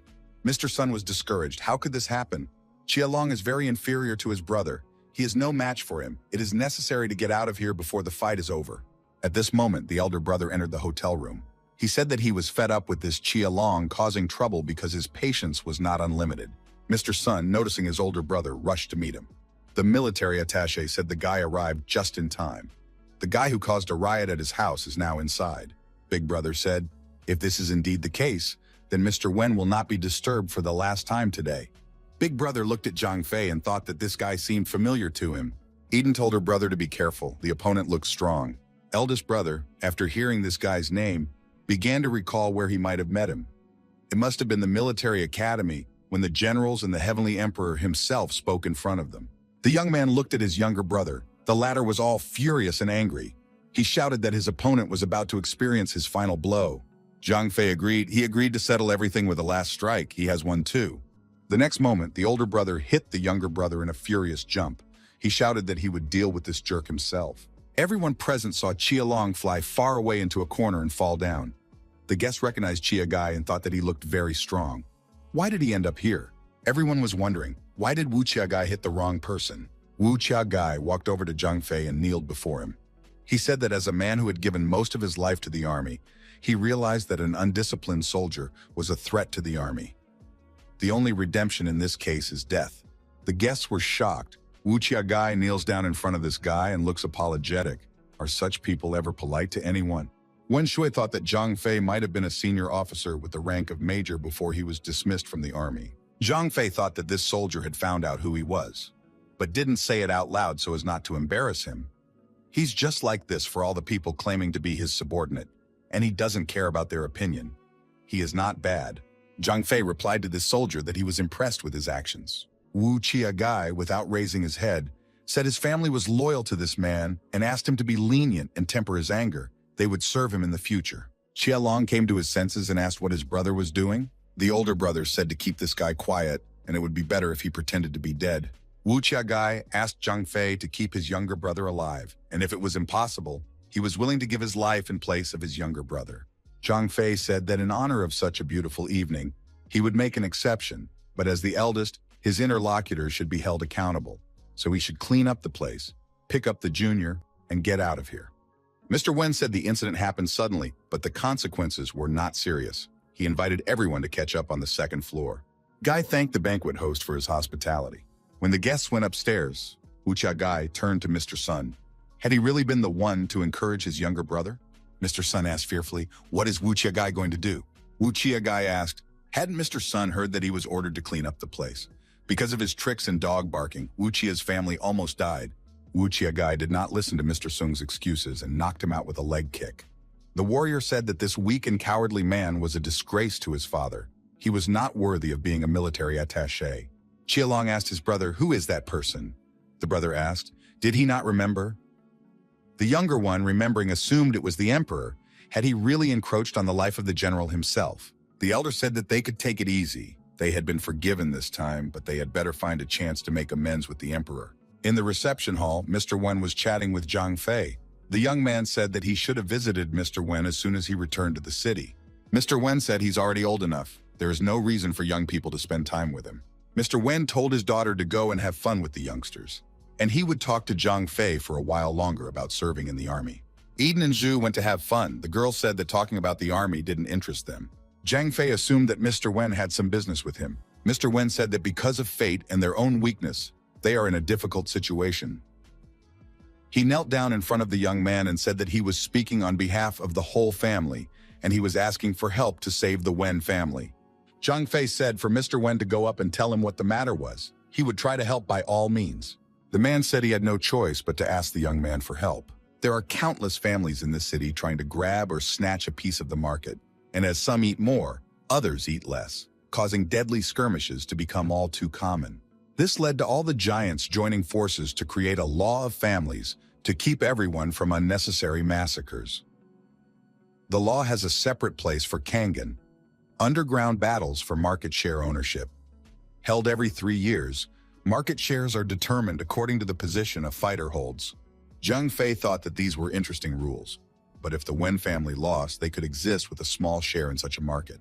Mr. Wen said it is not easy. He tried his best to reduce the market share to the minimum, but some people still do not let him go, trying to completely survive his family. If the share decreases again, his Wen family will be at an impasse. He was going to unite with the Chen family through marriage, but the Chen family are scavengers in wolf's clothing. The young man wondered, did Mr. Wen mean to say that this was such a big event that all the families would try their best to find the strongest masters? The interlocutor said that is all true, but at this time, to be a warrior and practice martial arts, you need a lot of money, so few can improve on their own. Zhang Fei said that he would accept the offer and help by performing in this competition on behalf of the Wen family. The guy thought that this was a rare opportunity to test the masters. The girls stood outside the door and tried to hear the topic of conversation. Eden suggested that perhaps they were discussing marriage.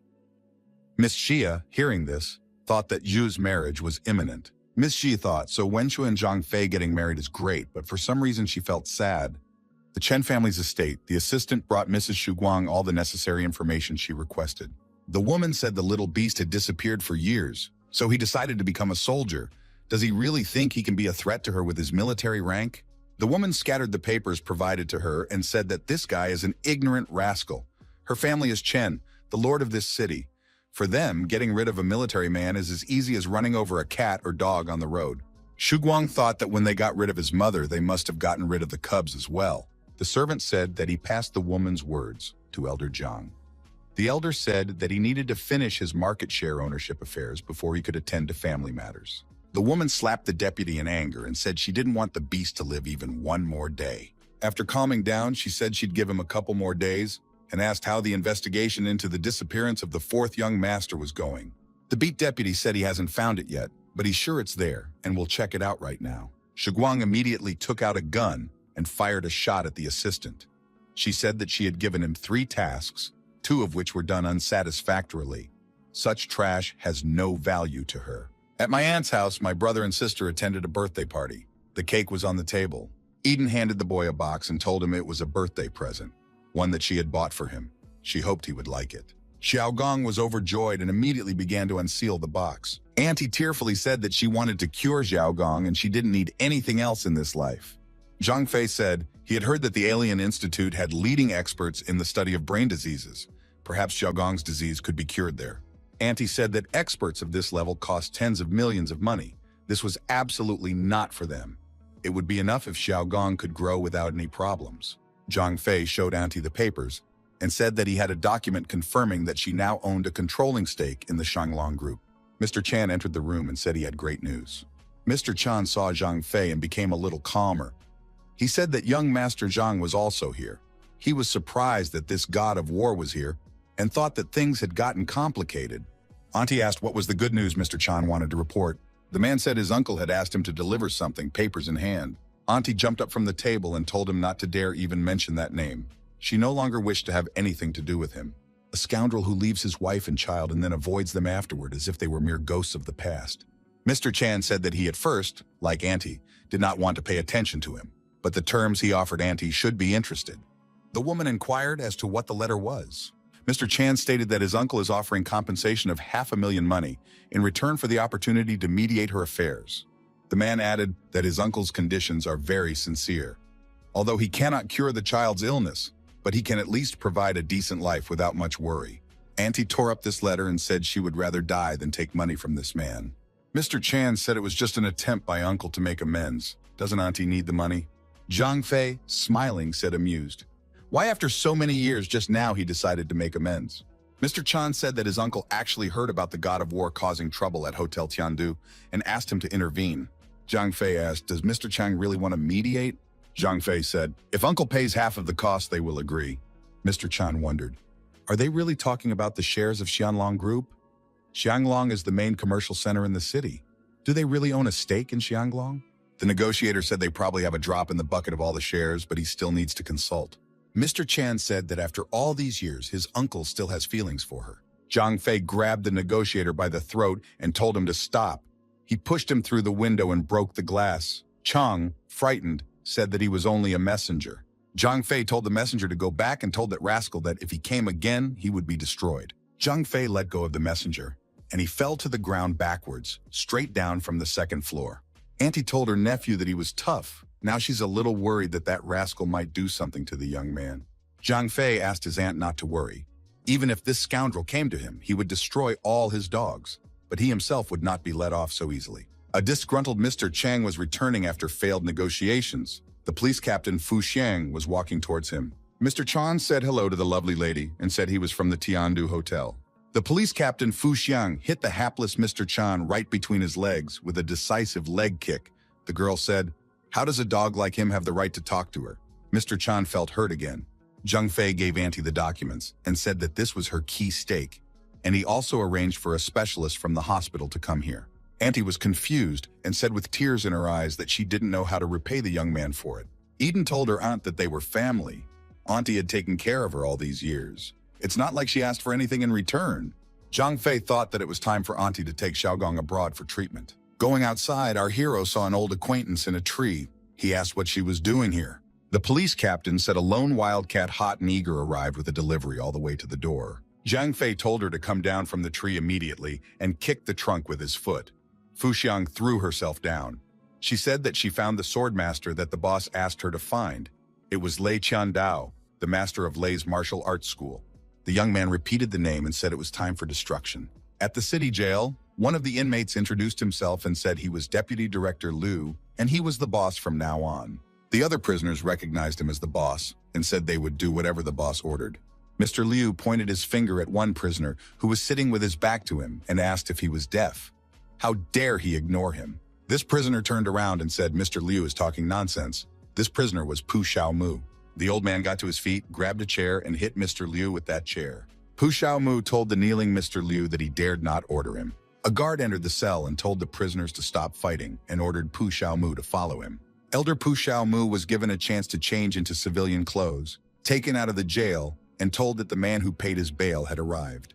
The man with the sword in his hand said that it was very difficult for him to get the old man out of there. The old man was surprised. Was it really Lei Qiandao? He thought that Lei Bao was coming. Lei Qiandao said that the third elder was missing and the second elder was dead. He had to meet. The old man wondered, did Lei Bao really die? Lei Qiandao pulled the sword out of its sheath with a smile on his face. He said that he had succeeded in realizing his divine power. It was time to take revenge. Elder Pu Xiaomu clenched his fist and said that they would first destroy Zhang. Then they would join forces to take over the entire city. Lei Qiandao agreed, but first offered to attend their brother's memorial banquet. The police captain saw Lei Qiandao's car with a sharp eye and said that he was holding a banquet at the Tiandu Hotel at noon today. Zhang Fei repeated that he was completely fed up with the Chen family. It was time to destroy them. Police Captain Fu Xiang kneeled down and said what will be done. A satisfied Tang said he could finally scratch his fists. Zhang Fei stopped. Something caught his attention. He thought he saw that rascal who had abandoned his sister-in-law for a job. The young man opened the door to a man who got out of the vehicle and told his uncle to go inside. Zhang Fei offered to wait a little longer. He wondered who else was there. At the banquet, Lei Qiandao raised his wine glass and said he was very flattered that all the guests had come.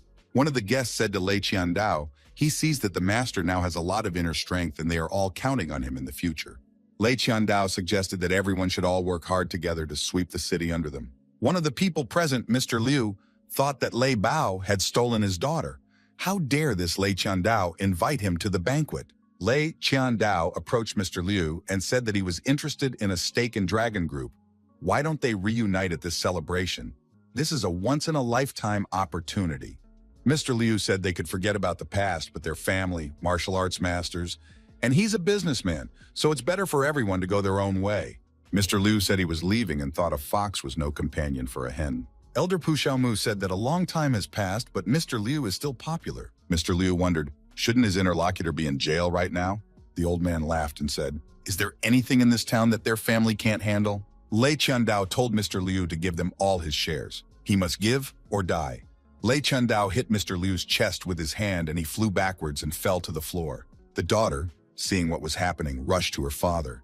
When she picked up the old man, she asked who dared to raise a hand against her father. Mr. Liu said he has already transferred his shares. It's not him they want. Lei Qiandao said, so this person has thought of everything, however. He has a beautiful daughter. If he leaves her for a few days, it is possible to let Mr. Liu live. Lei Qiandao raised his hands to the sky and said, don't they realize how strong he is? To make it convincing, he tossed several people up with one hand and tossed them aside. Lei Qiandao said that this was the strength of an internal energy master. Everyone was surprised. Was this really the strength of one person? A man walked into the room and said he was impressed. This family was as good as his family in martial arts. The young man who accompanied the man said that 3 junior members of the Chen family had come to congratulate him and present him with a centennial ginseng. Lei Qiandao thanked and said that he still had a long way to go before their father. Mr. Chen said he was a little late and missed the whole show. He wondered who the little beauty was. Lei Qiandao said that Mr. Chen came with an expensive gift. Maybe he should give him this girl. Mr. Chen asked the interlocutor, is this girl really his? He doesn't want to take someone else's. Mr. Liu covered his daughter with himself and said even if he died, he would not give her up. Mr. Chen took a swing at Mr. Liu and said he had crossed the line. Mr. Chen wanted to punch his opponent, but Zhang Fei suddenly appeared, and with just one finger to block his punch, the man was terribly surprised. Miss Liu rushed to the guy and asked if he could save her father. The young man wondered if human life was nothing to these people. Mr. Chen replied that only the strongest are valued and the rest of the garbage can be removed. The young man asked, "Does this man really have autism? Does he really not know who is in front of him?" Mr. Chen said, "He doesn't care who is in front of him. He is the son of the Lord of the East. The whole Tiandu Hotel. It is his mother's birthday present. Chen hopes that this guy is here to worship him." Elder Pu Xiaomu said to let the god of war show them his might. Mr. Chen was frightened. Was the god of war really in front of him? Lei Qiandao told Chen not to worry. As long as he is here, this guy can't do anything. Mr. Chen asked, "Why hasn't the god of war begged for mercy yet? Maybe after that they would spare his life." The god of war said if he was late, he wouldn't even be able to afford this hotel. He would only be left with ruins. Chen said that this hotel has been owned by their family for more than 10 years. Even if you kill this guy, the hotel won't collapse. Zhang Fei, smiling, said that they could try to do so. The young man made a phone call and was told that the paperwork had been completed and the neighborhood was being evacuated. Mr. Chen wondered, what evacuation are we talking about? Who is he calling? Lei Qiandao said to Mr. Chen not to worry. When the help this guy called for was in front of them, he would understand who they really were. Mr. Chen added, "When that happens, they will see this guy's begging face." Mr. Chen said he would give this guy one last chance and extended his hand forward. Zhang Fei grabbed the man's hand and told him to freeze. He was wrong about one thing. He really thinks that someone will be able to protect him. Zhang Fei pushed Mr. Chen and he flew outside after smashing the window. Lei Qiandao shouted that this guy was finished and pulled out his sword and rushed at Zhang Fei. At this moment, the tank that appeared swooped down on Lei Qiandao with tremendous force and struck a staggering blow. The opponent with his sword in his hands flew far back. In the process of flying, he thought that a tremendous force had been applied to him. How is that possible? Lei Qiandao, once outside, thought he didn't expect that the person next to the god of war would also be a master of inner strength on par with him. Mr. Tank, kneading his fist, said he would only keep his opponent alive because the boss wanted to ask him some questions. Lei Qiandao said that a top division master like him was somehow working as a six for such trash. If they united together, they would be able to push the entire city under them. After Tank said that he wasn't interested, Lei Qiandao replied, since they also had an internal energy master on their side, he would give up. Zhang Fei told her opponents that they are naturally narcissistic and just live by violence. When they realize they don't have an advantage, they tear off their masks and start looking worse than they are. Mr. Chen was outraged. What was this Lei Qiandao doing? After all, he was supposed to avenge him. Lei Qiandao, threatening our hero, asked, does he really think he can win? All his skills are in the sword. It is still not clear who will win. Mr. Liu asked Zhang Fei not to be too impulsive. The man added that caution should be exercised. His life is important, but he's worried about his daughter. Zhang Fei said to Uncle not to worry. His opponents are already dead bodies. In front of the hotel entrance, Zhang Fei and Tank stood surrounded by opponents, with Lei Qiandao standing in front of them with a sword in his hand.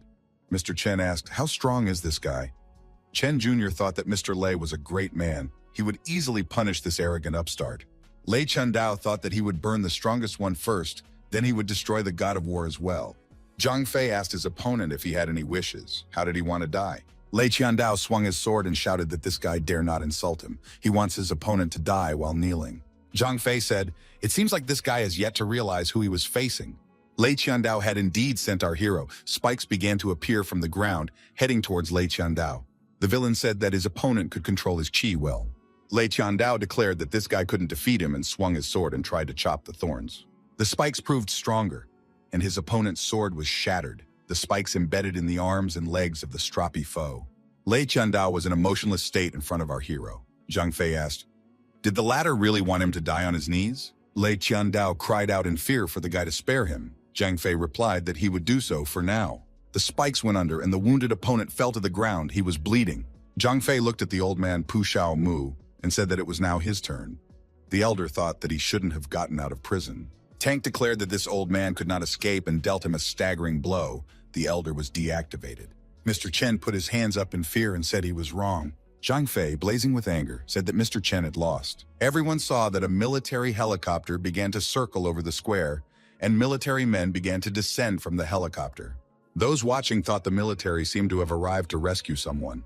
Mr. Chen saw construction equipment pulling up to the hotel. He had a bad suspicion. He asked, isn't the guy afraid of the consequences? Zhang Fei said that there was no residential area around the Tiandu Hotel, and all the people who were nearby had already been evacuated. What could be the consequences? The young man took Mr. Chen by the chest and said that he didn't want to solve problems this way, but he was forced to. Watching them, he thought it would be a good idea to have their labors destroyed right before their eyes. Mr. Chen grabbed our hero's legs and asked him not to do this. He needs this hotel to compete for the head of the family. A police captain appeared near the construction equipment and told the boss that everything was ready. Zhang Fei looked at Mr. Chen and asked, "Is he still thinking about fame and money?" and ordered the girl to launch. After a while, the hotel was destroyed. The guy said, "Where there is a lot of terrible, there is a lot of beautiful for ordinary people because of these scoundrels. Even peace is already a luxury." Zhang Fei pushed Chen in the chest and said that it was time to eradicate all evil. Mr. Chen said if the guy destroys him, his mother will take revenge. He knows who she is, right? Zhang Fei said he knew and offered to call her and have her come and save her son. Elder Pu Xiaomu thought that this scene seemed familiar to him. A bell rang in the Chen family house, Mrs. Shiguang answered. The son told the woman that he was going to be destroyed. She had to save him. The woman said that she understood everything and that the son should not worry. She asked to put the man on the phone. Zhang Fei picked up the phone and said hello. The woman said she didn't ask who he was or why he did it. She wants him to let her son go and then ask for whatever she wants in return. Zhang Fei said he agrees, but in that case, she has to jump out of the window and give her life for her son. He thinks that would be fair. Shugen asked, "Is this really the god of war? Why bring up the dead?" Zhang Fei replied, "He understands that she made her choice so she can prepare for the consequences." The woman cried out in fear for him to stop because he was young. She was ready to give him a lot of money just to let her son go. God is a warrior and asked, "Does she really think he needs money?" Her future in such a case is filled with endless pain. Mrs. Shuguang angrily threw the phone on the floor. She said that she would destroy this god of war. After the phone call, Zhang Fei told Mr. Chen that his mother would unfortunately not be able to help. Mr. Chen said that he wanted to call his father. After all, he is a martial artist. The god of war said that this man had already done many wrongs in his life. He had better be reborn as a good man, and delivered a powerful punch to his opponent's jaw. After this blow, Mr. Chen flew very far backwards. Lei Qiandao, looking at the ruined hotel and everything that was happening here, thought, why is all this happening? After all, he was supposed to be the most powerful person in the city. Lei Qiandao was kneeling in front of Zhang Fei. The guy asked if he remembered the woman who jumped off their building 10 years ago. Lei Qiandao remembered what happened 10 years ago. He had broken the door with his sword at night and entered the room. The man saw a frightened mother and her 2 children sitting in the corner. Lei Qiandao said with tears in his eyes, he remembered, "Did this guy really grow up like this?" Zhang Fei said now that he understood everything, it was time to say goodbye. The villain said he wanted to know what heights this guy had reached. The young man said he was the god of war, the king of the military wing. Lei Qiandao pronounced that he was honored. The villain was destroyed. He was lying on the ground in a pool of his own blood. Miss Liu thought that Lei Qiandao possessed strength, but in front of Zhang Fei, he was weak. Tank thought that his boss this time was really angry. Mr. Liu didn't know what Lei Qiandao had said, but he was willing to die. Tank said Mr. calls his boss his brother, so he's well preserved. The young man scribbled the name in his notebook. He said the next target shouldn't take long. Police Captain Fu Xiang ran up to our hero and asked if the boss had anything new. The girl angrily started kicking the body of her destroyed opponent with her foot. She said that he should have been destroyed with 1,000 blows. Zhang Fei said he had to go. He's going to the quota competition. Fu Xiang will stay here and provide assistance. Tank asked his boss why not give him a job that requires brains. Zhang Fei inquired, since when did Tank have a brain? The police captain said Tank would try harder this time. Mrs. Liu, looking at the brunette, thought, who is this girl? Mr. Liu thought that the girl next to Zhang Fei was no match for him. Mr. Liu said, he just heard that the young man was going to bat. Zhang Fei confirmed and said that he would represent the Wen family. Mr. Liu said that he was going to send a martial arts master there too, along with his daughter. Maybe the young man will join them too. The guy asked, is the venue really far away? Mr. Liu stated that every year the tournament is held out of town. This year, everything will take place on a cruise ship in the East China Sea. Fu Xiang asked her boss to take her to the cruise ship and she would fight too. Miss Liu asked if the brunette knew the way there. She herself can get the young man there safely. The girls simultaneously asked who would Zhang Fei take with her. The young man, without answering the questions posed, pushed the girls away and stepped aside. He suddenly remembered that his aunt was going to take Xiao Gong to the hospital for treatment. I think the flight was today. Tank said that he would see the boss off and followed the young man. Fu Xiang said that she also wanted to see the boss off. Miss Liu expressed her desire to see the young man off too. Construction workers continued to clean up the aftermath of the demolition of the hotel. Two people watched this while standing in the rain. These two were Chen Qianwei's youngest son, Chen Qianwei, and Chen Badao's father. Mrs. Xu Guang joined the young people and said that it was time to bring back their greatness. Dad agreed and said there's been too much change lately. The woman added that it was all thanks to that rascal. He overthrew most of the family and started to make a mess of the city. Father stated thanks to that guy, he created a great opportunity to unite the East China Sea. The woman said angrily that her sons are dead, and the only thing this guy is worried about is business. Chen Badao said that it wasn't because of him that they died. Chen Tianwei told his mother not to be angry. He would avenge the deaths of his brothers. Someone approached these people. The head of the family asked who was there. An old man named Pu Xiaomu appeared in front of them. Chen Badao recognized him and said that he was Chairman Pu of the Dragon Group. The old man said that they should take revenge on the god of war. He insulted him several times and told him to stay here and tell them all that he would be waiting for this family at the tournament. Chen Badao told the old man not to worry and inquired how much of what he had just said had the old man heard. The old man, smiling, said he had heard nothing, for now they must unite against a common enemy. Chen Badao hit the old man hard on the head and drove him up to his throat into the ground. He said that he would not tolerate any familiarity with him. The youngest son said that his father is the one who wants to become the king of this city. The old man has no right to address them like that. The golden coast of the East China Sea. Tank looked in different directions and said, "This is the golden coast that is famous throughout the region. It is incredibly beautiful here, so why can't Liu Qingqing be seen?" Zhang Fei told Tank not to look at the other girls under the guise of looking for Qingqing. Tank smiled. "Why is the boss wearing those clothes? It's in no way appropriate for the beach." Zhang Fei hit Tank on the head and said that he was responsible for it. Fu Xiang showed up as she should on the beach in a swimsuit and said she would take care of the boss. Some tanned young men approached our company and asked if the hottie wanted to play with them. One of these guys told his partner not to say too much. The partner said there was nothing to worry about. He had serious people behind him. The guy showed his muscles and said that he could basically stand up for himself. The persistent young man continued to cling to Fu Xiang and asked if she was alone. The girl hugged a young man in an evening suit and said they were a couple. "Can't you tell?" The muscular young man suggested that the girl go with him after all. This guy, looking at our hero, smirked. "What kind of assholes wear a tuxedo on the beach?" Zhang Fei answered for the girl that she was busy.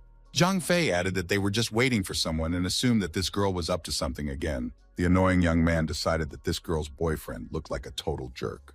He told the girl if she could hear that an interesting party was about to start at sea. Zhang Fei asked with interest, "How do you get there?" The annoying beau said he had a brother who could help. If they wanted, he could drop them off there. This guy added that his brother is an unusual person. He's a VIP.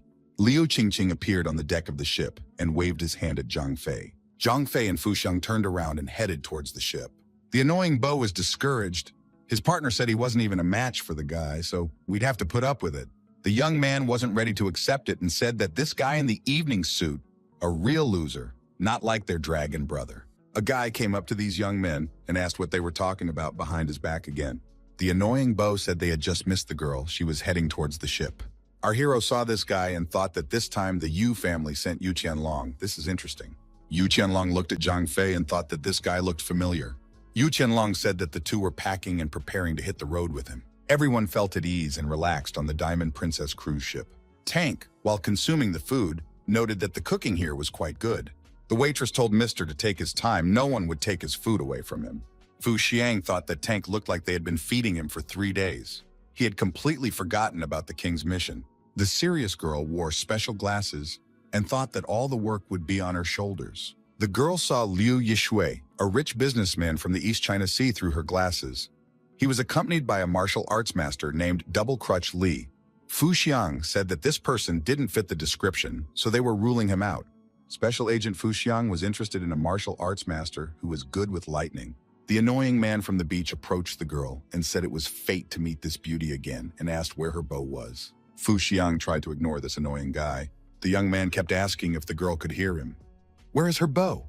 A stranger walked through the hall, the annoying young man preventing the girl from scanning him with her glasses. At some point, the girl succeeded and scanned the object. It was the one they were looking for. The special agent with the glasses reported to her boss that she had found him. The boss wasn't verbose and said he accepted.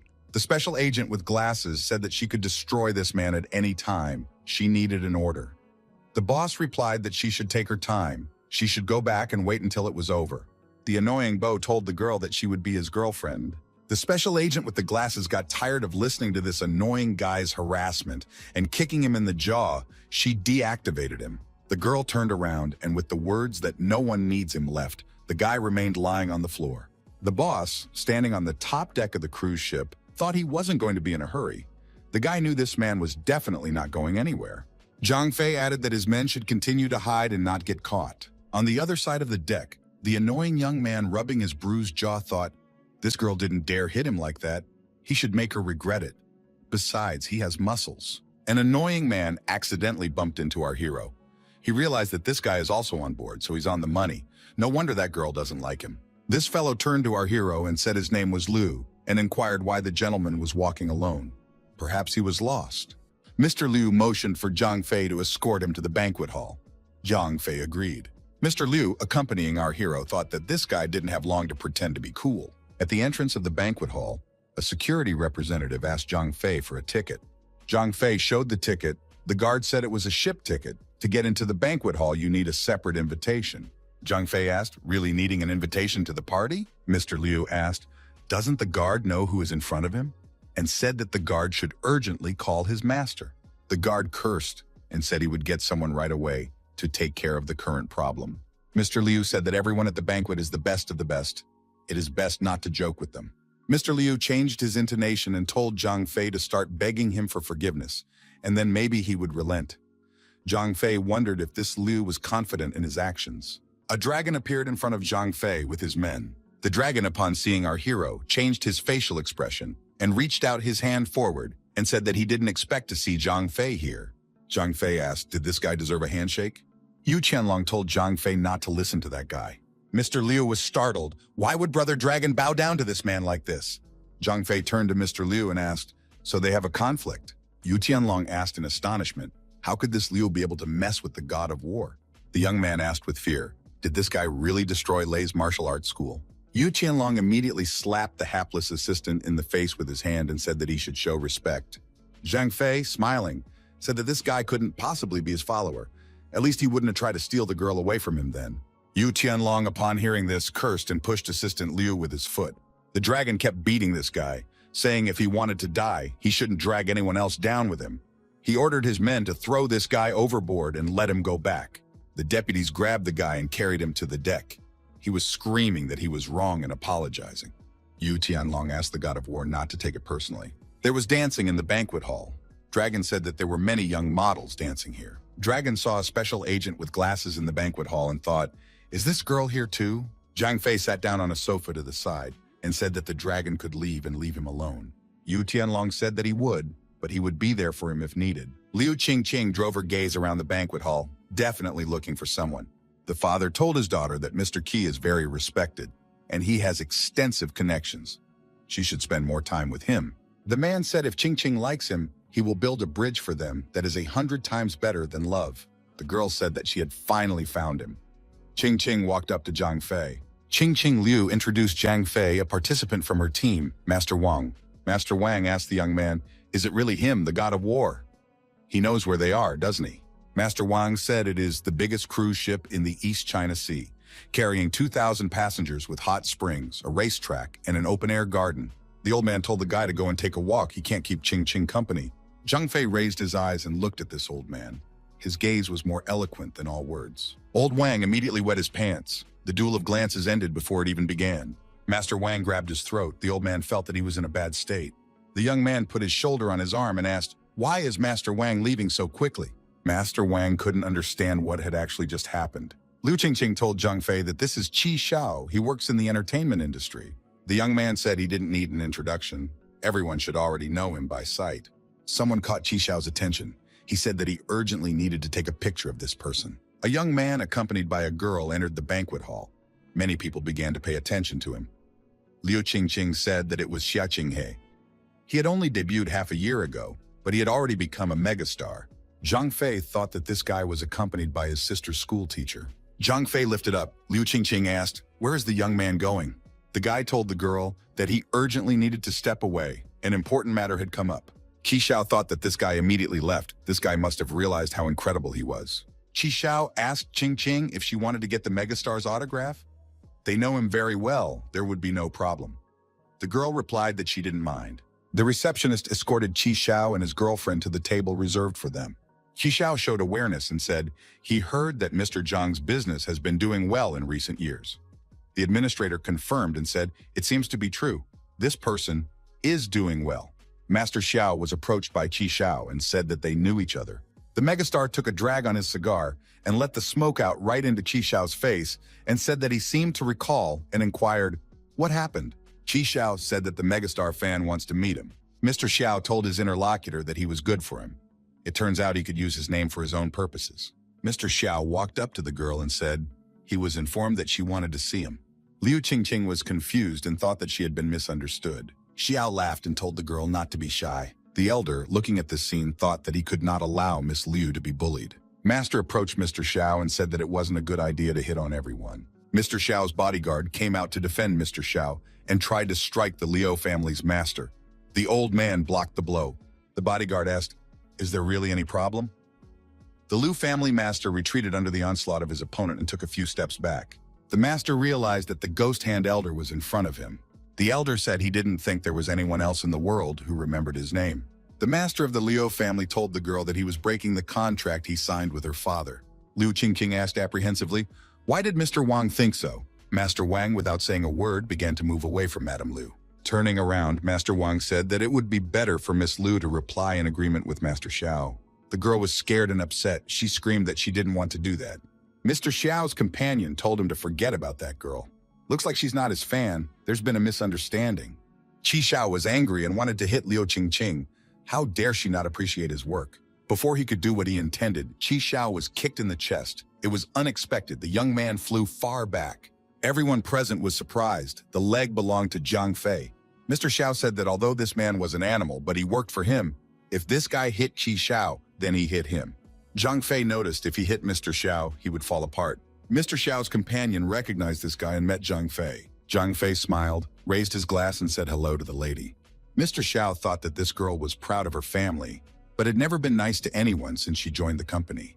Did she really have such an acquaintance? Mr. Xiao told his companion that her friend was very brave. The ghost hand elder said since they know each other, they can just forget about everything. Zhang Fei said that he was not willing to forget and slapped the ghost hand elder. From this blow, the old man flew far back and rolled on the floor as he fell. Our hero said he couldn't admit his guilt to something like a mosquito. Those observing the scene said that this type was too tough. Had he also arrived at the competition? Master Wang couldn't believe his eyes. Was this really possible? The ghost hand elder himself had been deactivated. Mr. Xiao asked in surprise, "How dare this guy go against him? Does he even know that this cruise ship belongs to his family?" The people around them shouted that this guy should be thrown overboard and made to swim back. Megastar Mr. Xiao told that cheeky boy to get out right now. Zhang Fei leisurely walked over to Mr. Xiao and poured red wine on his head. He said that if he heard one more word, he would have to destroy this guy. Liu Qingqing told her companion not to do that. At this time, outside the banquet hall, a dragon accompanied by a man in an evening suit was moving towards the guests. The companion was telling Mr. Dragon to introduce him to the god of war. Dragon said this guy was too tough and he might not want to listen to his companion. The man said he understood everything and just needed to be taken to that man. He would take care of the rest. The man thought the god of war is young. After all, he must like pretty girls. The dragon, along with his companion, entered the banquet hall. The man saw Zhang Fei and, surprised, called him Master. The man made his way to our hero and said he was lucky to meet him here. Mr. Xiao was surprised. His father had just called this guy a master. Dragon said that he wanted to introduce the god of war to a big man in Haidong's entertainment industry. This is Xiao Tanwan's father. The man said no need for loud introductions to the young man, he is just Xiao. Mr. Xiao took his son's hand and told him that in front of them was the new master Haidong, the god of war, and his son could call him Uncle War. Everyone present realized that the person in front of them was the person who had recently destroyed Tiandu Inn and trampled Lei's martial arts school. Master Wang saw Mr. Xiao walk up to Zhang Fei, and from the surprise, he couldn't help but fall to the floor. He thought that it was over. The father hit his son, the megastar, and said, why does he have this attitude? He should immediately give the war uncle money. Junior Xiao told his father, the only reason is because he doesn't know how to fight. The fact that he is a martial artist has nothing to do with the entertainment industry. Junior Xiao said to Zhang Fei, even if they know how to fight, rich people can still hire any master. Mr. Xiao suggested we just part ways amicably. Zhang Fei silently turned around and headed towards the exit. The megastar laughed at him and said that he was leaving after all. Xiao Jr. added, didn't this guy promise that he was going to destroy him? After saying that, Junior Xiao's eyes went black. His legs gave out and he fell to the floor. His father ran over and grabbed his son. Mr. Dragon approached Mr. Xiao and said that he was very sorry for his loss. Mr. Dragon looked after the departing Zhang Fei and thought, just how strong is he? Junior Mr. Chen was also present in the banquet hall, he thought. He had been looking for this guy for a long time. The young man thought it was time for the brothers to begin their revenge. Zhang Fei secluded himself in his quarters and took the lotus pose and began to meditate. The guy needed to concentrate. The young man didn't get a message. It was a call from an old acquaintance. She said they hadn't seen each other for a long time and asked if he missed her at all. Zhang Fei, switching to another line, said he told him to keep an eye on the door to make sure that no one entered. The question was addressed to Tank. Tank, as always, was in the process of devouring his food. He answered that he was afraid the boss would be lonely. The boss said he'd show this guy the iron fist of loneliness when he got back. Fu Xiang joined the conversation. The special agent with glasses said that she would get rid of that girl quickly. She even had a sword for that purpose.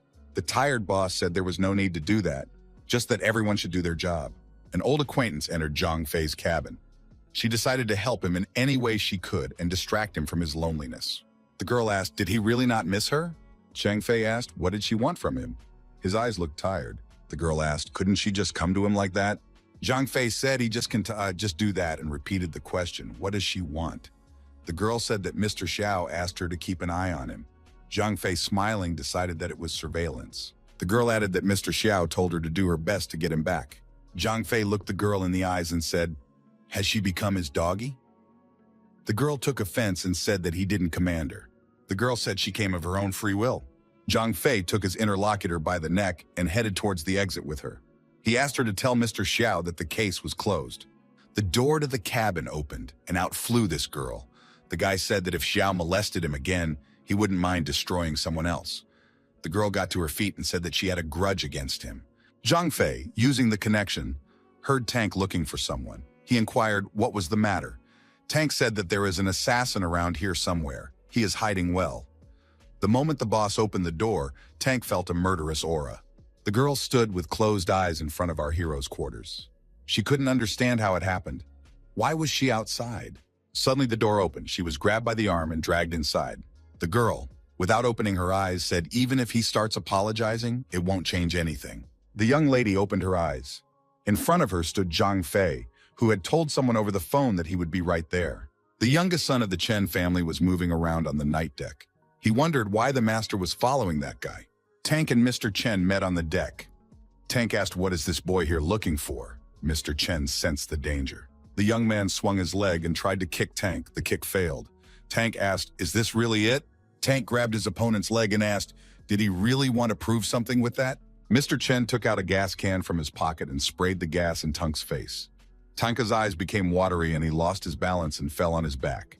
The Tank was lying unconscious. Mr. Chen said it's the biological poison of the gods. Even a boar can be put to sleep with one spray. Mr. Chen looked at this big guy and the gas canister in his hand and thought that this guy was very strong. Mr. Chen took out a knife and said, it was a pity that such a body would die in his hands. Suddenly a man appeared and said, is this guy really going to destroy him? The man hit the young man and called him names. The young man fell to the deck and looked at the man. His father was standing in front of him. Chen Sr. said, you can threaten, bait, and trap after all he had taught him. Mr. Chen touched the head of the lying Tank with his foot. How can his son lure that rascal out and trap him if he wants to destroy this guy? Chen Jr. told his father that he was wrong. Revenge for his brothers had clouded his mind. Father said that in this case there was no point in hurrying. After tomorrow's competition, all of Heidong will be in the palm of his hand. The young man excitedly asked his father, in that case, to keep the strongest one for him. The man told him to get out. Chen Jr. told his father that he would interrogate the big guy properly. Near the fallen Tank lay a fallen earphone with a microphone. Thanks to this, Zhang Fei could hear all the conversations and realized what had happened to Tank. Zhang Fei understood that it was now necessary to get Tank out of trouble. Special Agent Fu Xiang said that she is aware of what happened because she heard everything too. The girl told her boss not to worry. They would definitely work something out. Fu Xiang determinedly said that she would save her colleague and rushed to fulfill this mission. Zhang Fei laughed out loud.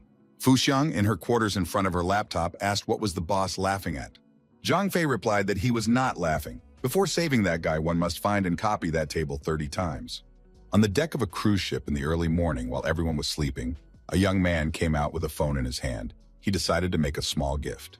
The young man said that all the rich people of Haidong can't sleep at night, dreaming of looking at the quota table. Suddenly, there were serious men in suits near this guy. It was someone's security detail.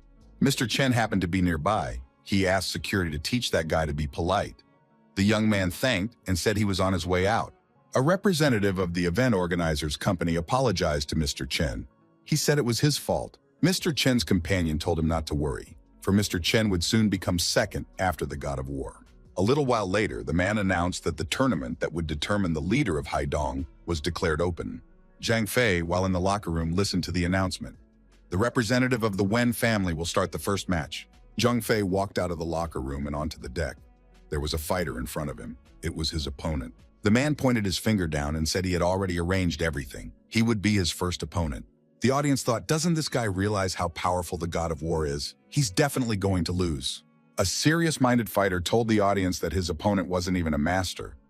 Even though the audience doesn't understand anything. Special Agent Fu Xiang was sunbathing by the pool at the time.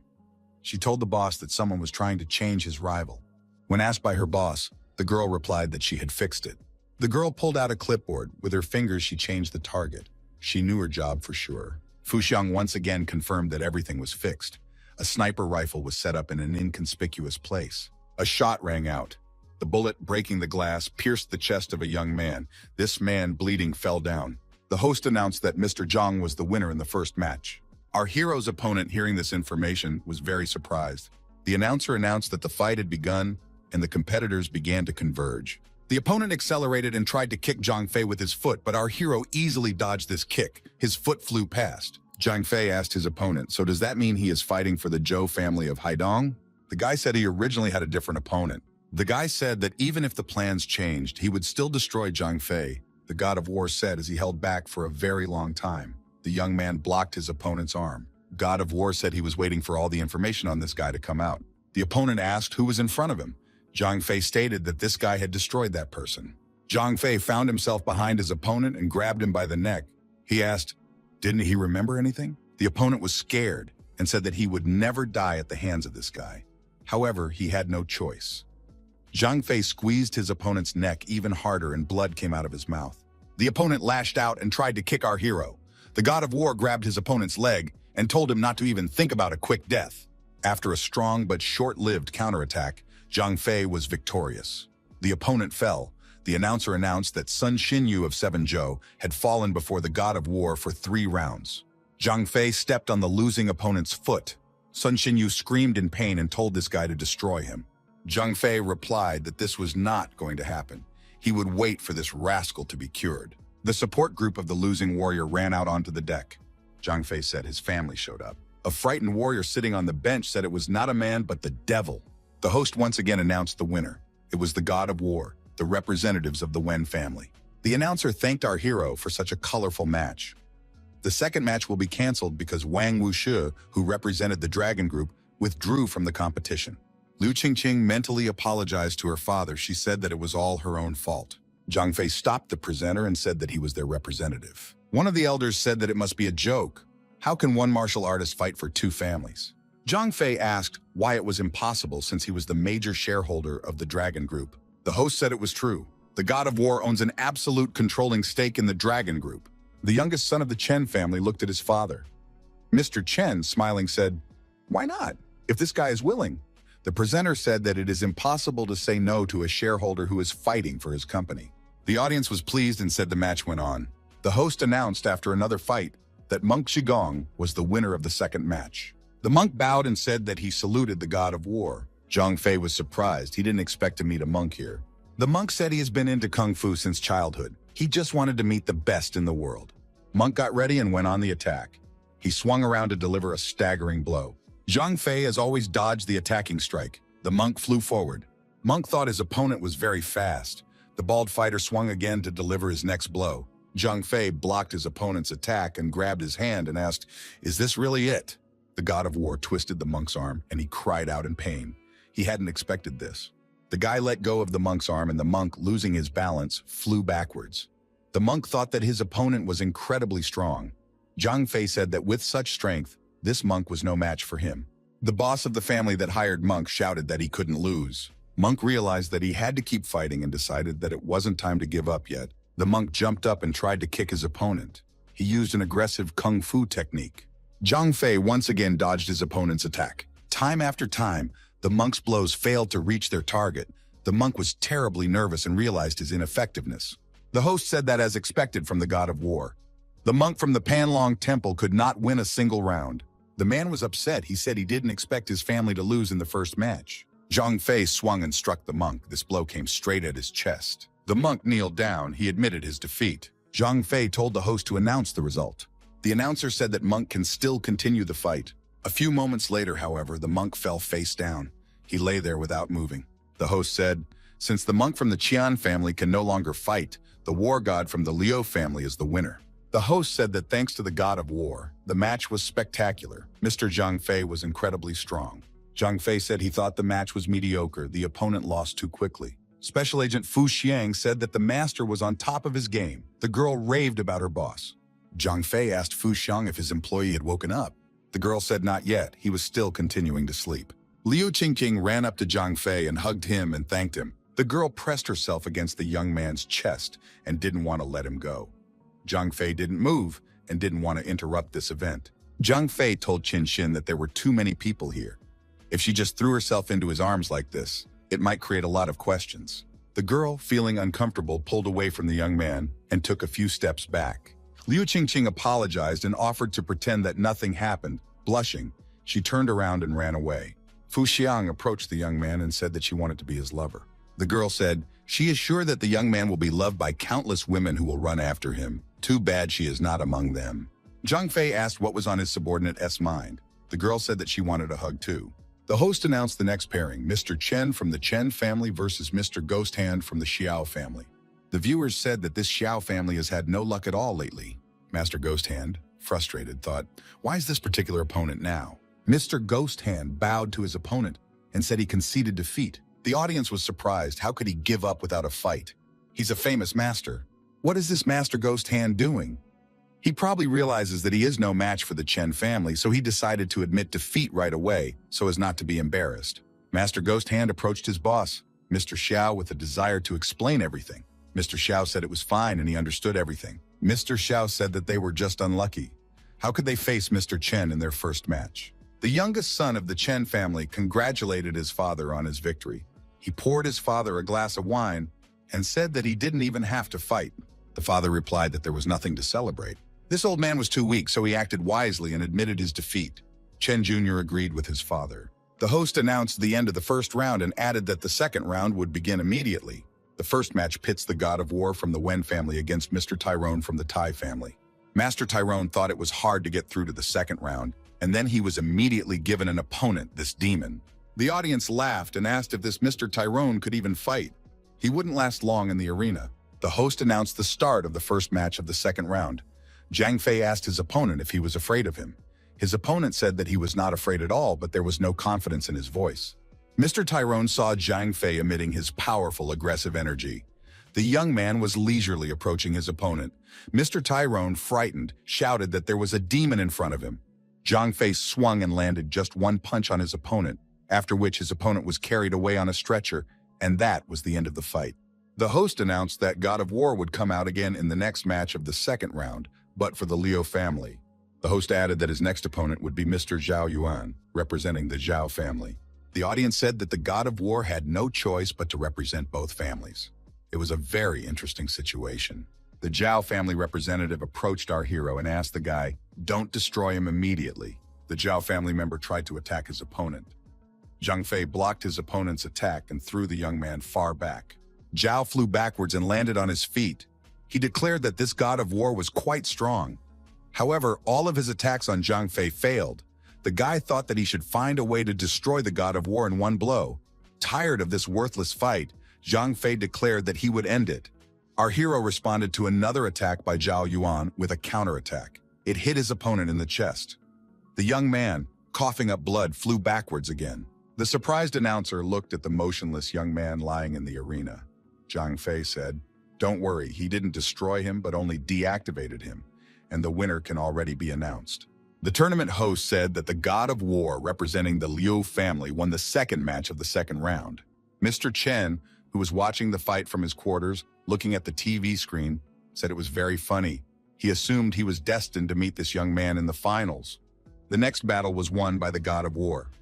The audience gave him a standing ovation and shouted that the God of War was invincible. Mr. Chen also won his next fight. The audience shouted for Mr. Chen to hold on like that. In the next battle, an uncomfortable situation happened. The God of War must oppose the God of War. How can this be? The audience wondered what the God of War would do now. How will he fight himself? In what round does he hold victory over himself? The elder raised his hand and said that he had a solution. God of War passes to the finals. The audience was surprised. How could this be? The elder turned to the audience and said that if anyone did not like it, they could go on stage and express their displeasure to the God of War personally. However, no one wanted to contradict the warrior. Mr. Dragon thought that Mr. Xiao was completely on Zhang Fei's side. He has an eye for good people. The host announced, since Mr. Xiao said so and no one has any objections, he announces that the God of War passes to the finals. The tournament host announced that Mr. Chen, representing the Chen family, and Mr. Ouyang Shijian, representing the Pao family, would meet in the second semi-final. Standing in the arena were Mr. Chen Badao on one side and Mr. Ouyang Shijian on the other side. Holding the sword in his hand, Mr. Ouyang said, although he lost to his opponent last time, this time will be different. Ouyang asked, is his opponent still looking down on him? He had trained long and hard to defeat Mr. Chen today. Today, he was ready to show his might. Zhang Fei thought that there was too much trash talking in the arena right now. Mr. Chen stood silently. Ouyang Shijian said that his opponent would soon turn into a corpse and drew his sword forward and rushed forward to attack. At the last moment, Chen Badao deflected to the side and the opponent with sword in hand flew past. The spectators remarked that Ouyang Shijian had really gotten stronger this time. Now he was using his ki. One of those watching was terribly curious when would Mr. Chen start showing off his skills. Chen continued to coldly evade the opponent's attacks while doing nothing in response. Ouyang Shijian lost his cool and began to lose his temper. Chen Badao still did nothing in response and stared indifferently at his opponent. Ouyang Shijian thought, something is not right here. Finally, Mr. Chen Badao struck his opponent's chest with his fist. The blow was so powerful that his opponent immediately flew backwards. Ouyang Shijian, bleeding, sat on his knees in the arena. He had no strength to get up. Mr. Chen called his opponent trash. Ouyang thought that things were now much worse than he thought. Mr. Chen leisurely headed towards his opponent. Zhang Fei thought that the show was about to start. Ouyang Shijian asked his opponent when did he become a master. Seeing Chen Badao's determination, Ouyang Shijian shouted that he was giving up. Mr. Chen threw a powerful fist strike into the arena, right in the vicinity of his opponent. A deep hole was formed. Ouyang Shijian thought that he almost died. Chen said that his opponent was a loser. He would not be able to surpass him in this life. Ouyang Shijian thought that one day he would make Chen Badao answer for these words.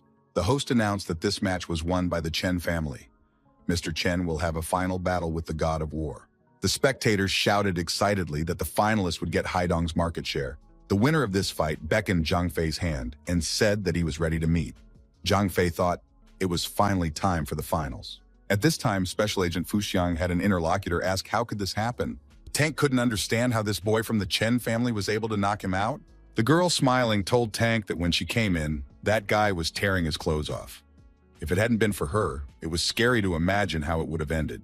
Tank said in anger that he would destroy that rascal. No one had ever mocked him like that before. The announcer announced that the match had begun. The opponents could attack each other. The opponents stood against each other without doing anything. The spectators were wondering why the opponents don't do anything. Someone suggested that they are so confident that they don't want to make the first move, but want to let their opponent do it. But it gets boring. At one point, both fighters attacked each other and collided with their fists displayed forward. Chen Badao said he was surprised that this guy had become so strong. Zhang Fei replied, how could one not train when they needed to avenge their family? Chen Badao delivered a powerful crushing blow. Zhang Fei blocked this strike and neutralized the attack. The spectators were delighted. Our hero said that all the suffering he had endured over the years, he would give back to his opponent today. The young man, using his inner energy, went on the attack. Chen Badao thought that he should use the phantom mode to repel this attack. Zhang Fei missed and flew past. Mr. Chen said a smart thing. He never thought the guy would turn out to be stronger than he imagined. The young man replied that he was much stronger than his opponent thought. Chen Badao said that in that case, he would show his opponent his true strength. The deck under his feet trembled and cracks appeared. This was a display of true strength. At the same time, While on the roof of a cruise ship and using data from a drone hovering in the air, Super Agent Fu Xiao detected a yacht approaching them on her tablet screen. Using the data coming in on her glasses, Fu Xiang determined that this vessel belonged to the Ye family. At this time, Mr. Chen, showing his true strength, rushed towards his opponent. Every step he took left dents in the arena. Zhang Fei also took the same action. After his steps also dented the arena, the young man swung his energy-charged fist. Mr. Chen Badao thought that his opponent was acting recklessly. However, the war god's precisely calibrated strike reached its target. Chen Badao received a crushing fist punch to the jaw. An indestructible warrior, Chen Badao flew up and collapsed into the arena, bleeding. Zhang Fei walked over to him and asked, "Is this really it?" There was silence in the stands. After a while, someone asked, was Chen Badao, who is the #1 in Haidong, really knocked out? The god of war is so young, yet he was able to overpower the Chen family. The youngest son of the Chen family, watching the fight from his quarters, couldn't understand how this could happen. How could his father lose? Mr. Chen managed to get to his feet and swayed, thinking that he hadn't bled in a long time, or rather never. Zhang Fei asked, "Is his opponent still alive? Looks like it's going to be fun from now on." Mr. Chen stood up to his full height and threw off his jacket. He realized that he had one chance left. The man shouted that his opponent would be finished now. All the spectators thought that Mr. Chen was now much stronger. He had an incredible aura. Chen stated that now he would truly show his full power. The opponent should beg for mercy. A lightning flaming sword appeared in Mr. Chen's hand. It was quite unexpected. Zhang Fei realized that it was Tai Xuanjing. Chen said with a smile, he did not expect his opponent to know about it. The man added that this guy is the only one in the world who can beat him. However, he has to try harder. Mr. Chen thrust his sword forward and attacked Zhang Fei. At the same time, he shouted loudly. Zhang Fei calmly dodged the sword. Mr. Chen flew forward by inertia. Mr. Chen's next attack was also unsuccessful. A protective dome was formed around the young man, and the sword could not penetrate it. However, Chen Badao did not calm down and struck at the protective dome, which eventually cracked and crumbled. Chen shouted that the young man could say goodbye to his life and was about to deliver a final sword strike to his opponent's chest. Young Mr. Chen, who was watching the fight from his quarters, said that the god of war could bid farewell to life. He wouldn't leave here alive today. At the last moment, Zhang Fei blocked his opponent's sword with 2 fingers and asked, was this really the best he could show? Chen Badao realized with horror that his opponent had applied rhinoceros fingers. After shattering his opponent's sword with 2 fingers, the young man said that now it was his turn. Zhang Fei struck his opponent with a staggering straight punch to the face with his fist, after which he landed another series of punches to his opponent's body. Chen Badao lost his balance and fell to the arena. Zhang Fei continued to finish him off with his feet. The cold-blooded Zhang Fei asked the caller, didn't he have anything else to show? Zhang Fei took his opponent by the chest and lifted him high up. The spectators were horrified. The young man said that he would make the rascal pay for everything. Young Mr. Chen couldn't understand how the opponent won. After all, it was impossible. Special Agent Fu Xiang ordered the Ye family's vessel to be allowed through and warned to be careful not to be discovered. A command was given to all submarines, as well as warplanes, to stay away and let the ship pass. It's necessary to apply maximum camouflage and not let ourselves be detected. This command was transmitted to all observation points. The special agent wondered what the Yi family was doing here. Zhang Fei, holding his opponent at arm's length and lifting him above the deck, asked if Mr. Chen would have any last words. The man said that he had to get rid of them first. Zhang Fei said that he would not let Chen Badao die so easily. The young man began to absorb his opponent's energy. Chen Badao could feel him losing strength. Falling to his knees exhausted, Mr. Chen felt that the young man had destroyed his cultivation.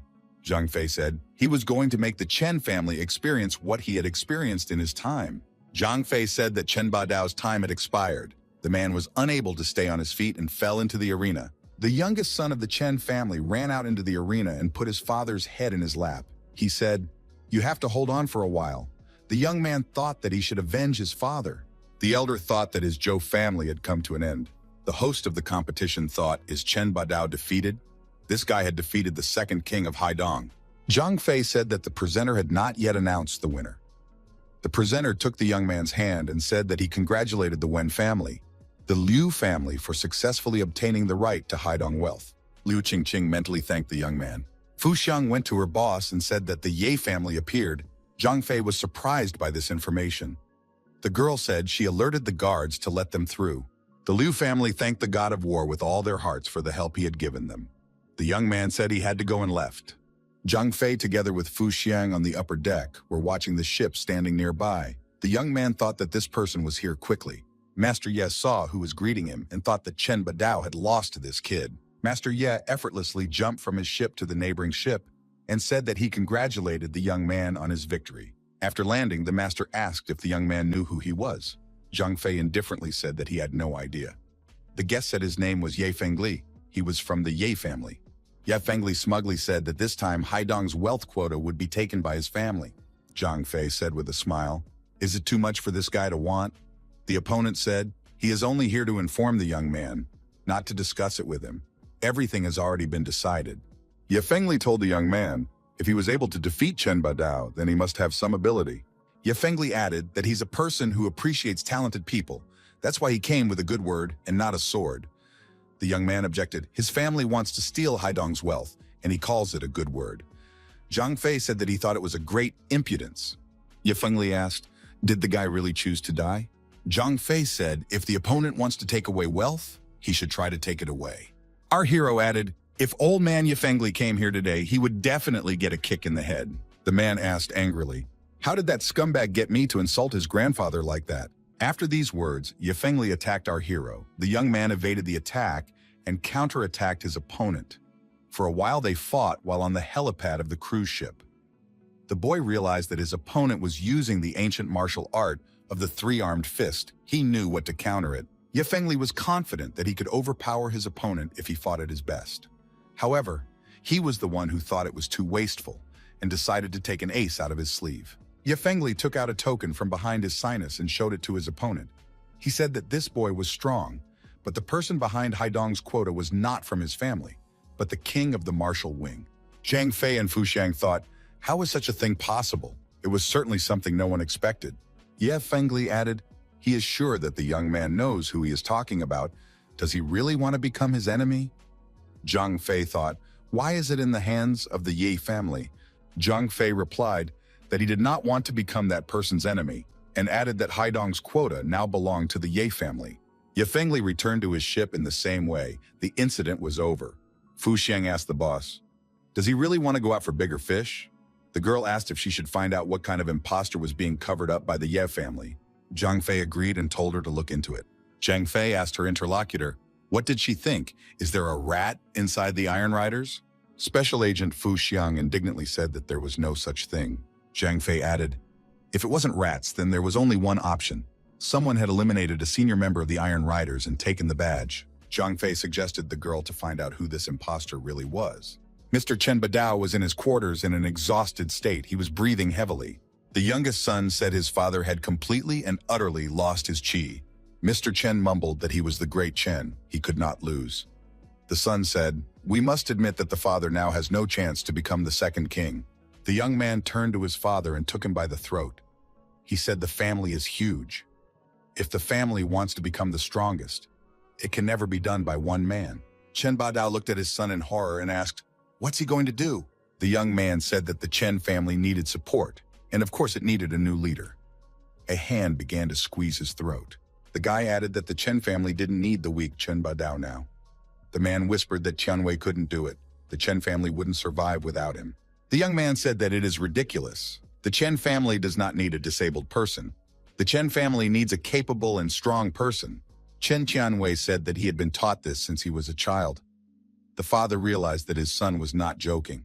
The young man says he will do it and he says goodbye. He is the one who will become the second king of Haidun.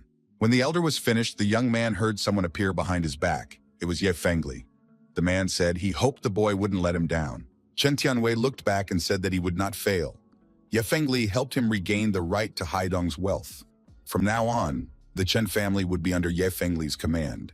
Ye Fengli regretfully said that this guy's father was born useless. Ye Fengli said that he wanted to give this guy a job, or rather give him a chance to destroy the god of war. The man handed the young man a box. The guy asked in surprise, what could be in the box? Ye Fengli said as he walked away. There is something in there that will help destroy the god of war. The young man opened the box, and in it was a key. There was also a letter in the box. What could it be? Ye Fengli, Mr. Liu, and Mr. Wen were present in the meeting room. Ye Fengli asked if they clearly heard what he said. Mr. Wen was surprised. Why is 90% being given to the Chen family? How could they agree to this? Ye Fengli said he doesn't care if they agree or not. He came here to report, not to debate about it. Ye Fengli left the meeting room. Mr. Wen said that Chen Tianwei asked them to meet him at his house in 5 days. Mr. Liu added that they could not refuse him. Zhang Fei said to his interlocutor, he would never have thought that Chen Badao would die at the hands of his own son. The young man added that this is what that man deserved. It was obvious he wasn't going to end well. Special Agent Fu Xiang said that it was only to their advantage. The girl added that Chen Tianwei asked all the big families to gather at his house in 5 days. Zhang Fei inquired about the status of their investigation. The girl said that one of their squads had been attacked a few days ago. All squad members were eliminated and their badges were stolen. At the same time, all the riders were suddenly attacked. Fu Xiang assumed that someone wanted to award their names to themselves. Zhang Fei asked who else was involved besides the Ye family. Fu Xiang replied that she has no information. It seems that they have a rat. Zhang Fei said that in that case, he would find her and ordered that it was necessary to inform everyone that in 3 days, all senior Iron Riders should gather in Haidong. Fu Xiang told the boss, she has a feeling that something will happen soon. There has been unrest on the border lately. The death squadron they had fought earlier had reappeared. It couldn't be a mere coincidence. The god of war suggested that they were all related to each other. Zhang Fei told the special agent, if the death squadron tries to do anything, we should organize the Iron Riders to destroy it. The youngster added that there are interesting times ahead for them. The armed men positioned themselves among the ammunition. One of them asked the captain, who was wearing a mask, if they were really heading to Haidong. The captain confirmed. The captain held up a yellow-colored cartridge and said they had to destroy it this time. A secret base in an inconspicuous part of town. At this base, a girl sits at a desk surrounded by monitors. She has prepared herself for some serious work. A young man appeared and asked if the others had already arrived. The girl replied that there was no hurry. They still had 10 minutes before the appointed time. Footsteps were heard. The girl asked, wasn't it them? The young man entered the room and said hello. One of the young men asked a colleague why he was not smiling. What's wrong? A colleague asked where Fei Hu and Ghost Hand were. Why aren't they here? The girl said they were far away. They wouldn't be in today. The non-smiling young man noted in his notebook and said -1 point each. One of the boys thought that this jerk always takes points off for nothing. The young man approached the girl and said that they were all here, but where was their king? The girl replied that, although she was in charge of scouting, she was not following the king. A few seconds later, the king appeared. He was accompanied by Special Agent Fu Xiang. The personnel greeted His Majesty. His Majesty said he was sure they had been informed of the reason he had asked them to gather. The king asked why Mockingbird, who is in charge of intelligence, didn't find out in time about such an important tragedy as the loss of their boys. The girl apologized. The king said he would give her a chance to improve. He was interested in the results of the intelligence investigation of the last 3 days. Mockingbird said that the people participating in the siege of their Iron Riders of the military wing were the Yi family, the Dragon King's group, and the Death Squadron.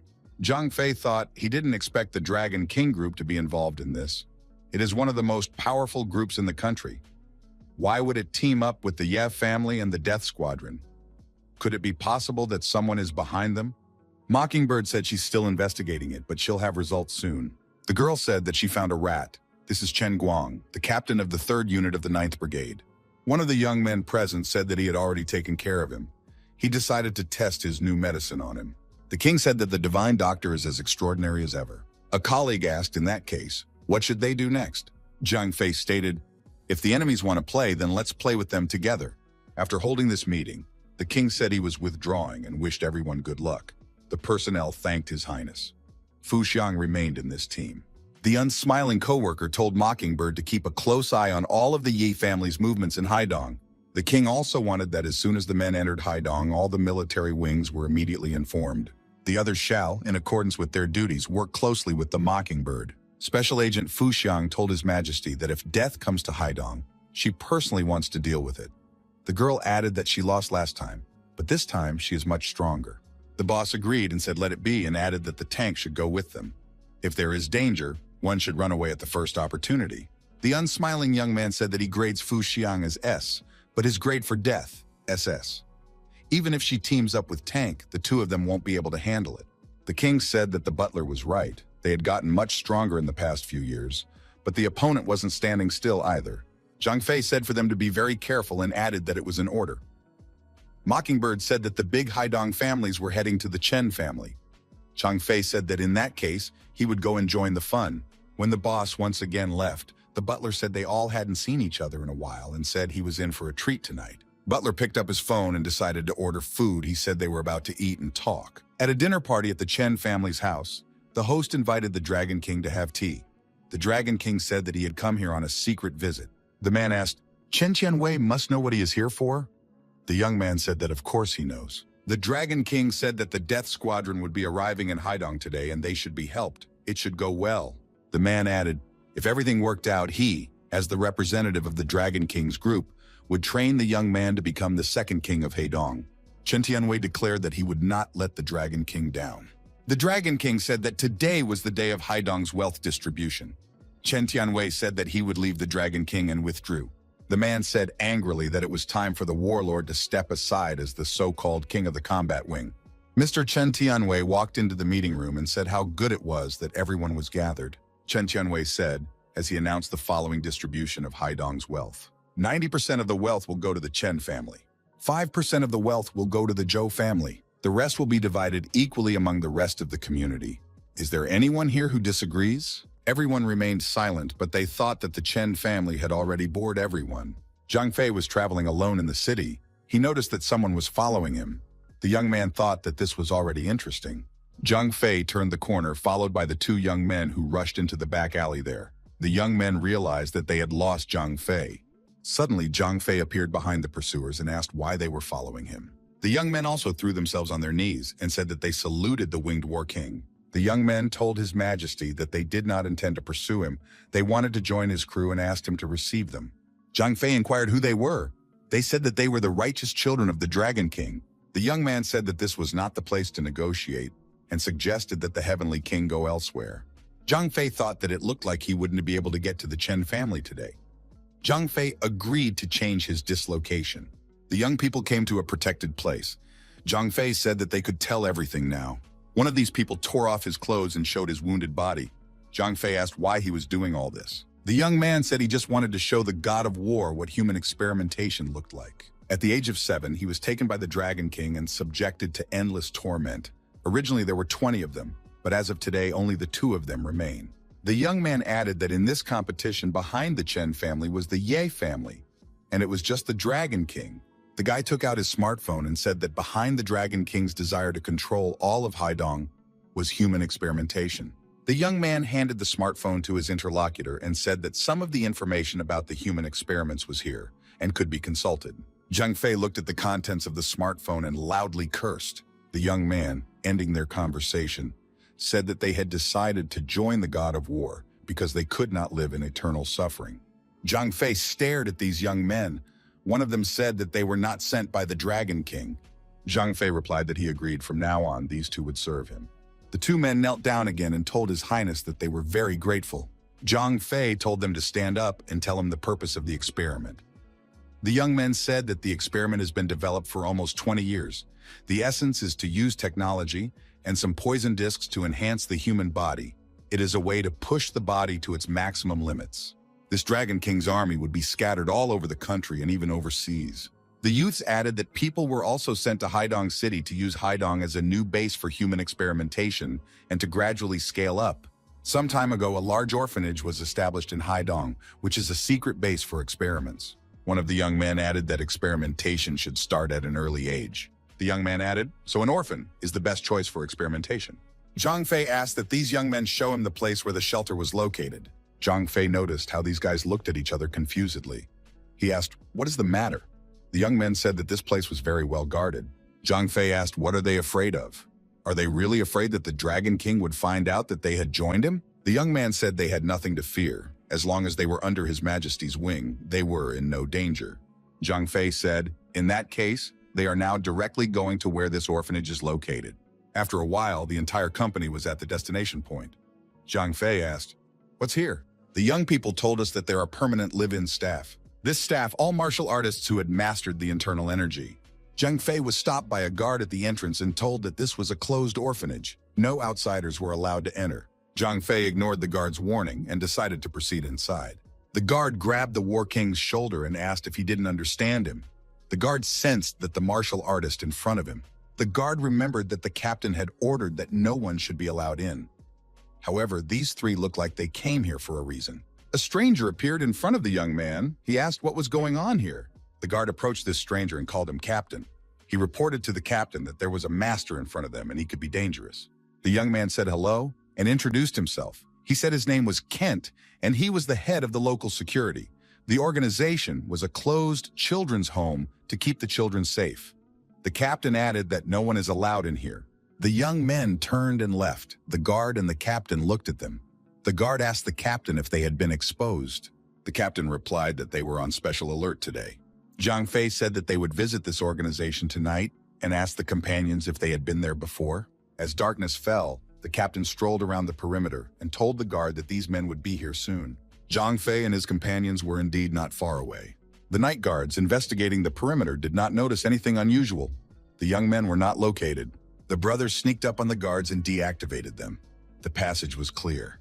The guards were bound and immobilized. They couldn't even speak. One of the young men said that this building, a residential area, had a secret experimental complex underneath it. The young man said that there would be a guard change in a minute, and while they were doing that, the guards would take a smoke break.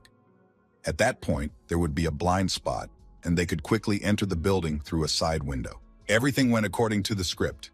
The young people found themselves in an underground room. The secret experimental area was on the second floor. Zhang Fei looked at his companions and thought, these guys were not very good actors. The young men followed in the given direction, Zhang Fei following a little behind them. The young men appeared at a secret door behind them, a secret laboratory. One of the brothers pressed a button and the doors opened. Zhang Fei followed inside without stopping. Someone pressed the red button and the gate began to close. The brothers were scared and didn't want to enter the secret lab. However, the young men were pushed inside and the doors closed behind them. The lab was lit up with a bright light, and there were many people around. Zhang Fei smiled and asked, was this really their plan? One of the guys asked, did Zhang Fei really know everything? Zhang Fei replied, did they really think they could deceive him? The young man said even if Zhang Fei knew everything, he was still too arrogant. This guy added that Zhang Fei had fallen into a trap. Today, he wanted to destroy our hero to avenge his father. There was a captain in the lab who said that the god of war was very popular. Zhang Fei asked the captain, did the Dragon King know what they were doing here? The guy said they would just bring the head of the god of war to the Dragon King. Zhang Fei said if he was not mistaken, their plan was rejected by the Dragon King. The opponent said that was not true. Zhang Fei said with a smile, these two were very much lowering the Dragon King's bar with their existence. The guy took offense and said that Zhang Fei dare not say that. He might be an immortal warrior, but it is only in words. In reality, he is an ordinary mortal. He may be the strongest man to defend the frontier. He can stand alone against an entire army, but he's still a mere mortal. The captain said that even an elephant could die, and ordered the soldiers to capture Zhang Fei. Enemy soldiers tried to attack our hero. The young man was as fast as lightning. He moved from one soldier to another, striking them with his blows, leaving no chance of escape. After a while, all the attackers were deactivated, their weapons lying on the ground. The captain cried out in fright. Could one man have done all this? Zhang Fei walked up to the captain and said, if that was all, he had bad news for his opponent. The captain replied that wasn't all. A strange object appeared in his hand. The captain threw this item towards Zhang Fei and said that this was their latest development. Acrid smoke began to fill the room. Laughing, said that now even the god of war will not be able to resist. He is a mere mortal and will not be able to resist this gas. And on the body of our hero appeared redness and blisters began to form. Zhang Fei kept on his feet. He walked up to the captain and grabbed him by the throat. The captain was terrified. The god of war said that it was an ordinary poison. Did he really think he could use poison to deal with it? Zhang Fei grabbed his opponent tightly by the throat and lifted him above the ground, the captain gasping, asking to be released.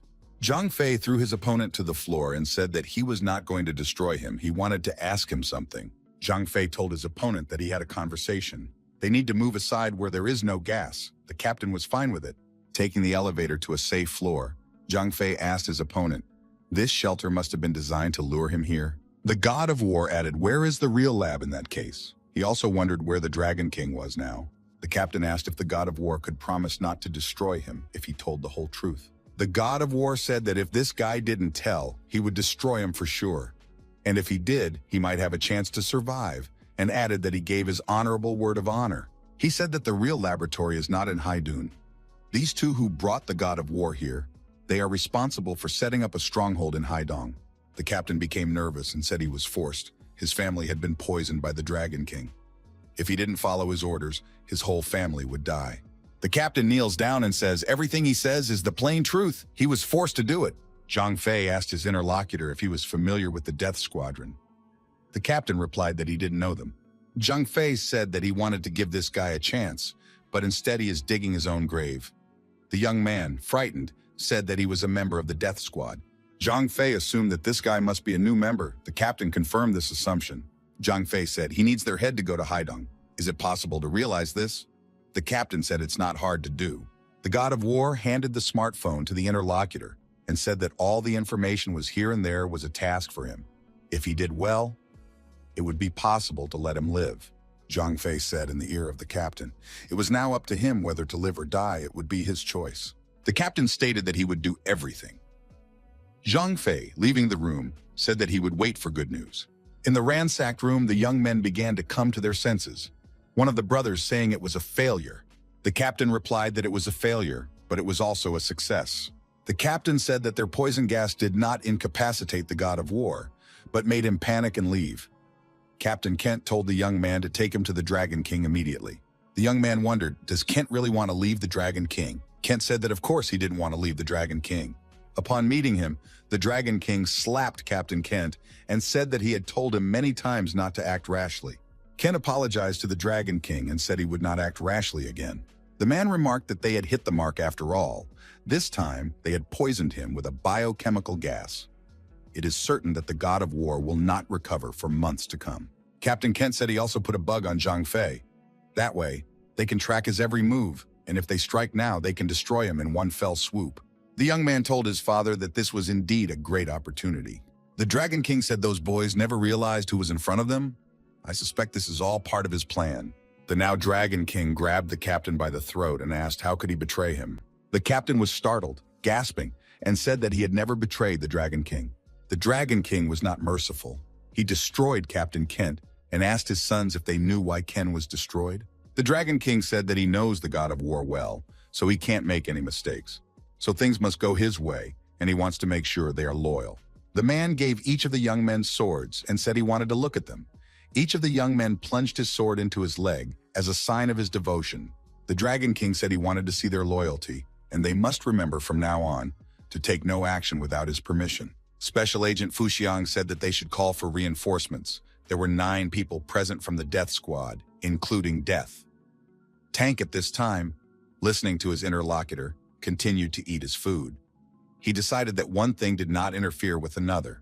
The girl looked at the building across the street and said there was only Death and one other person in the building right now. Tank, distracted from his noodling, asked what they would do. That 2 against 2, they might as well lose. Tank said they would not lose. The girl declared that in that case, she would capture Death today and present it to her master. After all, she was no longer the little girl she used to be. Tank and Fu Xiang decided to act on the plan they had just devised. Captain Death kept twirling a yellow cartridge in his hand. A colleague watching through binoculars on the building opposite said he spotted 2. An observer through binoculars said it was Tank and the killer. The captain inquired if there was a god of war. The watcher reported that there are only 2. The god of war is not among them. Captain Death took the gun and said, well, he'll see how strong those are. 2 masked men with guns in their hands, a captain and his partner, set out to meet Tank and the killer. The next day came. The god of war, appearing at the secret base, asked what happened. The young man reported to His Highness that the assassin and the tank had attacked the Reaper last night. The tank was slightly injured, but he was fine now. The young man added that the murderer had been poisoned with an unusual poison. The poison has now been removed and she is fine. The god of war entered the ward, the assassin and tank lying in their hospital beds and restoring their broken health. Zhang Fei told them not to get up and inquired what happened. The girl lowered her eyes and said that they had lost in an equal battle. A more emotional tank said there was death there, but the other guy used poison. Butler wrote something down in his notebook and said he was -2 points each. The enraged tank shouted that next time he would definitely destroy that rascal. Zhang Fei asked that the 2 of them tell what happened the day before, but only in detail. Special Agent Fu Xiao said that she and Tank had found the Reaper's temporary base. The girl added that only the Reaper and one member of his team were inside. The tank was quite capable of destroying them. Killer added that she and Tank destroyed one, then they attacked the Reaper. However, the Reaper was very cunning and used poison against them. Tank stated, if he hadn't used the poison, they would have handled him. The Reaper has no concept of honor. Zhang Fei said that the Reaper is the best among all in sneak attacks. Does Tank really want to fight him fair and square? The boss told the butler to take another point off Tank. Where do such naive people come from? Fu Xiang said that the Reaper was also badly hurt. The God of War stated for the two of them to focus on recovery for now. The butler was told to follow him. Already in the fresh air, Zhang Fei asked the butler if he had anything to say. The butler stated that the death squad was working for the Dragon King, so naturally they had access to the biochemical gas. It was expected that the assassin and Tank would lose, but there was one thing that didn't add up. Zhang Fei said, wondering where is the rest of the Reaper team. Butler said they are looking into the matter. The War King reasoned aloud. Assassin and Tank made the Reaper use poison. It turns out that Butler was wrong in his assessment. The boss told the butler to look into it and be more attentive. The butler replied that he would fulfill everything. Zhang Fei added that the butler should smile more often. A meeting is being held at the Chen family home. A representative of the death squad is present. Also here was a representative of the Ye family. The Chen family was represented by the youngest son, Tianwei. Mr. Yi asked the Reaper if he was hurt. The Reaper replied that it was only a slight bruise. Mr. Yi hoped that it would not affect their plans. The Dragon King appeared and announced that today was their first official meeting. Everyone present stood up and greeted the Dragon King. The Dragon King asked the Reaper how the poison trials were going. The Reaper said that the poison is less poisonous, but it acts quickly. It won't be able to harm the God of War. Mr. Chen said that last night his men set up surveillance on the God of War. The Dragon King said that this poison would likely be completely useless against him. The man took out a flask from his pocket and after checking the color of its contents, he said that this was only a prototype. This was the second generation, which was even more toxic. He had spent a lot of effort and resources to develop it. This time he would take back the city. Zhang Fei, as always traveling alone through the city, thought that it might start to rain this time. A car stopped nearby. The young man thought it was behind him. The car door opened, and a young man with a red bow tie on his chest asked, "Is he the God of War?" The young man offered Zhang Fei a seat in this car. Zhang Fei was fine with it. In the car, our hero was waiting for an unfamiliar blonde in sunglasses. She offered the young man a rest. The guy thought it would be interesting. After a while, the young men got out of the car, and the girl said they were already there. The girl led the young man into the building and offered him a seat. The guy again was fine with it. The stranger introduced herself and said her name was Bai Fenfeng. The girl finally took off her glasses. Bai Fenfeng said that Elder Bai was her grandfather. Zhang Fei said it was funny, so she is his grandfather's granddaughter and asked why she invited him. Bai Fengfeng said that these were troubled times and asked for the God of War to help her. The girl wanted to throw herself on her knees, but the young man held her back. She said that she wanted him to save her family. Zhang Fei replied that there was no need to ask since he was her grandfather's close friend and asked her to tell him what happened.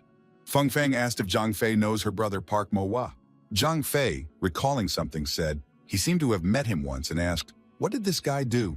Feng Feng said that some time ago, her grandfather became very sick and he took him to a private clinic.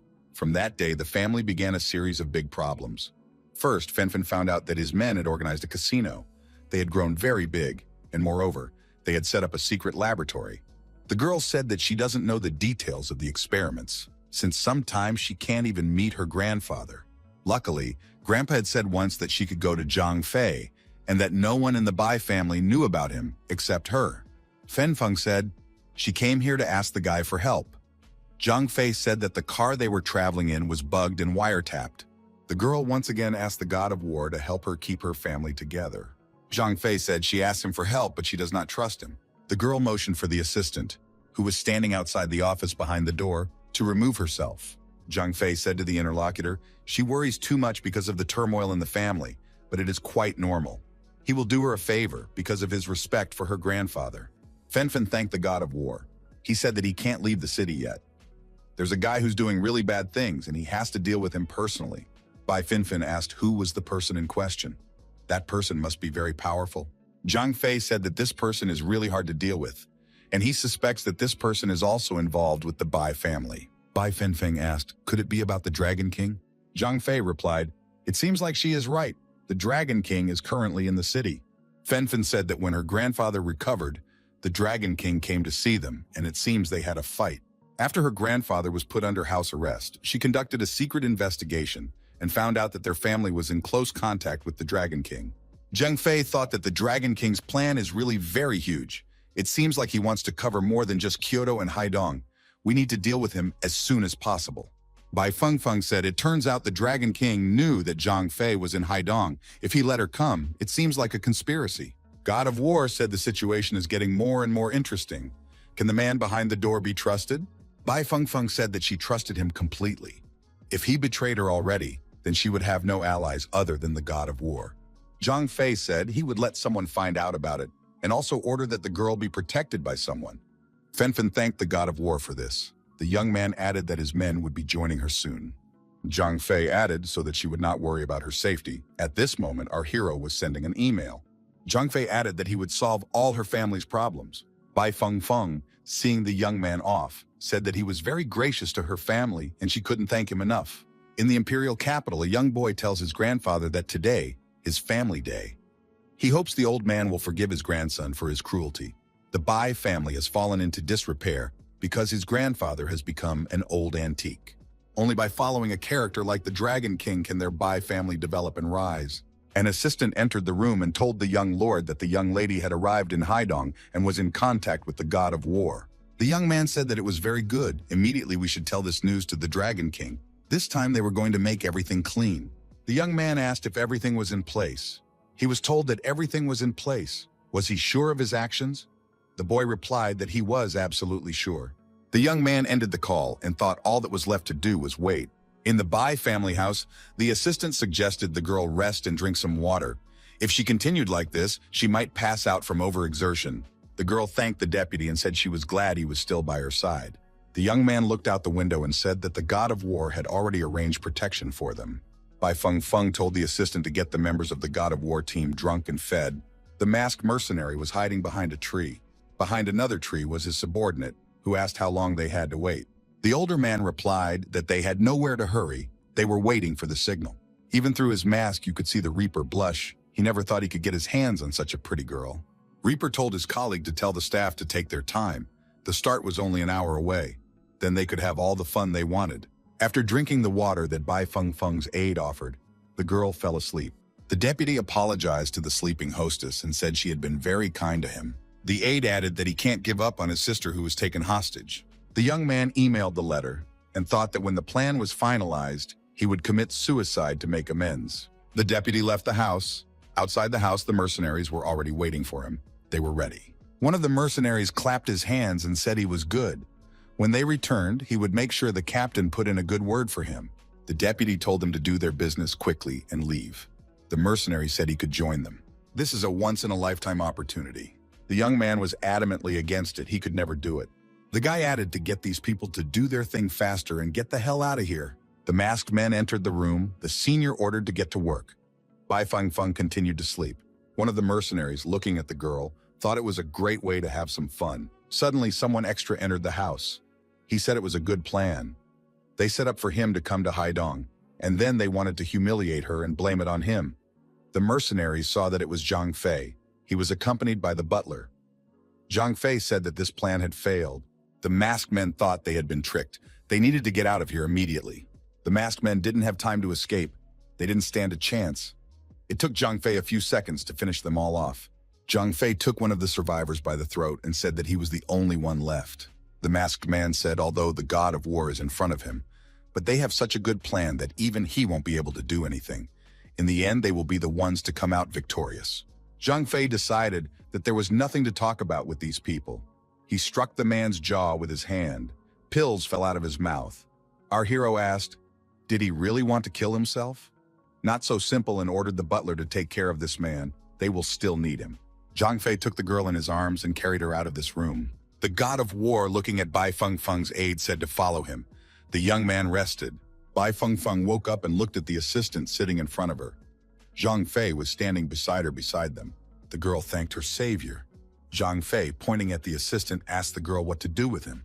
Bai Fengfeng said that she didn't expect this from Bai Mo. She didn't think he could betray her. Bai Mo told his mistress to destroy him. He is ashamed that he betrayed her. Fenfen asked the aide to tell her why he did it. After all, he had served her faithfully for so long. Bai Mo said if he didn't do it, his sister would suffer. His sister could be sold to Eastern Europe.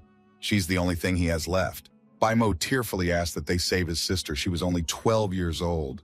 Fen Feng said, for Bai Mo taking care of her for so many years, she would help his sister. Bai Mo turned to the god of war and asked for him to save his sister. Zhang Fei said that he would not let the innocent suffer. The butler told His Majesty that the interrogation would take some more time. Zhang Fei said that they are all trained by the death itself. The butler himself knows what to do. The god of war, turning to Bai Feng, said that it seems things are much more complicated than he thought, and added that he would organize a new home for her. The young man regretted that he hadn't destroyed the Dragon King earlier. The surviving masked mercenary saw what had become of his colleagues and informed the captain that their plan had completely failed. They were all destroyed. The colleagues said that they should attack again. It was impossible to abandon the plan. If the god of war could be easily dealt with, he would not be worthy of the title of king. The masked warrior suggested burying his brothers first before thinking of a new plan. The next day came. Bai Feng once again thanked her savior. The girl added that it was the only thing she could do. Zhang Fei replied that it was fine. If something happened to her, he wouldn't be able to explain it to Master Bai. To Zhang Fei, he added that he wasn't sure if there was any way he could explain to her grandfather if something happened to her. The guy said he was hungry and suggested his companion have breakfast somewhere. The young people entered the restaurant. They sat down at a table and continued their conversation while waiting for the waiter. Young people came into this restaurant. One of them said that it was a bad city. They had been walking around so much, but they still hadn't found a decent restaurant. One of the young man's companions said that this town was not as good as their town, so we had to make do with what we had. The young man asked if the rest of the family had arrived. The companion replied that they were on their way. The girl recognized this guy. It was Qian Fei from Jiangnan City. Zhang Fei asked, did Feng really know him? Feng said that the Bai family has some business relationship with the Qian family. Feng added that this Qian Fei was the son of a major banker. Zhang Fei thought that the Qian family was also related to the Dragon King. Qian Fei recognized Bai Feng and asked what was she doing here. The son of a major banker introduced himself to the girl's companion and gave his name. Zhang Fei also introduced himself and replied by saying that he was just an ordinary working man. Qian Fei said that he had reserved a private room in this restaurant and invited the girl and her beau to sit together. Zhang Fei said if they are treated, they join because this place is quite expensive. Qian Fei couldn't calm down. He was trying to figure out who was this guy, Fen Feng's companion. Qian Fei said that they really hadn't seen each other for a long time and asked the girl if she had a boyfriend. Qian Fei continued. He said that last year, he talked to her grandfather about merging their two families. He said he'd think about it, but I guess it wasn't meant to be. Qian Fei added, maybe they will discuss this matter today. The banker's son had an epiphany. He guessed who this young man was. After all, it was Bai Feng's boyfriend. Qian Fei said to the girl, she does not want to see his family, but she wants to socialize with such a poor man. It is very strange. Zhang Fei saw the girl lower her eyes. She was afraid to look at Qian Fei. Feng said to Qian Fei to be polite. Zhang Fei got up from the table and said that they had to go. Feng stood up as well. When the young men left after saying goodbye, Qian Fei told his assistant to find out who this guy was. Qian Fei chatted on the phone. He was told that they had already arrived in Haidong. The young man invited them to the restaurant and said that he would organize a table now. Guy added that first of all he wanted to visit Chen's house. The interlocutor said that he would be there soon too. Qian Fei asked Mr. Wu if he could guess who he had just seen. Qian Fei said that Bai Feng was also in Haidong. Mr. Wu said that is wonderful. Qian Fei added that there was only one downside. Qian Fei said that this girl already has a boyfriend. Mr. Wu didn't believe it and said he was being cheated. Qian said after all he did warn Mr. Wu that he would lose her. If he arrives early, he might hear the details. The interlocutor asked Mr. Wu what happened. He said that Bai Feng had a boyfriend. The interviewer said, what's the big deal? If he wants to get the girl he likes, he'll get her. And as for her boyfriend, he's too complicated. Mr. Wu said, but that he already knew how to get this girl. Bai Feng told her interlocutor, if Qian Fei was the leader of a family, that family would have already been destroyed. Zhang Fei said that this guy is a stupid person, but not brainless. The young man added to his interlocutor that the man was not as ignorant as he appeared. Zhang Fei decided that it was time to pay a visit to the Chen family. Chen Fei was standing on the porch of the Chen family's house. He was clearly expecting someone. A car pulled up to the house. Chen Fei opened the car door and told the passengers that he was happy to see them. The young men greeted each other and decided that it had been a while since they had seen each other. Chen Fei invited everyone to go inside the house. The young people looked around and saw that Bai Feng Feng and her companion were also here. The evening was no longer languid. Mr. Wu and Zhang Fei looked intently into each other's eyes. Zhang Fei said, "What a coincidence." The girl introduced the young men. She told the god of war that the young men opposite were Wu To and Qin Fang, both heirs of the leading conglomerates in Jiangnan. There were rumors that the Wu family sold weapons. Zhang Fei thought that in that case, the Wu family was not very pure. When the young men got closer to each other, Mr. Wu said hello to Fenfen and said that they hadn't seen each other for a long time. Bai Feng Feng said that he was right. It had been a long time. Bai Feng Feng told the young people that her friend was with her. Zhang Fei extended his hand to introduce himself and said that he was the god of war. Mr. Wu apologized and said that he was not in the habit of shaking hands with people. Zhang Fei only smiled in response. Mr. Wu wondered if the god of war was also invited. Zhang Fei replied that he was here on his own. Mr. Wu suggested that the god of war should go home in that case. It was unlikely that he would be allowed to come here. Zhang Fei ignored these words. Mr. Wu extended his hand in front of the god of war and said that he would not repeat. Zhang Fei completely calmly brushed his opponent's hand aside. Mr. Wu asked, "How dare he hit him?" Mr. Wu's companions thought this guy was finished. He'd had it all for nothing. Now he'd be in trouble. Mr. Wu asked if this guy was finished. Does he even know who's in front of him? Zhang Fei said that he knows a few underdogs, but they are all from the east. Fen Feng smiled imperceptibly. Zhang Fei asked the girl. Apparently she liked his joke. The girl said that there was some truth in what he said. Mr. Wu was already out of anger. He asked, what was his opponent carrying? Zhang Fei replied calmly that he was bringing joy to the world. But what was Mr. Wu's message? Mr. Wu said to this guy not to be so arrogant just because he's around this girl. Mr. Wu asked our hero if he had any friends. He promised to destroy them all, even if this guy apologized to him now. Even his family members have no right to insult him. Brother said that Mr. Wu is very angry and this guy's finished. The youngest son of the Chen family appeared on the porch. Chen Chenwei said that it had been a long journey. He was happy to see everyone. Mr. Chen said that he has done an investigation. Wu Feng said they would talk about it later, just have to wait. Chen Chenwei asked Mr. Wu, how did he have a conflict with this guy? Wu Feng said, this guy is just a martial arts master. Even if he is some shareholder there, he doesn't care. In front of him, he is still like a gnat. He will deal with him later. Chen Fei thought that Chen Tianwei was very much afraid of this person. He is definitely an unusual person. Zhang Fei said to the landlord standing next to him, but the landlord did not invite him. Chen Tianwei said that they have a private meeting today. The assistant whispered something to Mr. Chen and he told Zhang Fei to come in. Mr. Wu asked Brother Chen what happened here today. Chen Tianwei told Mr. Wu that they would talk about it later. Chen Tianwei thought that the Dragon King was waiting for Zhang Fei, so he couldn't refuse. The servant told Zhang Fei to follow him. Someone wants to see him. Zhang Fei realized who he was talking about and thought, is she already waiting? It's already good. The young men entered the room where they were greeted by the Dragon King. The man said that it had been a long time since they had seen each other. Zhang Fei turned to his companion and asked for her to wait for him outside the door.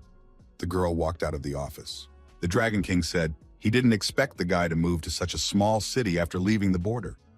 Zhang Fei asked, if it was such a small city, what did his interlocutor forget here? Zhang Fei sat down in his chair and asked, does the Dragon King really want to declare war on him?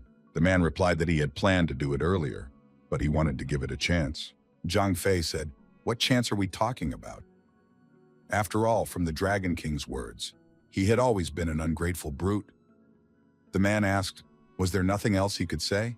The Dragon King said that in that case, he was starting, and added that Haidong City would become the grave of the god of war.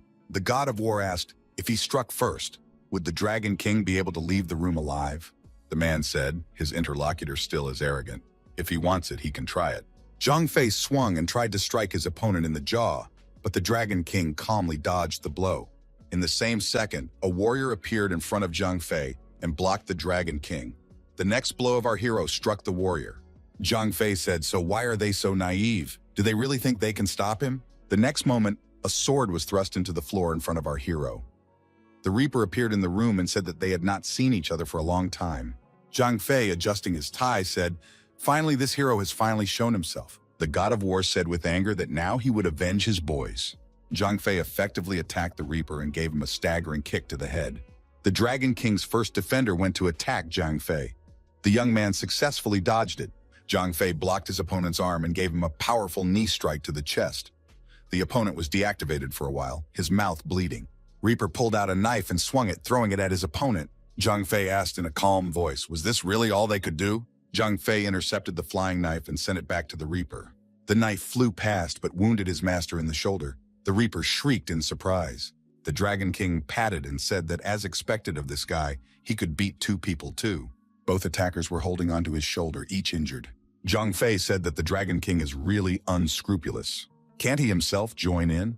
The Dragon King said that the God of War must realize that he couldn't destroy it today because it was his territory. Several more martial artists entered the room. They were all ready to protect the Dragon King. The God of War realized that the Northern Special Forces were in front of him. These guys are of a different level of training. The Dragon King said it right. These are the 4 kings from Northern Europe. Does the God of War still think he has a chance of winning? Zhang Fei asked the Dragon King, did he realize what he had done today? The Dragon King asked in surprise, what is this about? Zhang Fei asked the opponent if he had made a decision. The opponent said that he had made a decision. The God of War replied that it was very good. War is war. Our hero left this room with a calm look. Bai Fengfeng approached him. Reaper asked the Dragon King, would he really just let this young man go? The man said he knew him well. If they don't let him go now, it means they will lose. The Dragon King continued, he wants to win and win clean. Most importantly, he wants to be the only king of the country. The young men were leaving the Chen family home. The God of War said over the phone that he was announcing a gathering at the base in 1 hour. Che Qianwei told his companions he was honored that they had come all this way. Qinfang told Brother Chen to leave this talk and get to the point. Chen Tianwei said that in that case, he was starting and asked everyone to pay attention to what he had. The young man opened the box and everyone saw its contents. There was a vial of liquid. He asked if the people present knew what it was. The people present were silent. Chen Tianwei said, this is something that will take them to the top of the world. Qinfang asked, is it really a drug? Chen Tianwei said that it was a cancer cure and looked meaningfully into everyone's eyes. Qinfang asked, is this really a cure for cancer? Wasn't his interlocutor exaggerating too much? Mr. Chen said it's the plain truth. The young man said he had a presentation and suggested everyone read it. At this time, in the secret room, the God of War gathered all the personnel.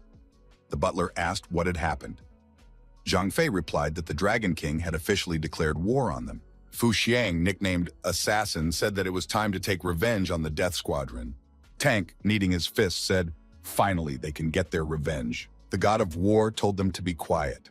He didn't call everyone here to a meeting so that they would embarrass themselves again. Zhang Fei added that he didn't ask the 2 to come, as they were still officially on sick leave.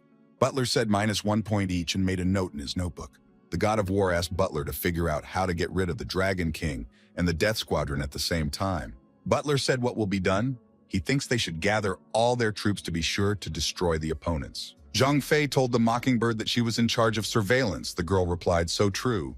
The God of War told Butler to gather 5 units. That would be enough. At the Chen family's house, the host treated the man to excellent wine. He thanked Mr. Ye for making him king of Haidong. Master Ye thought that this guy was just a pawn for them. Mr. Ye thought, what would happen if the Dragon King destroyed the God of War? Then all the remaining clans would be under his rule. Mr. Chen Tianwei shouted with joy that he would be the only king of Haidong. Zhang Fei, watching the city from a bird's eye view, thought that it was rotten to the core. It was time to clean up the mess. Butler approached the God of War and said he was with a report. He gathered all the captains the boss had asked for. The butler said that the Dragon King had not only summoned the Northern Special Forces, but also the Eastern Kamikazes. But he was confident that the God of War would handle them. Zhang Fei thought that the rival was cooperating with the West. Zhang Fei said that the rival is cooperating with the enemy from the country. It is a terrible shame. The God of War told the butler to tell all units, you need to wear the enemy's clothes and join the Dragon King. It will be a disguise. Master Ye told the Dragon King that Chen Tianwei had already recruited a large number of people using this drug. Soon they will gain immense power in this country. The Dragon King said that Chen Tianwei is not a bad pawn. You shouldn't get rid of him now. He might still be useful. A Reaper entered the room and asked the Dragon King when they were starting. The Dragon King said to find out everything about the movements of the God of War and where his base was. The Reaper replied that he would tell his men to look into all this and report back at once when they received the information. Bai Fengfeng told Zhang Fei that Wuto had come to see her the day before. He said that he and Chen Tianwei were working together. The girl added that they are developing an anti-cancer drug together with Tianwei. It should be a breakthrough not only in medicine. The god of war thought that the anti-cancer medicine must somehow be related to the Dragon King. Chang Fei suggested that Bai Feng meet up in the evening. The young man suggested that the girl invite Wu To to the meeting as well. Fen Feng blushed. Zhang Fei asked if everything was all right. The girl said that everything was fine.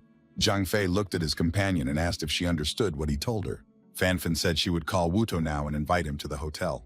The girl came to see Mr. Wu at the hotel. The young man asked in surprise. Fen Feng asks him out in the middle of the night. Does she realize?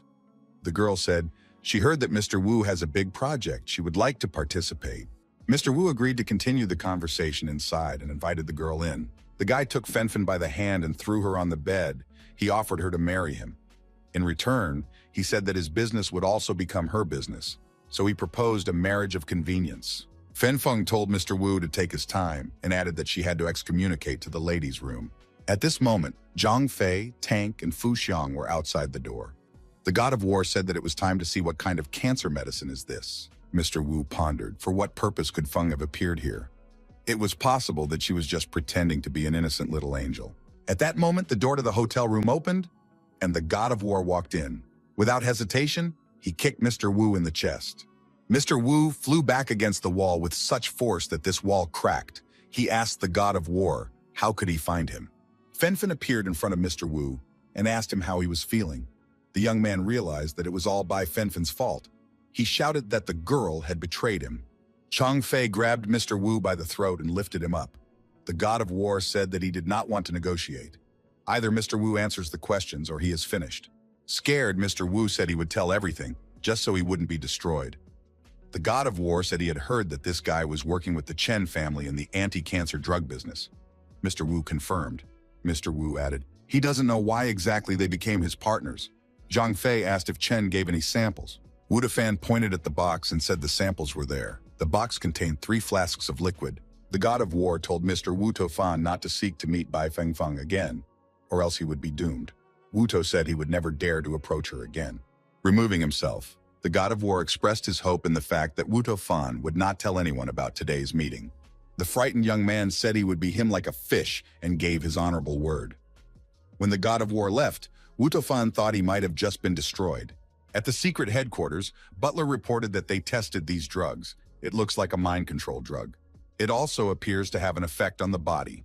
Zhang Fei wondered what his opponents were up to. What are the Dragon King's plans? After finishing the pomegranate juice, Zhang Fei realized what was wrong. These medicines were created by the Dragon King to be tested on humans. The success rate of human trials was very low. These medicines should be able to improve the human body and make it more suitable for experimentation. Butler asked what should they do now. Zhang Fei said that they should get the map first. The butler unfolded a large map on the table. The god of war showed the locations on the map and said that for Mockingbird to scout these places, the Dragon King's laboratory must be found. Fu Xiang asked if they would have a reward for completing this task. The butler took away 1 point for this question. The girl called him a heartless freak. There was a knock on the door at Chen's house. The door was opened by Mr. Ye and asked what he needed. Chen Tianwei asked if the master could take a new version of the medicine for testing. Mr. Ye launched Tianwei inside. In the middle of the room, the Dragon King was sitting in a chair. Chen Tianwei told the Dragon King that the cancer medicine he was provided with was selling well. He had already managed to sell everything. The Dragon King praised the young man and said that he still thought highly of the fellow. The young man bowed and said he was honored to be on this team. The Dragon King said if Tianwei has no more news, then he is free to go. Chen Tianwei once again bowed and thanked the Dragon King. When the young man left, the Dragon King laughed and said that their plan was working. Master Ye asked when the medicine was released. Should he test it? The Dragon King said, of course we should test it, but just do it carefully. Perhaps they would be attacked by the god of war soon. Master Ye said he would be careful. The Reaper asked the Dragon King when he would launch his attack on the god of war. The Reaper took out his knife and showed it to the Dragon King. He said he couldn't take it anymore. The Dragon King asked what was the hurry. The Reaper replied that his patience was limited. The Dragon King ordered him to mind his own business. The warrior couldn't take it anymore and threw the knife into the wall in anger. The Dragon King thought of this Reaper as nothing more than a bunch of trash. How dare he talk to him like that? Somewhere on the outskirts at the mercenary base, a subordinate asked the captain when they were starting. The captain replied that the Dragon King wouldn't do anything until he finished the experiment. The Reaper said he had no trust in the Dragon King. He didn't even say what the experiment was. The subordinate told the captain that if he had the will, they could make the attack now. Reaper rejected the offer and said it was too risky. The god of war was sitting on a bench in the town square. One of his subordinates called him and told him that he was being followed by people from the death squad and had to eliminate them all. Zhang Fei thanked him for his good work. Zhang Fei got up from the bench and thought, why did the death squadron decide to follow him? The Dragon King's men should be on the stakeout, right? A military SUV pulled up to Zhang Fei. Tank got out of it and told His Majesty to take a seat in the vehicle. Already in the car, the butler told the god of war that the death squadron had been behaving very strangely for the past few days. Zhang Fei suggested that Reaper and his team couldn't wait any longer. They were ready to act on their own. Tank, sitting behind the wheel, said he couldn't wait to stretch his arms. The god of war suggested that they would start soon. There wasn't long to wait. Butler made a note in his notebook and said that Tank was minus a point for improper driving. It happened that the god of war, in the dark time of day, was traveling alone in the city. Our hero felt that someone from behind was approaching him. It was a Reaper with a knife in his hand. Zhang Fei abruptly stepped aside and grabbed his opponent's hand. He asked, had they run out of patience? The Reaper offered the god of war here and now to end the feud between them. He really couldn't take it anymore. Zhang Fei replied that he was fine with it and realized that there was about to be a fighting clash. The Reaper lunged forward, wanting to deliver a powerful blow to his opponent with his knife. Zhang Fei repelled this blow while destroying the knife. The god of war said that the death squad was the best at killing with a single strike, but unfortunately, they were weak in hand-to-hand combat. The god of war unleashed a series of crushing blows with his hands and feet on his opponent.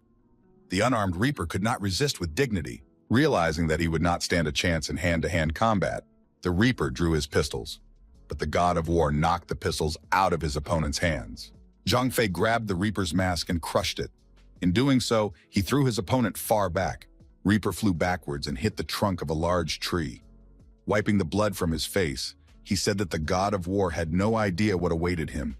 He added that a death squadron never fights alone. After the god of war approached the opponent at a close distance, the Reaper commanded his men to come out of hiding.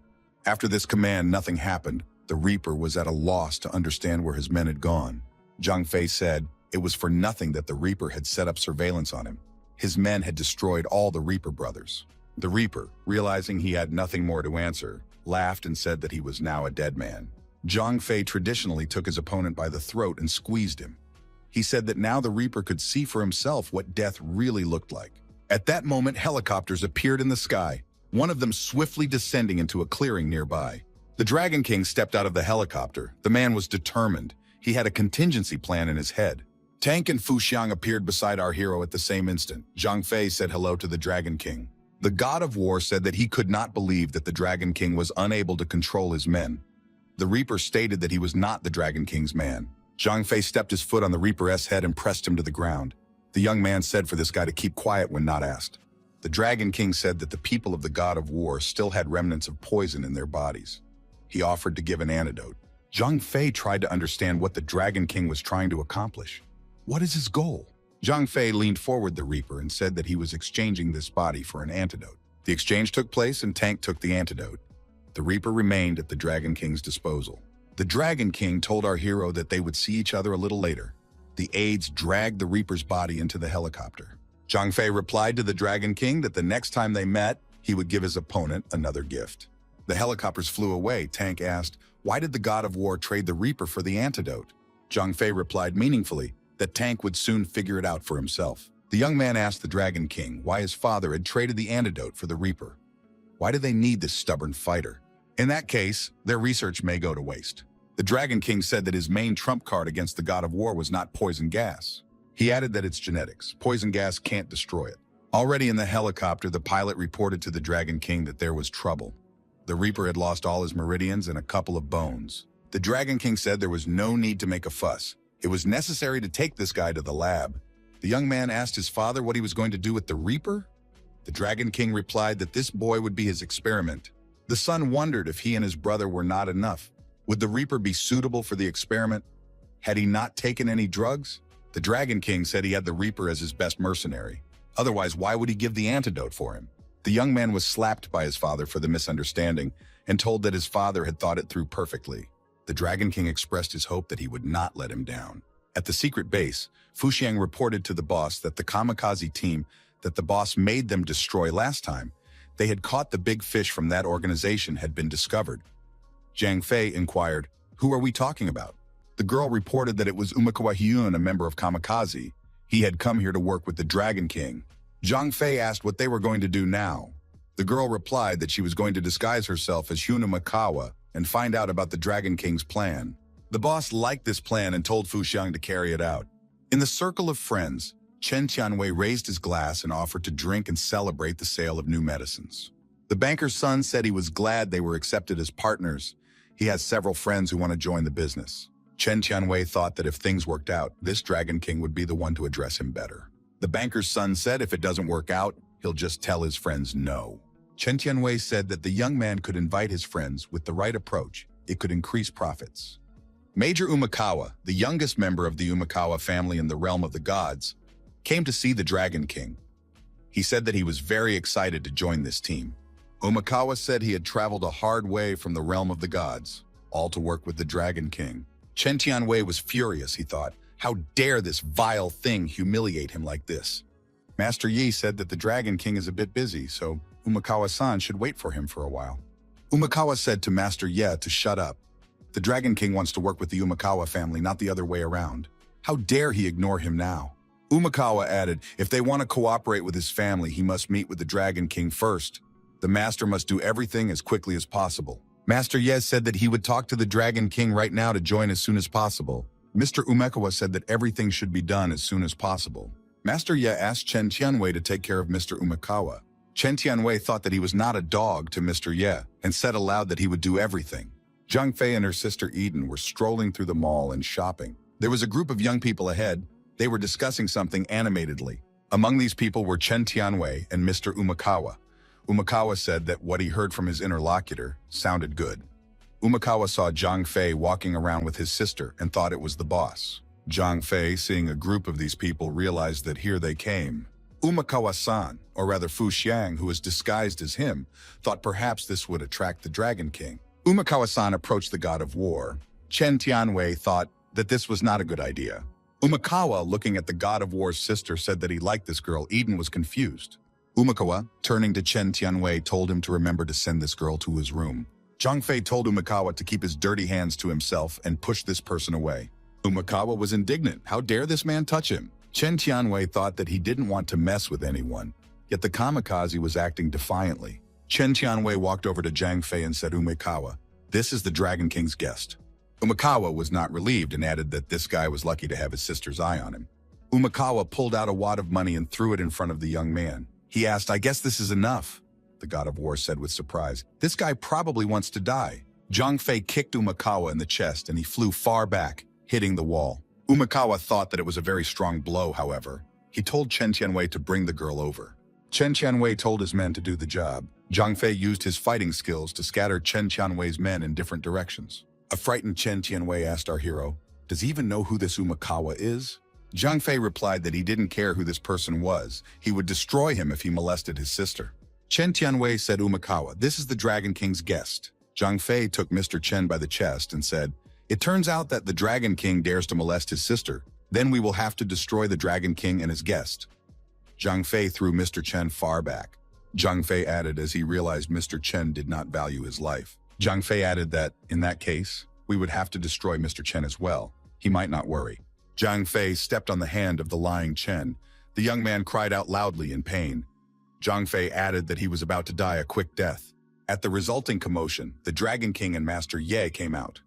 Umekawa told the Dragon King to destroy that guy. For that, he was willing to give 10% of his family's profits. Mr. Ye told Umekawa to shut up if he didn't want to die. Zhang Fei asked the Dragon King, did he really want to help this person? The Dragon King waved his hand and said that he hadn't even thought of doing that. The Dragon King asked our hero to do him a favor. He asked that he let the two men go. In return, he is willing to give money. The war god asked in surprise, does the Dragon King dare to order him around? The Dragon King asked he had already won. What more did he want? Zhang Fei replied that he had an overwhelming desire to beat up the Dragon King. The Dragon King asked if the young man really wanted to start a war. Zhang Fei replied that he was standing right here in front of the Dragon King. The Dragon King thought that he was not ready. The Dragon King said he didn't want to start a war now and asked how the opponent wanted to settle this. The God of War said he wants the Chen family's entire earnings for this year. Chen Tianwei shouted that he did not agree to this. The War King told Chen Yu to shut up immediately, and our hero replied that he didn't see any problem with it. He added that he would tell his men to get everything ready. The Dragon King and his men turned around and left. Eden asked her brother, "Is he okay or is he?" Zhang Fei replied that he was so powerful, of course he was fine. Eden thought the Dragon King was trash compared to her brother. Umikawa asked the Dragon King, why can't they just destroy that guy? The Dragon King replied, "That guy, the God of War. He is a heavenly king of the War Wing who has reached an outstanding position in recent years." Mr. Chen thought that this guy was the king of martial wings. He was horrified to think that he had come to an end. Mr. Umikawa replied that he did not care who the person was. Umikawa added that he cannot settle down when it comes to his reputation. He cannot take offense. The Dragon King said that he would destroy that young man sooner or later. The most important thing now is their cooperation. Everyone present agreed with the Dragon King, and Umikawa added that he was willing to see what the Dragon King had to offer. The Dragon King remembered the reason for the meeting and said that he would show everything now. Umikawa looked at the tablet and saw the footage from the lab that had been discussed so far. The Dragon King told Umikawa to look longer. Umikawa wondered, was this really it? How dare the Dragon King mock him? Master Ye and the Dragon King looked at Umikawa. Kamikaze, after a bit of silence, said that he wanted to see this lab live. The Dragon King said it's not a problem, but Umikawa has to sign a contract and promise to cooperate. After the contract was signed, the entire company arrived at the lab. The Dragon King told the companion that this was his best experiment. Kamikaze saw and realized who was in front of him. It was the Reaper from the Death Squad. Umikawa thought that this man had changed a great deal, right out of recognition. Umikawa asked if all the experiments here are successful. The Dragon King laughed and said he had a successful laboratory and asked if the Kamikaze wanted to see how these exhibits could prove themselves. Umikawa thought he needed to get out as much information as he could. The new companion asked the Dragon King to provide him with his experimental data. The Dragon King said that was out of the question. Umikawa wondered if the Dragon King wanted to break the contract. The Dragon King said that experimental data is the basis of their existence. They can't just give it away. The Dragon King thought, why did Umikawa's family need all the data? Umikawa said that means the Dragon King doesn't trust him and his family. The Dragon King grabbed Umikawa's chest in fury and asked why his family needed this data. The villain told Umikawa not to get cocky, even if they were the first to make contact. Kamikaze said in a rage he would make the Dragon King regret what he did today. Umikawa turned around and walked away. The Dragon King said that when he won the war, he would take care of this Kamikaze. Zhang Fei and Tank, the two of them, were walking around the city. Tank drew the boss's attention to a child who was sitting lonely off to the side. The kid was eating something. A man approached the child and pushed him with his foot, telling him to get lost. The child fell down and the food fell out of his hands. The kid turned around and told the man to forgive him. He's going to get out of here right now. The child picked up the food from the ground and, blowing the dust off it, wanted to continue eating. Someone's hand stopped him. In front of the little boy was Zhang Fei. He told the boy to throw it away. After that, Zhang Fei picked up the little one and placed it on his arm. Zhang Fei punched the man who had offended the child, and the child fell to the ground after smashing a shop window. The man shouted, "How dare they make a disturbance in his store?" Zhang Fei inquired, "So is he the one who owns this store?" The man called our hero names and shouted that he was about to die. The aggressive shopkeeper grabbed a bat and wanted to hit Zhang Fei. At the same moment, the man received a fist punch to the jaw from Tank. Tank asked, "Is he really looking for death?" Tank stepped on the man's foot. The man told him to let him go. Tank stated that the man was being an asshole.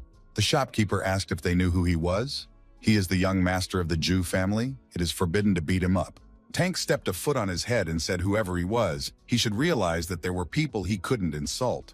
Tank deactivated the man for a while and said that this would be a lesson to him for the future. At the party, the young people were getting to know each other. The host of the party welcomed the guests. He was in great spirits. A servant whispered something in the party host's ear. The expression on the man's face changed immediately. The man said in anger that it was necessary to find out who had the nerve to beat up his son. At the secret base, the God of War, communicating by phone, said that he would return immediately. Zhang Fei slammed his fist on the wall with rage. He said that this damn San is shooting at their border.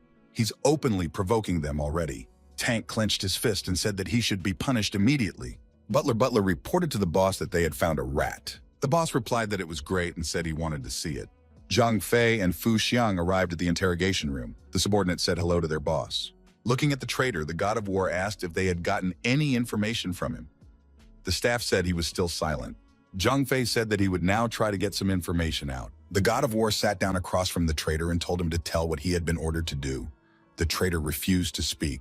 Fu Xiang took out a knife and said, "Then she will start in her own way." The girl was determined. The traitor said that he would be silent as a fish until the very end and would not give up a single secret. Fu Xiang, skillfully spinning the knife in her hand, said that she was very good at torture. The girl added that this guy should not worry. She would not let him die. With all her might, Fu Xiang plunged the knife into the prisoner's hand. The man screamed in pain and said he needed a second chance. Zhang Fei said there will be a second chance for him, but on the condition that he tells everything. The traitor said that he was willing to confess. The purpose was to find out the location of the god of war's base. Zhang Fei asked, what other tasks were there? The traitor said that was it. He told everything he knew. Zhang Fei asked the next question. Why do they need to do this?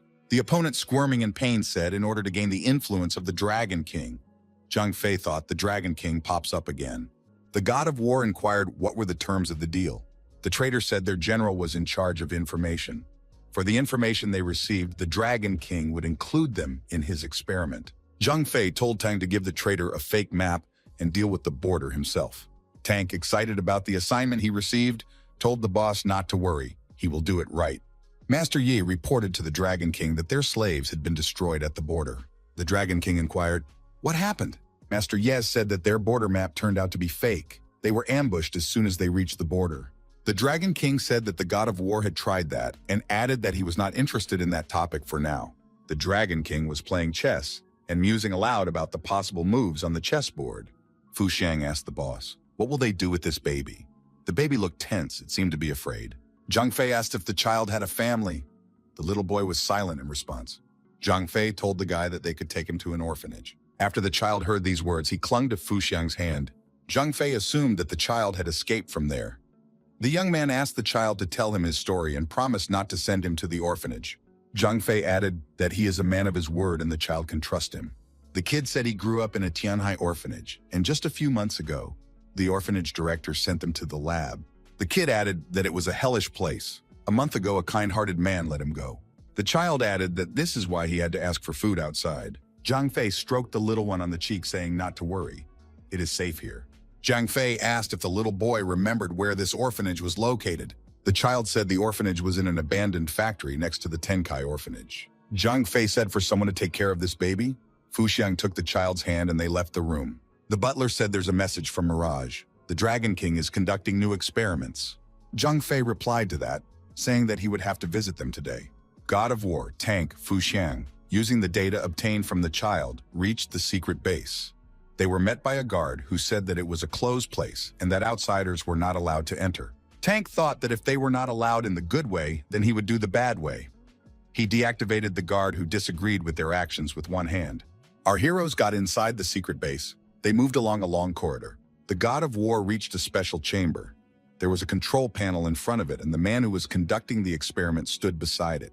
The man saw the guests and asked who they were and how did they get here. Zhang Fei replied that they entered through the door.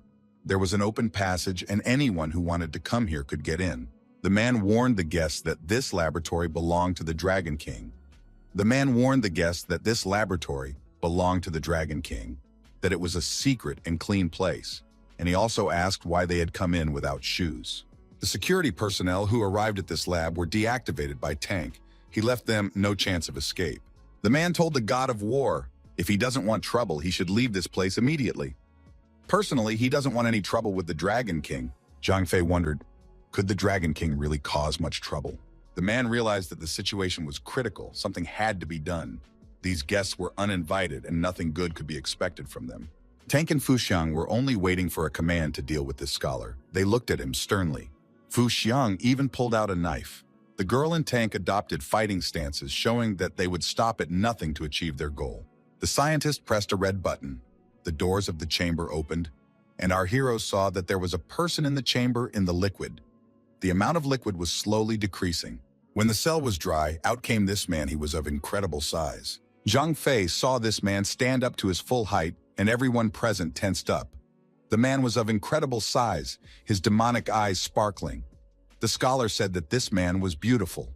He ordered the giant to destroy the uninvited guests. The giant struck the scientist with his fist and he flew backwards with a scream. The giant looked at the god of war and said that they had met again. Zhang Fei said that he recognized him. It was a Reaper from the Death Squad. Those people turned him into a guinea pig. It's very unfortunate.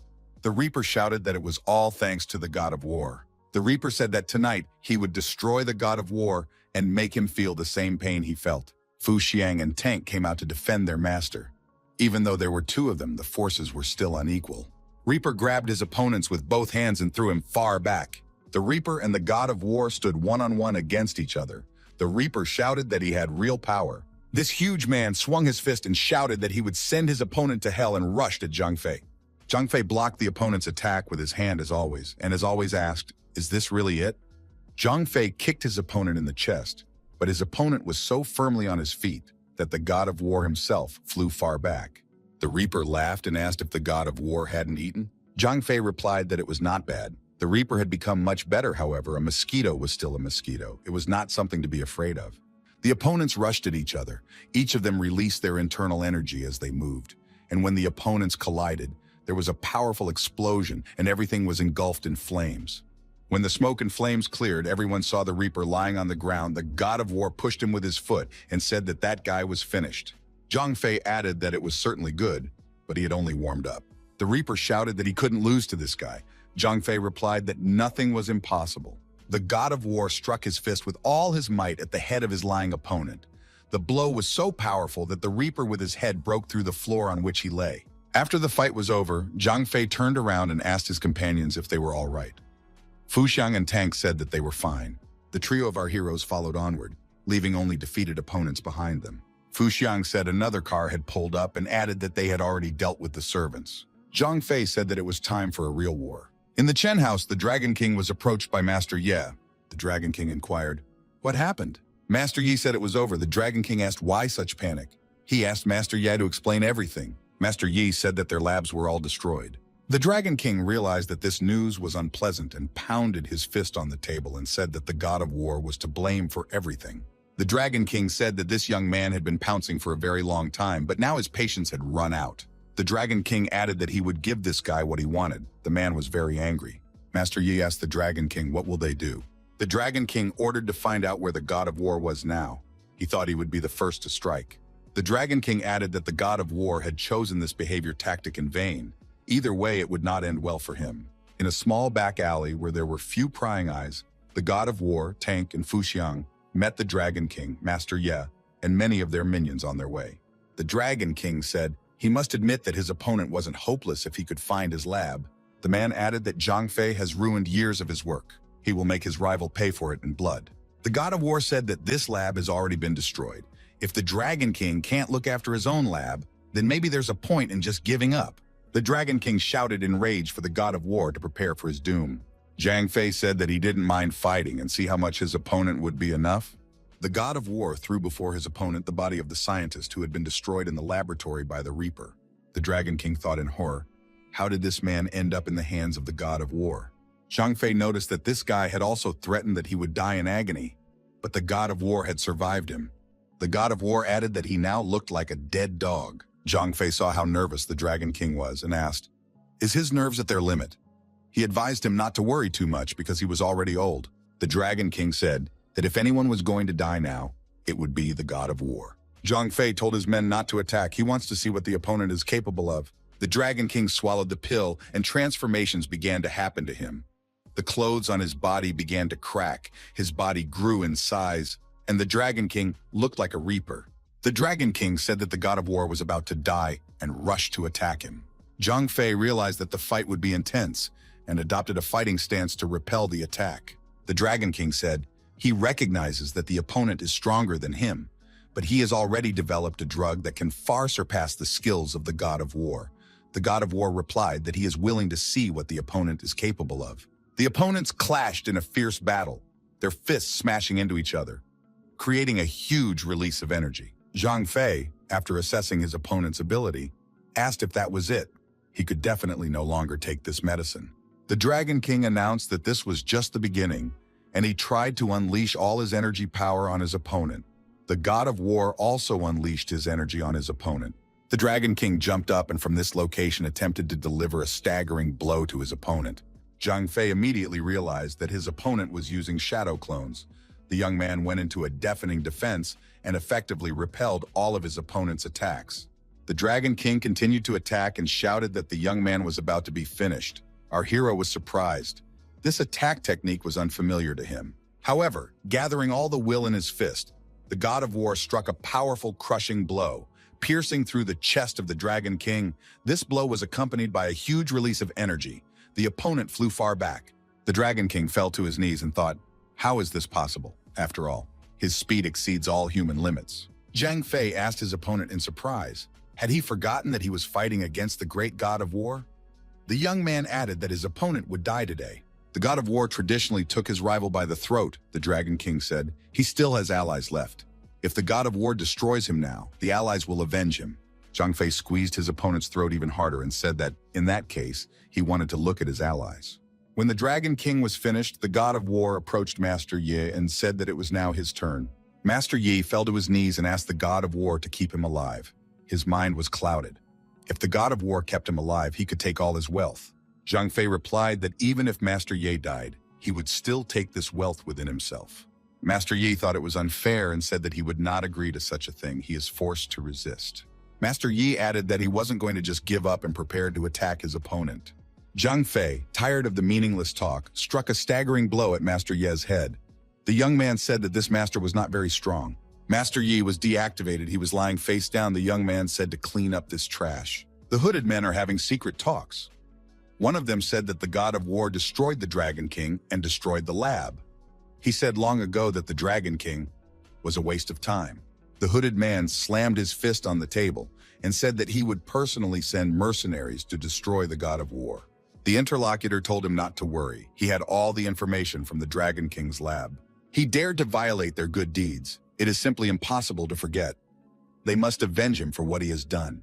The man said if they send someone to destroy the God of War now, it will expose their existence. To the third, the interlocutor told the two to stop. He would arrange the gift himself. The first stated, now that they have made a decision, we just have to act on their agreement. The third was ordered to make a copy of the research material and send it to all the people on the list. Chen Tianwei, looking through the window at the evening city, thought that his family was still in charge here. The door to the room opened, and Zhang Fei and Liu Qingqing appeared on the doorstep. Mr. Chen was surprised that the God of War was still alive. Sitting down on the sofa, Zhang Fei wondered if Mr. Chen was disappointed. Chen Tianwei asked, what happened to the Dragon King and Master Yi back then? Zhang Fei replied, that yes right, they are dead, and added that from today, all the shares of the Chen family will belong to the Liu family. Chen Tianwei was very indignant, however. He realized that there was no point in arguing and said that he agreed. Zhang Fei told the girl to have people from her family organize everything. If Chen dared to use tricks, he asked to be warned. The next day came. Zhang Fei and his sister Eden went to the cemetery to put flowers on their mother's grave. The young man told his mother that he had avenged her. The girl with tears in her eyes said that the mother may not worry. She and her brother are doing fine. Zhang Fei told his sister that he must now return to the border. At this time, a helicopter came for our hero. A ladder was lowered from the helicopter to the ground. The brother parting from his sister, he thought, he doesn't even know when they will see each other again. Eden, saying goodbye, told her brother to be more careful, and then she wouldn't worry about him. Zhang Fei told her sister to call if she needed help. Parting, the young people waved to each other. The helicopter flew away. Zhang Fei thought to himself, he didn't want to break up with his sister, but he was really needed on the border. Our hero was waiting for Tank. He said that there was a message asking him to go to Shanghai to solve one issue. The God of War asked what he had to do in Shanghai. Tank said that the Thunder God was attacked by a group of great masters a few days ago and destroyed in battle. Zhang Fei asked, why hadn't he been informed of this before? Tank replied that this information had been kept top secret until today. Zhang Fei thought that the Thunder God was ambushed in his own camp. This is getting interesting. Zhang Fei looked at Tank and asked if he had sent his fighters. Tank stated that he had done so in the first place. In Shanghai, a subordinate approached the boss and said he had information. The boss asked what happened. The old man replied that the God of War had left Haidun and would probably come to them soon. The boss replied that he understood and added that they would make the move first. Boss was curious to see what this God of War was made of. He looked at Zhang Fei's picture on the monitor screen. After the helicopter landed in Shanghai, a man approached the God of War with a report. Zhang Fei said that Riten didn't have to come in person. Righton said the banquet was ready and offered to follow him. Zhang Fei suggested that he should act without haste. He should look around first. Passing by a military hangar, our hero's attention was caught by a girl conducting combat training. He asked who it was. Righton said that it was the daughter of the thunder god, Qin Ying. Zhang Fei was surprised. Did he have a daughter? Righton said that ever since the thunder god died, the girl had been training here all the time. Zhang Fei stopped and applauded this girl. Qin Yin stopped practicing and asked Uncle Righton, why did he bring such a strange person here? Tank corrected the girl and said that the great god of war was in front of her. Righton added, so that the girl would not speak without thinking. Qin Yin wondered, so this fellow god of war is as famous as her late father? Righton told the girl to show at least a modicum of respect for the stranger.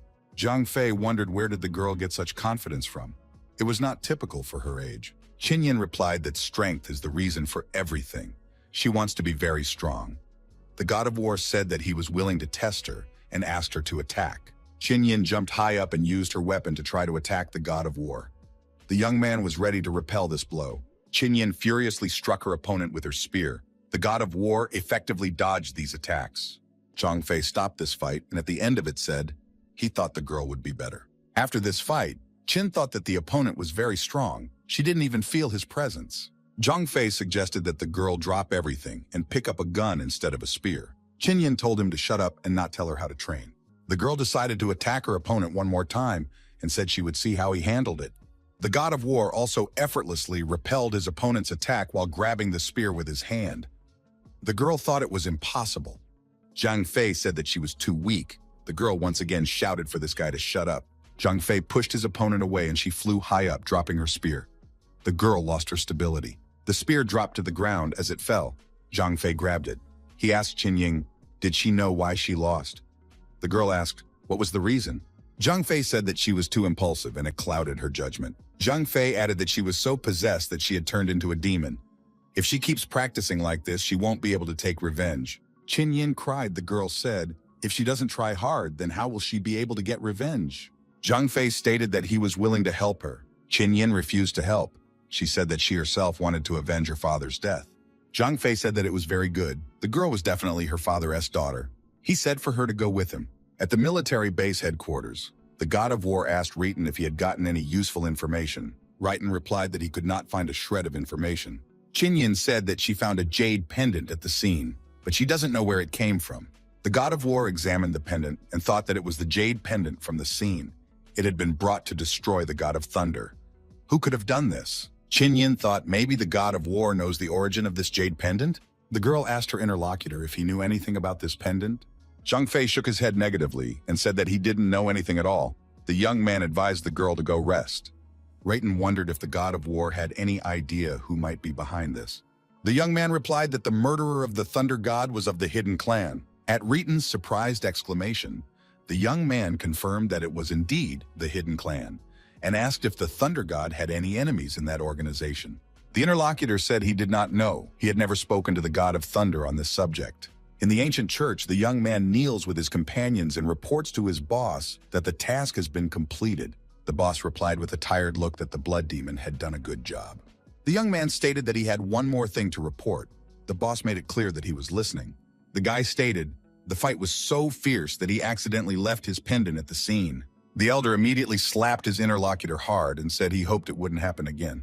There was a knock on the door at the military district headquarters. Righton opened the door and asked the guest what had brought him here. The guest said that he had come to the secret base to meet the god of war here. Righton told the man to pass in that case. The man bowed to the god of war, said hello, and told him that the head of the city knew that the god of war had arrived today, and therefore invited him to join him. Zhang Fei replied that he saw no reason to refuse, so he would visit the head of the city tonight. The man thanked and said that they would be waiting. Zhang Fei wondered how could the city head know about his appearance.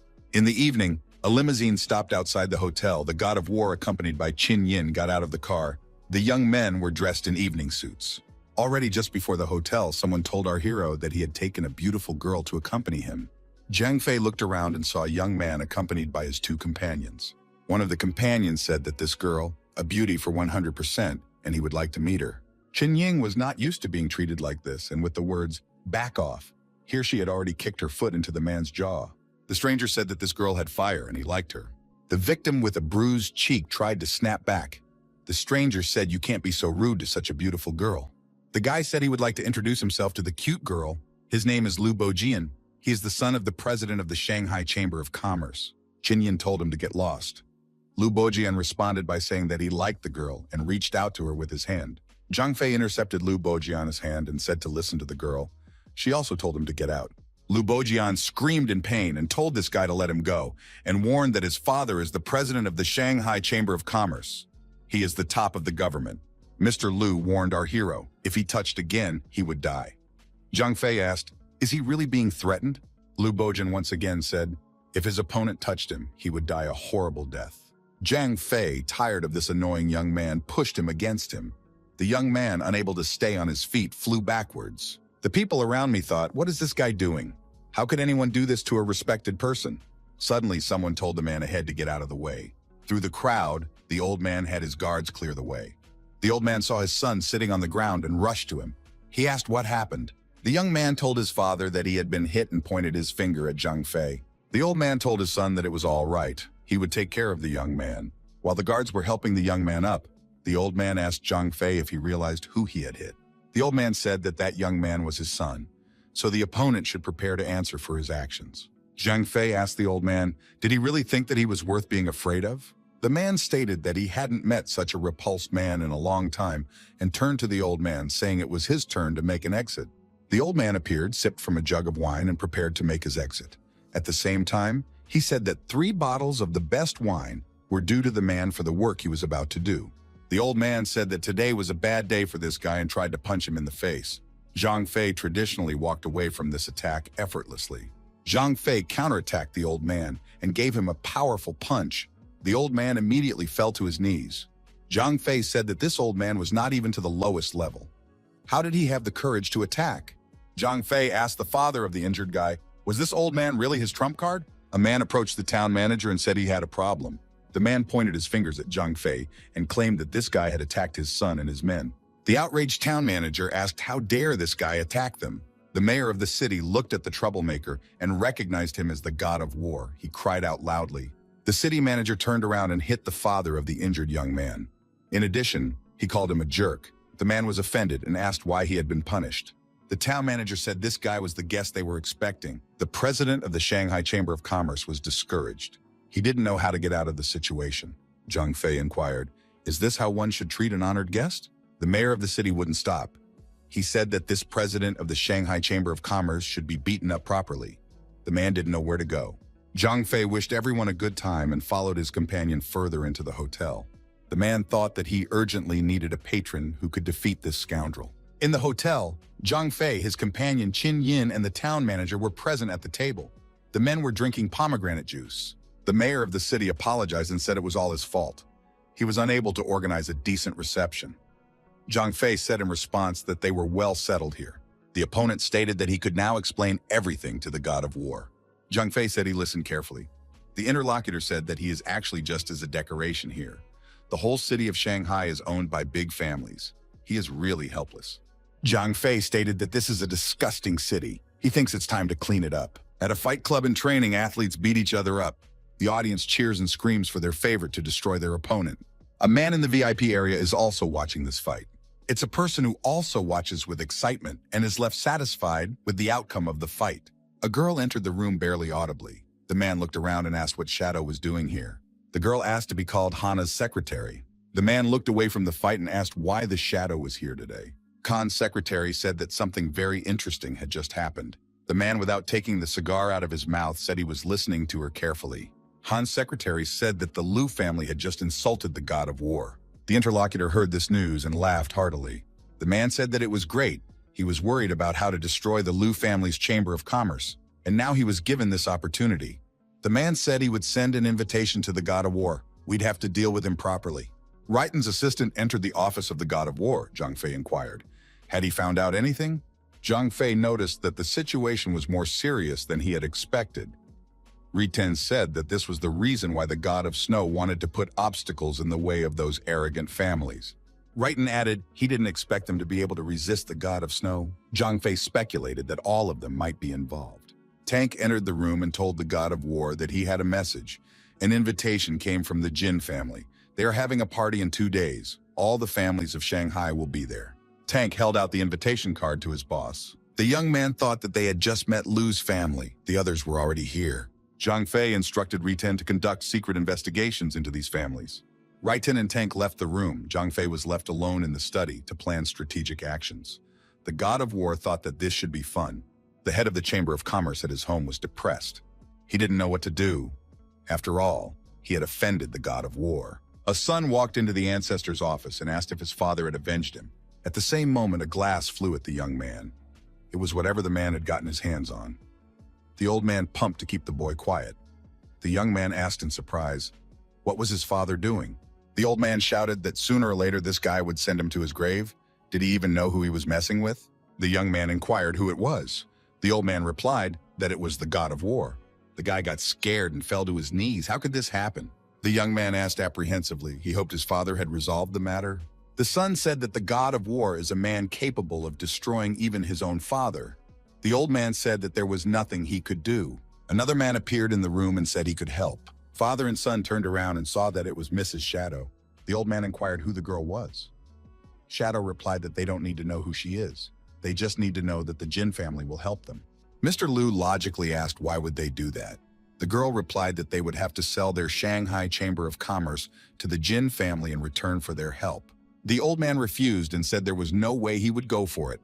It was his life's work. Mrs. Shadow said that in that case, the old man should wait until his son was dead. The girl headed for the exit. The young man fell at his father's feet and said that he did not want to die and asked that his father agree. The old man's heart couldn't take it, and he stopped the girl. Miss Shadow, as becoming, looked around and said, "It looks like they're agreeing to a deal." Mr. Lu put his finger up and said he had one condition. The interlocutor asked what that condition was. Mr. Lu said, wants the god of war to die in Shanghai. The girl replied that it was a doable request, and they agreed. In the dark hours of the night near the hotel, our hero was stopped by someone. This person held out his hand and told the guy to stop. He said that the young man could not go in there, for he was dressed like a homeless person.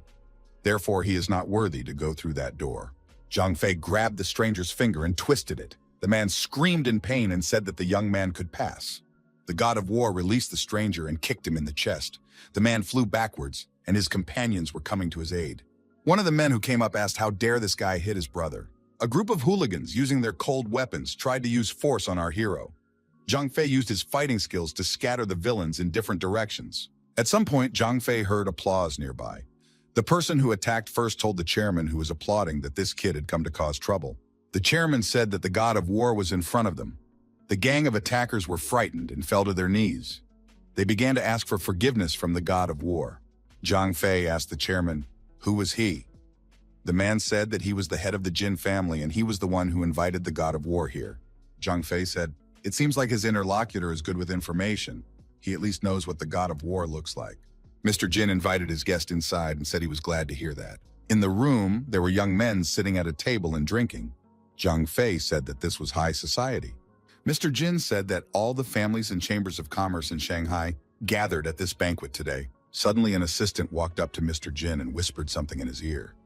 The information surprised him. The man apologized and said he needed to step away for a minute.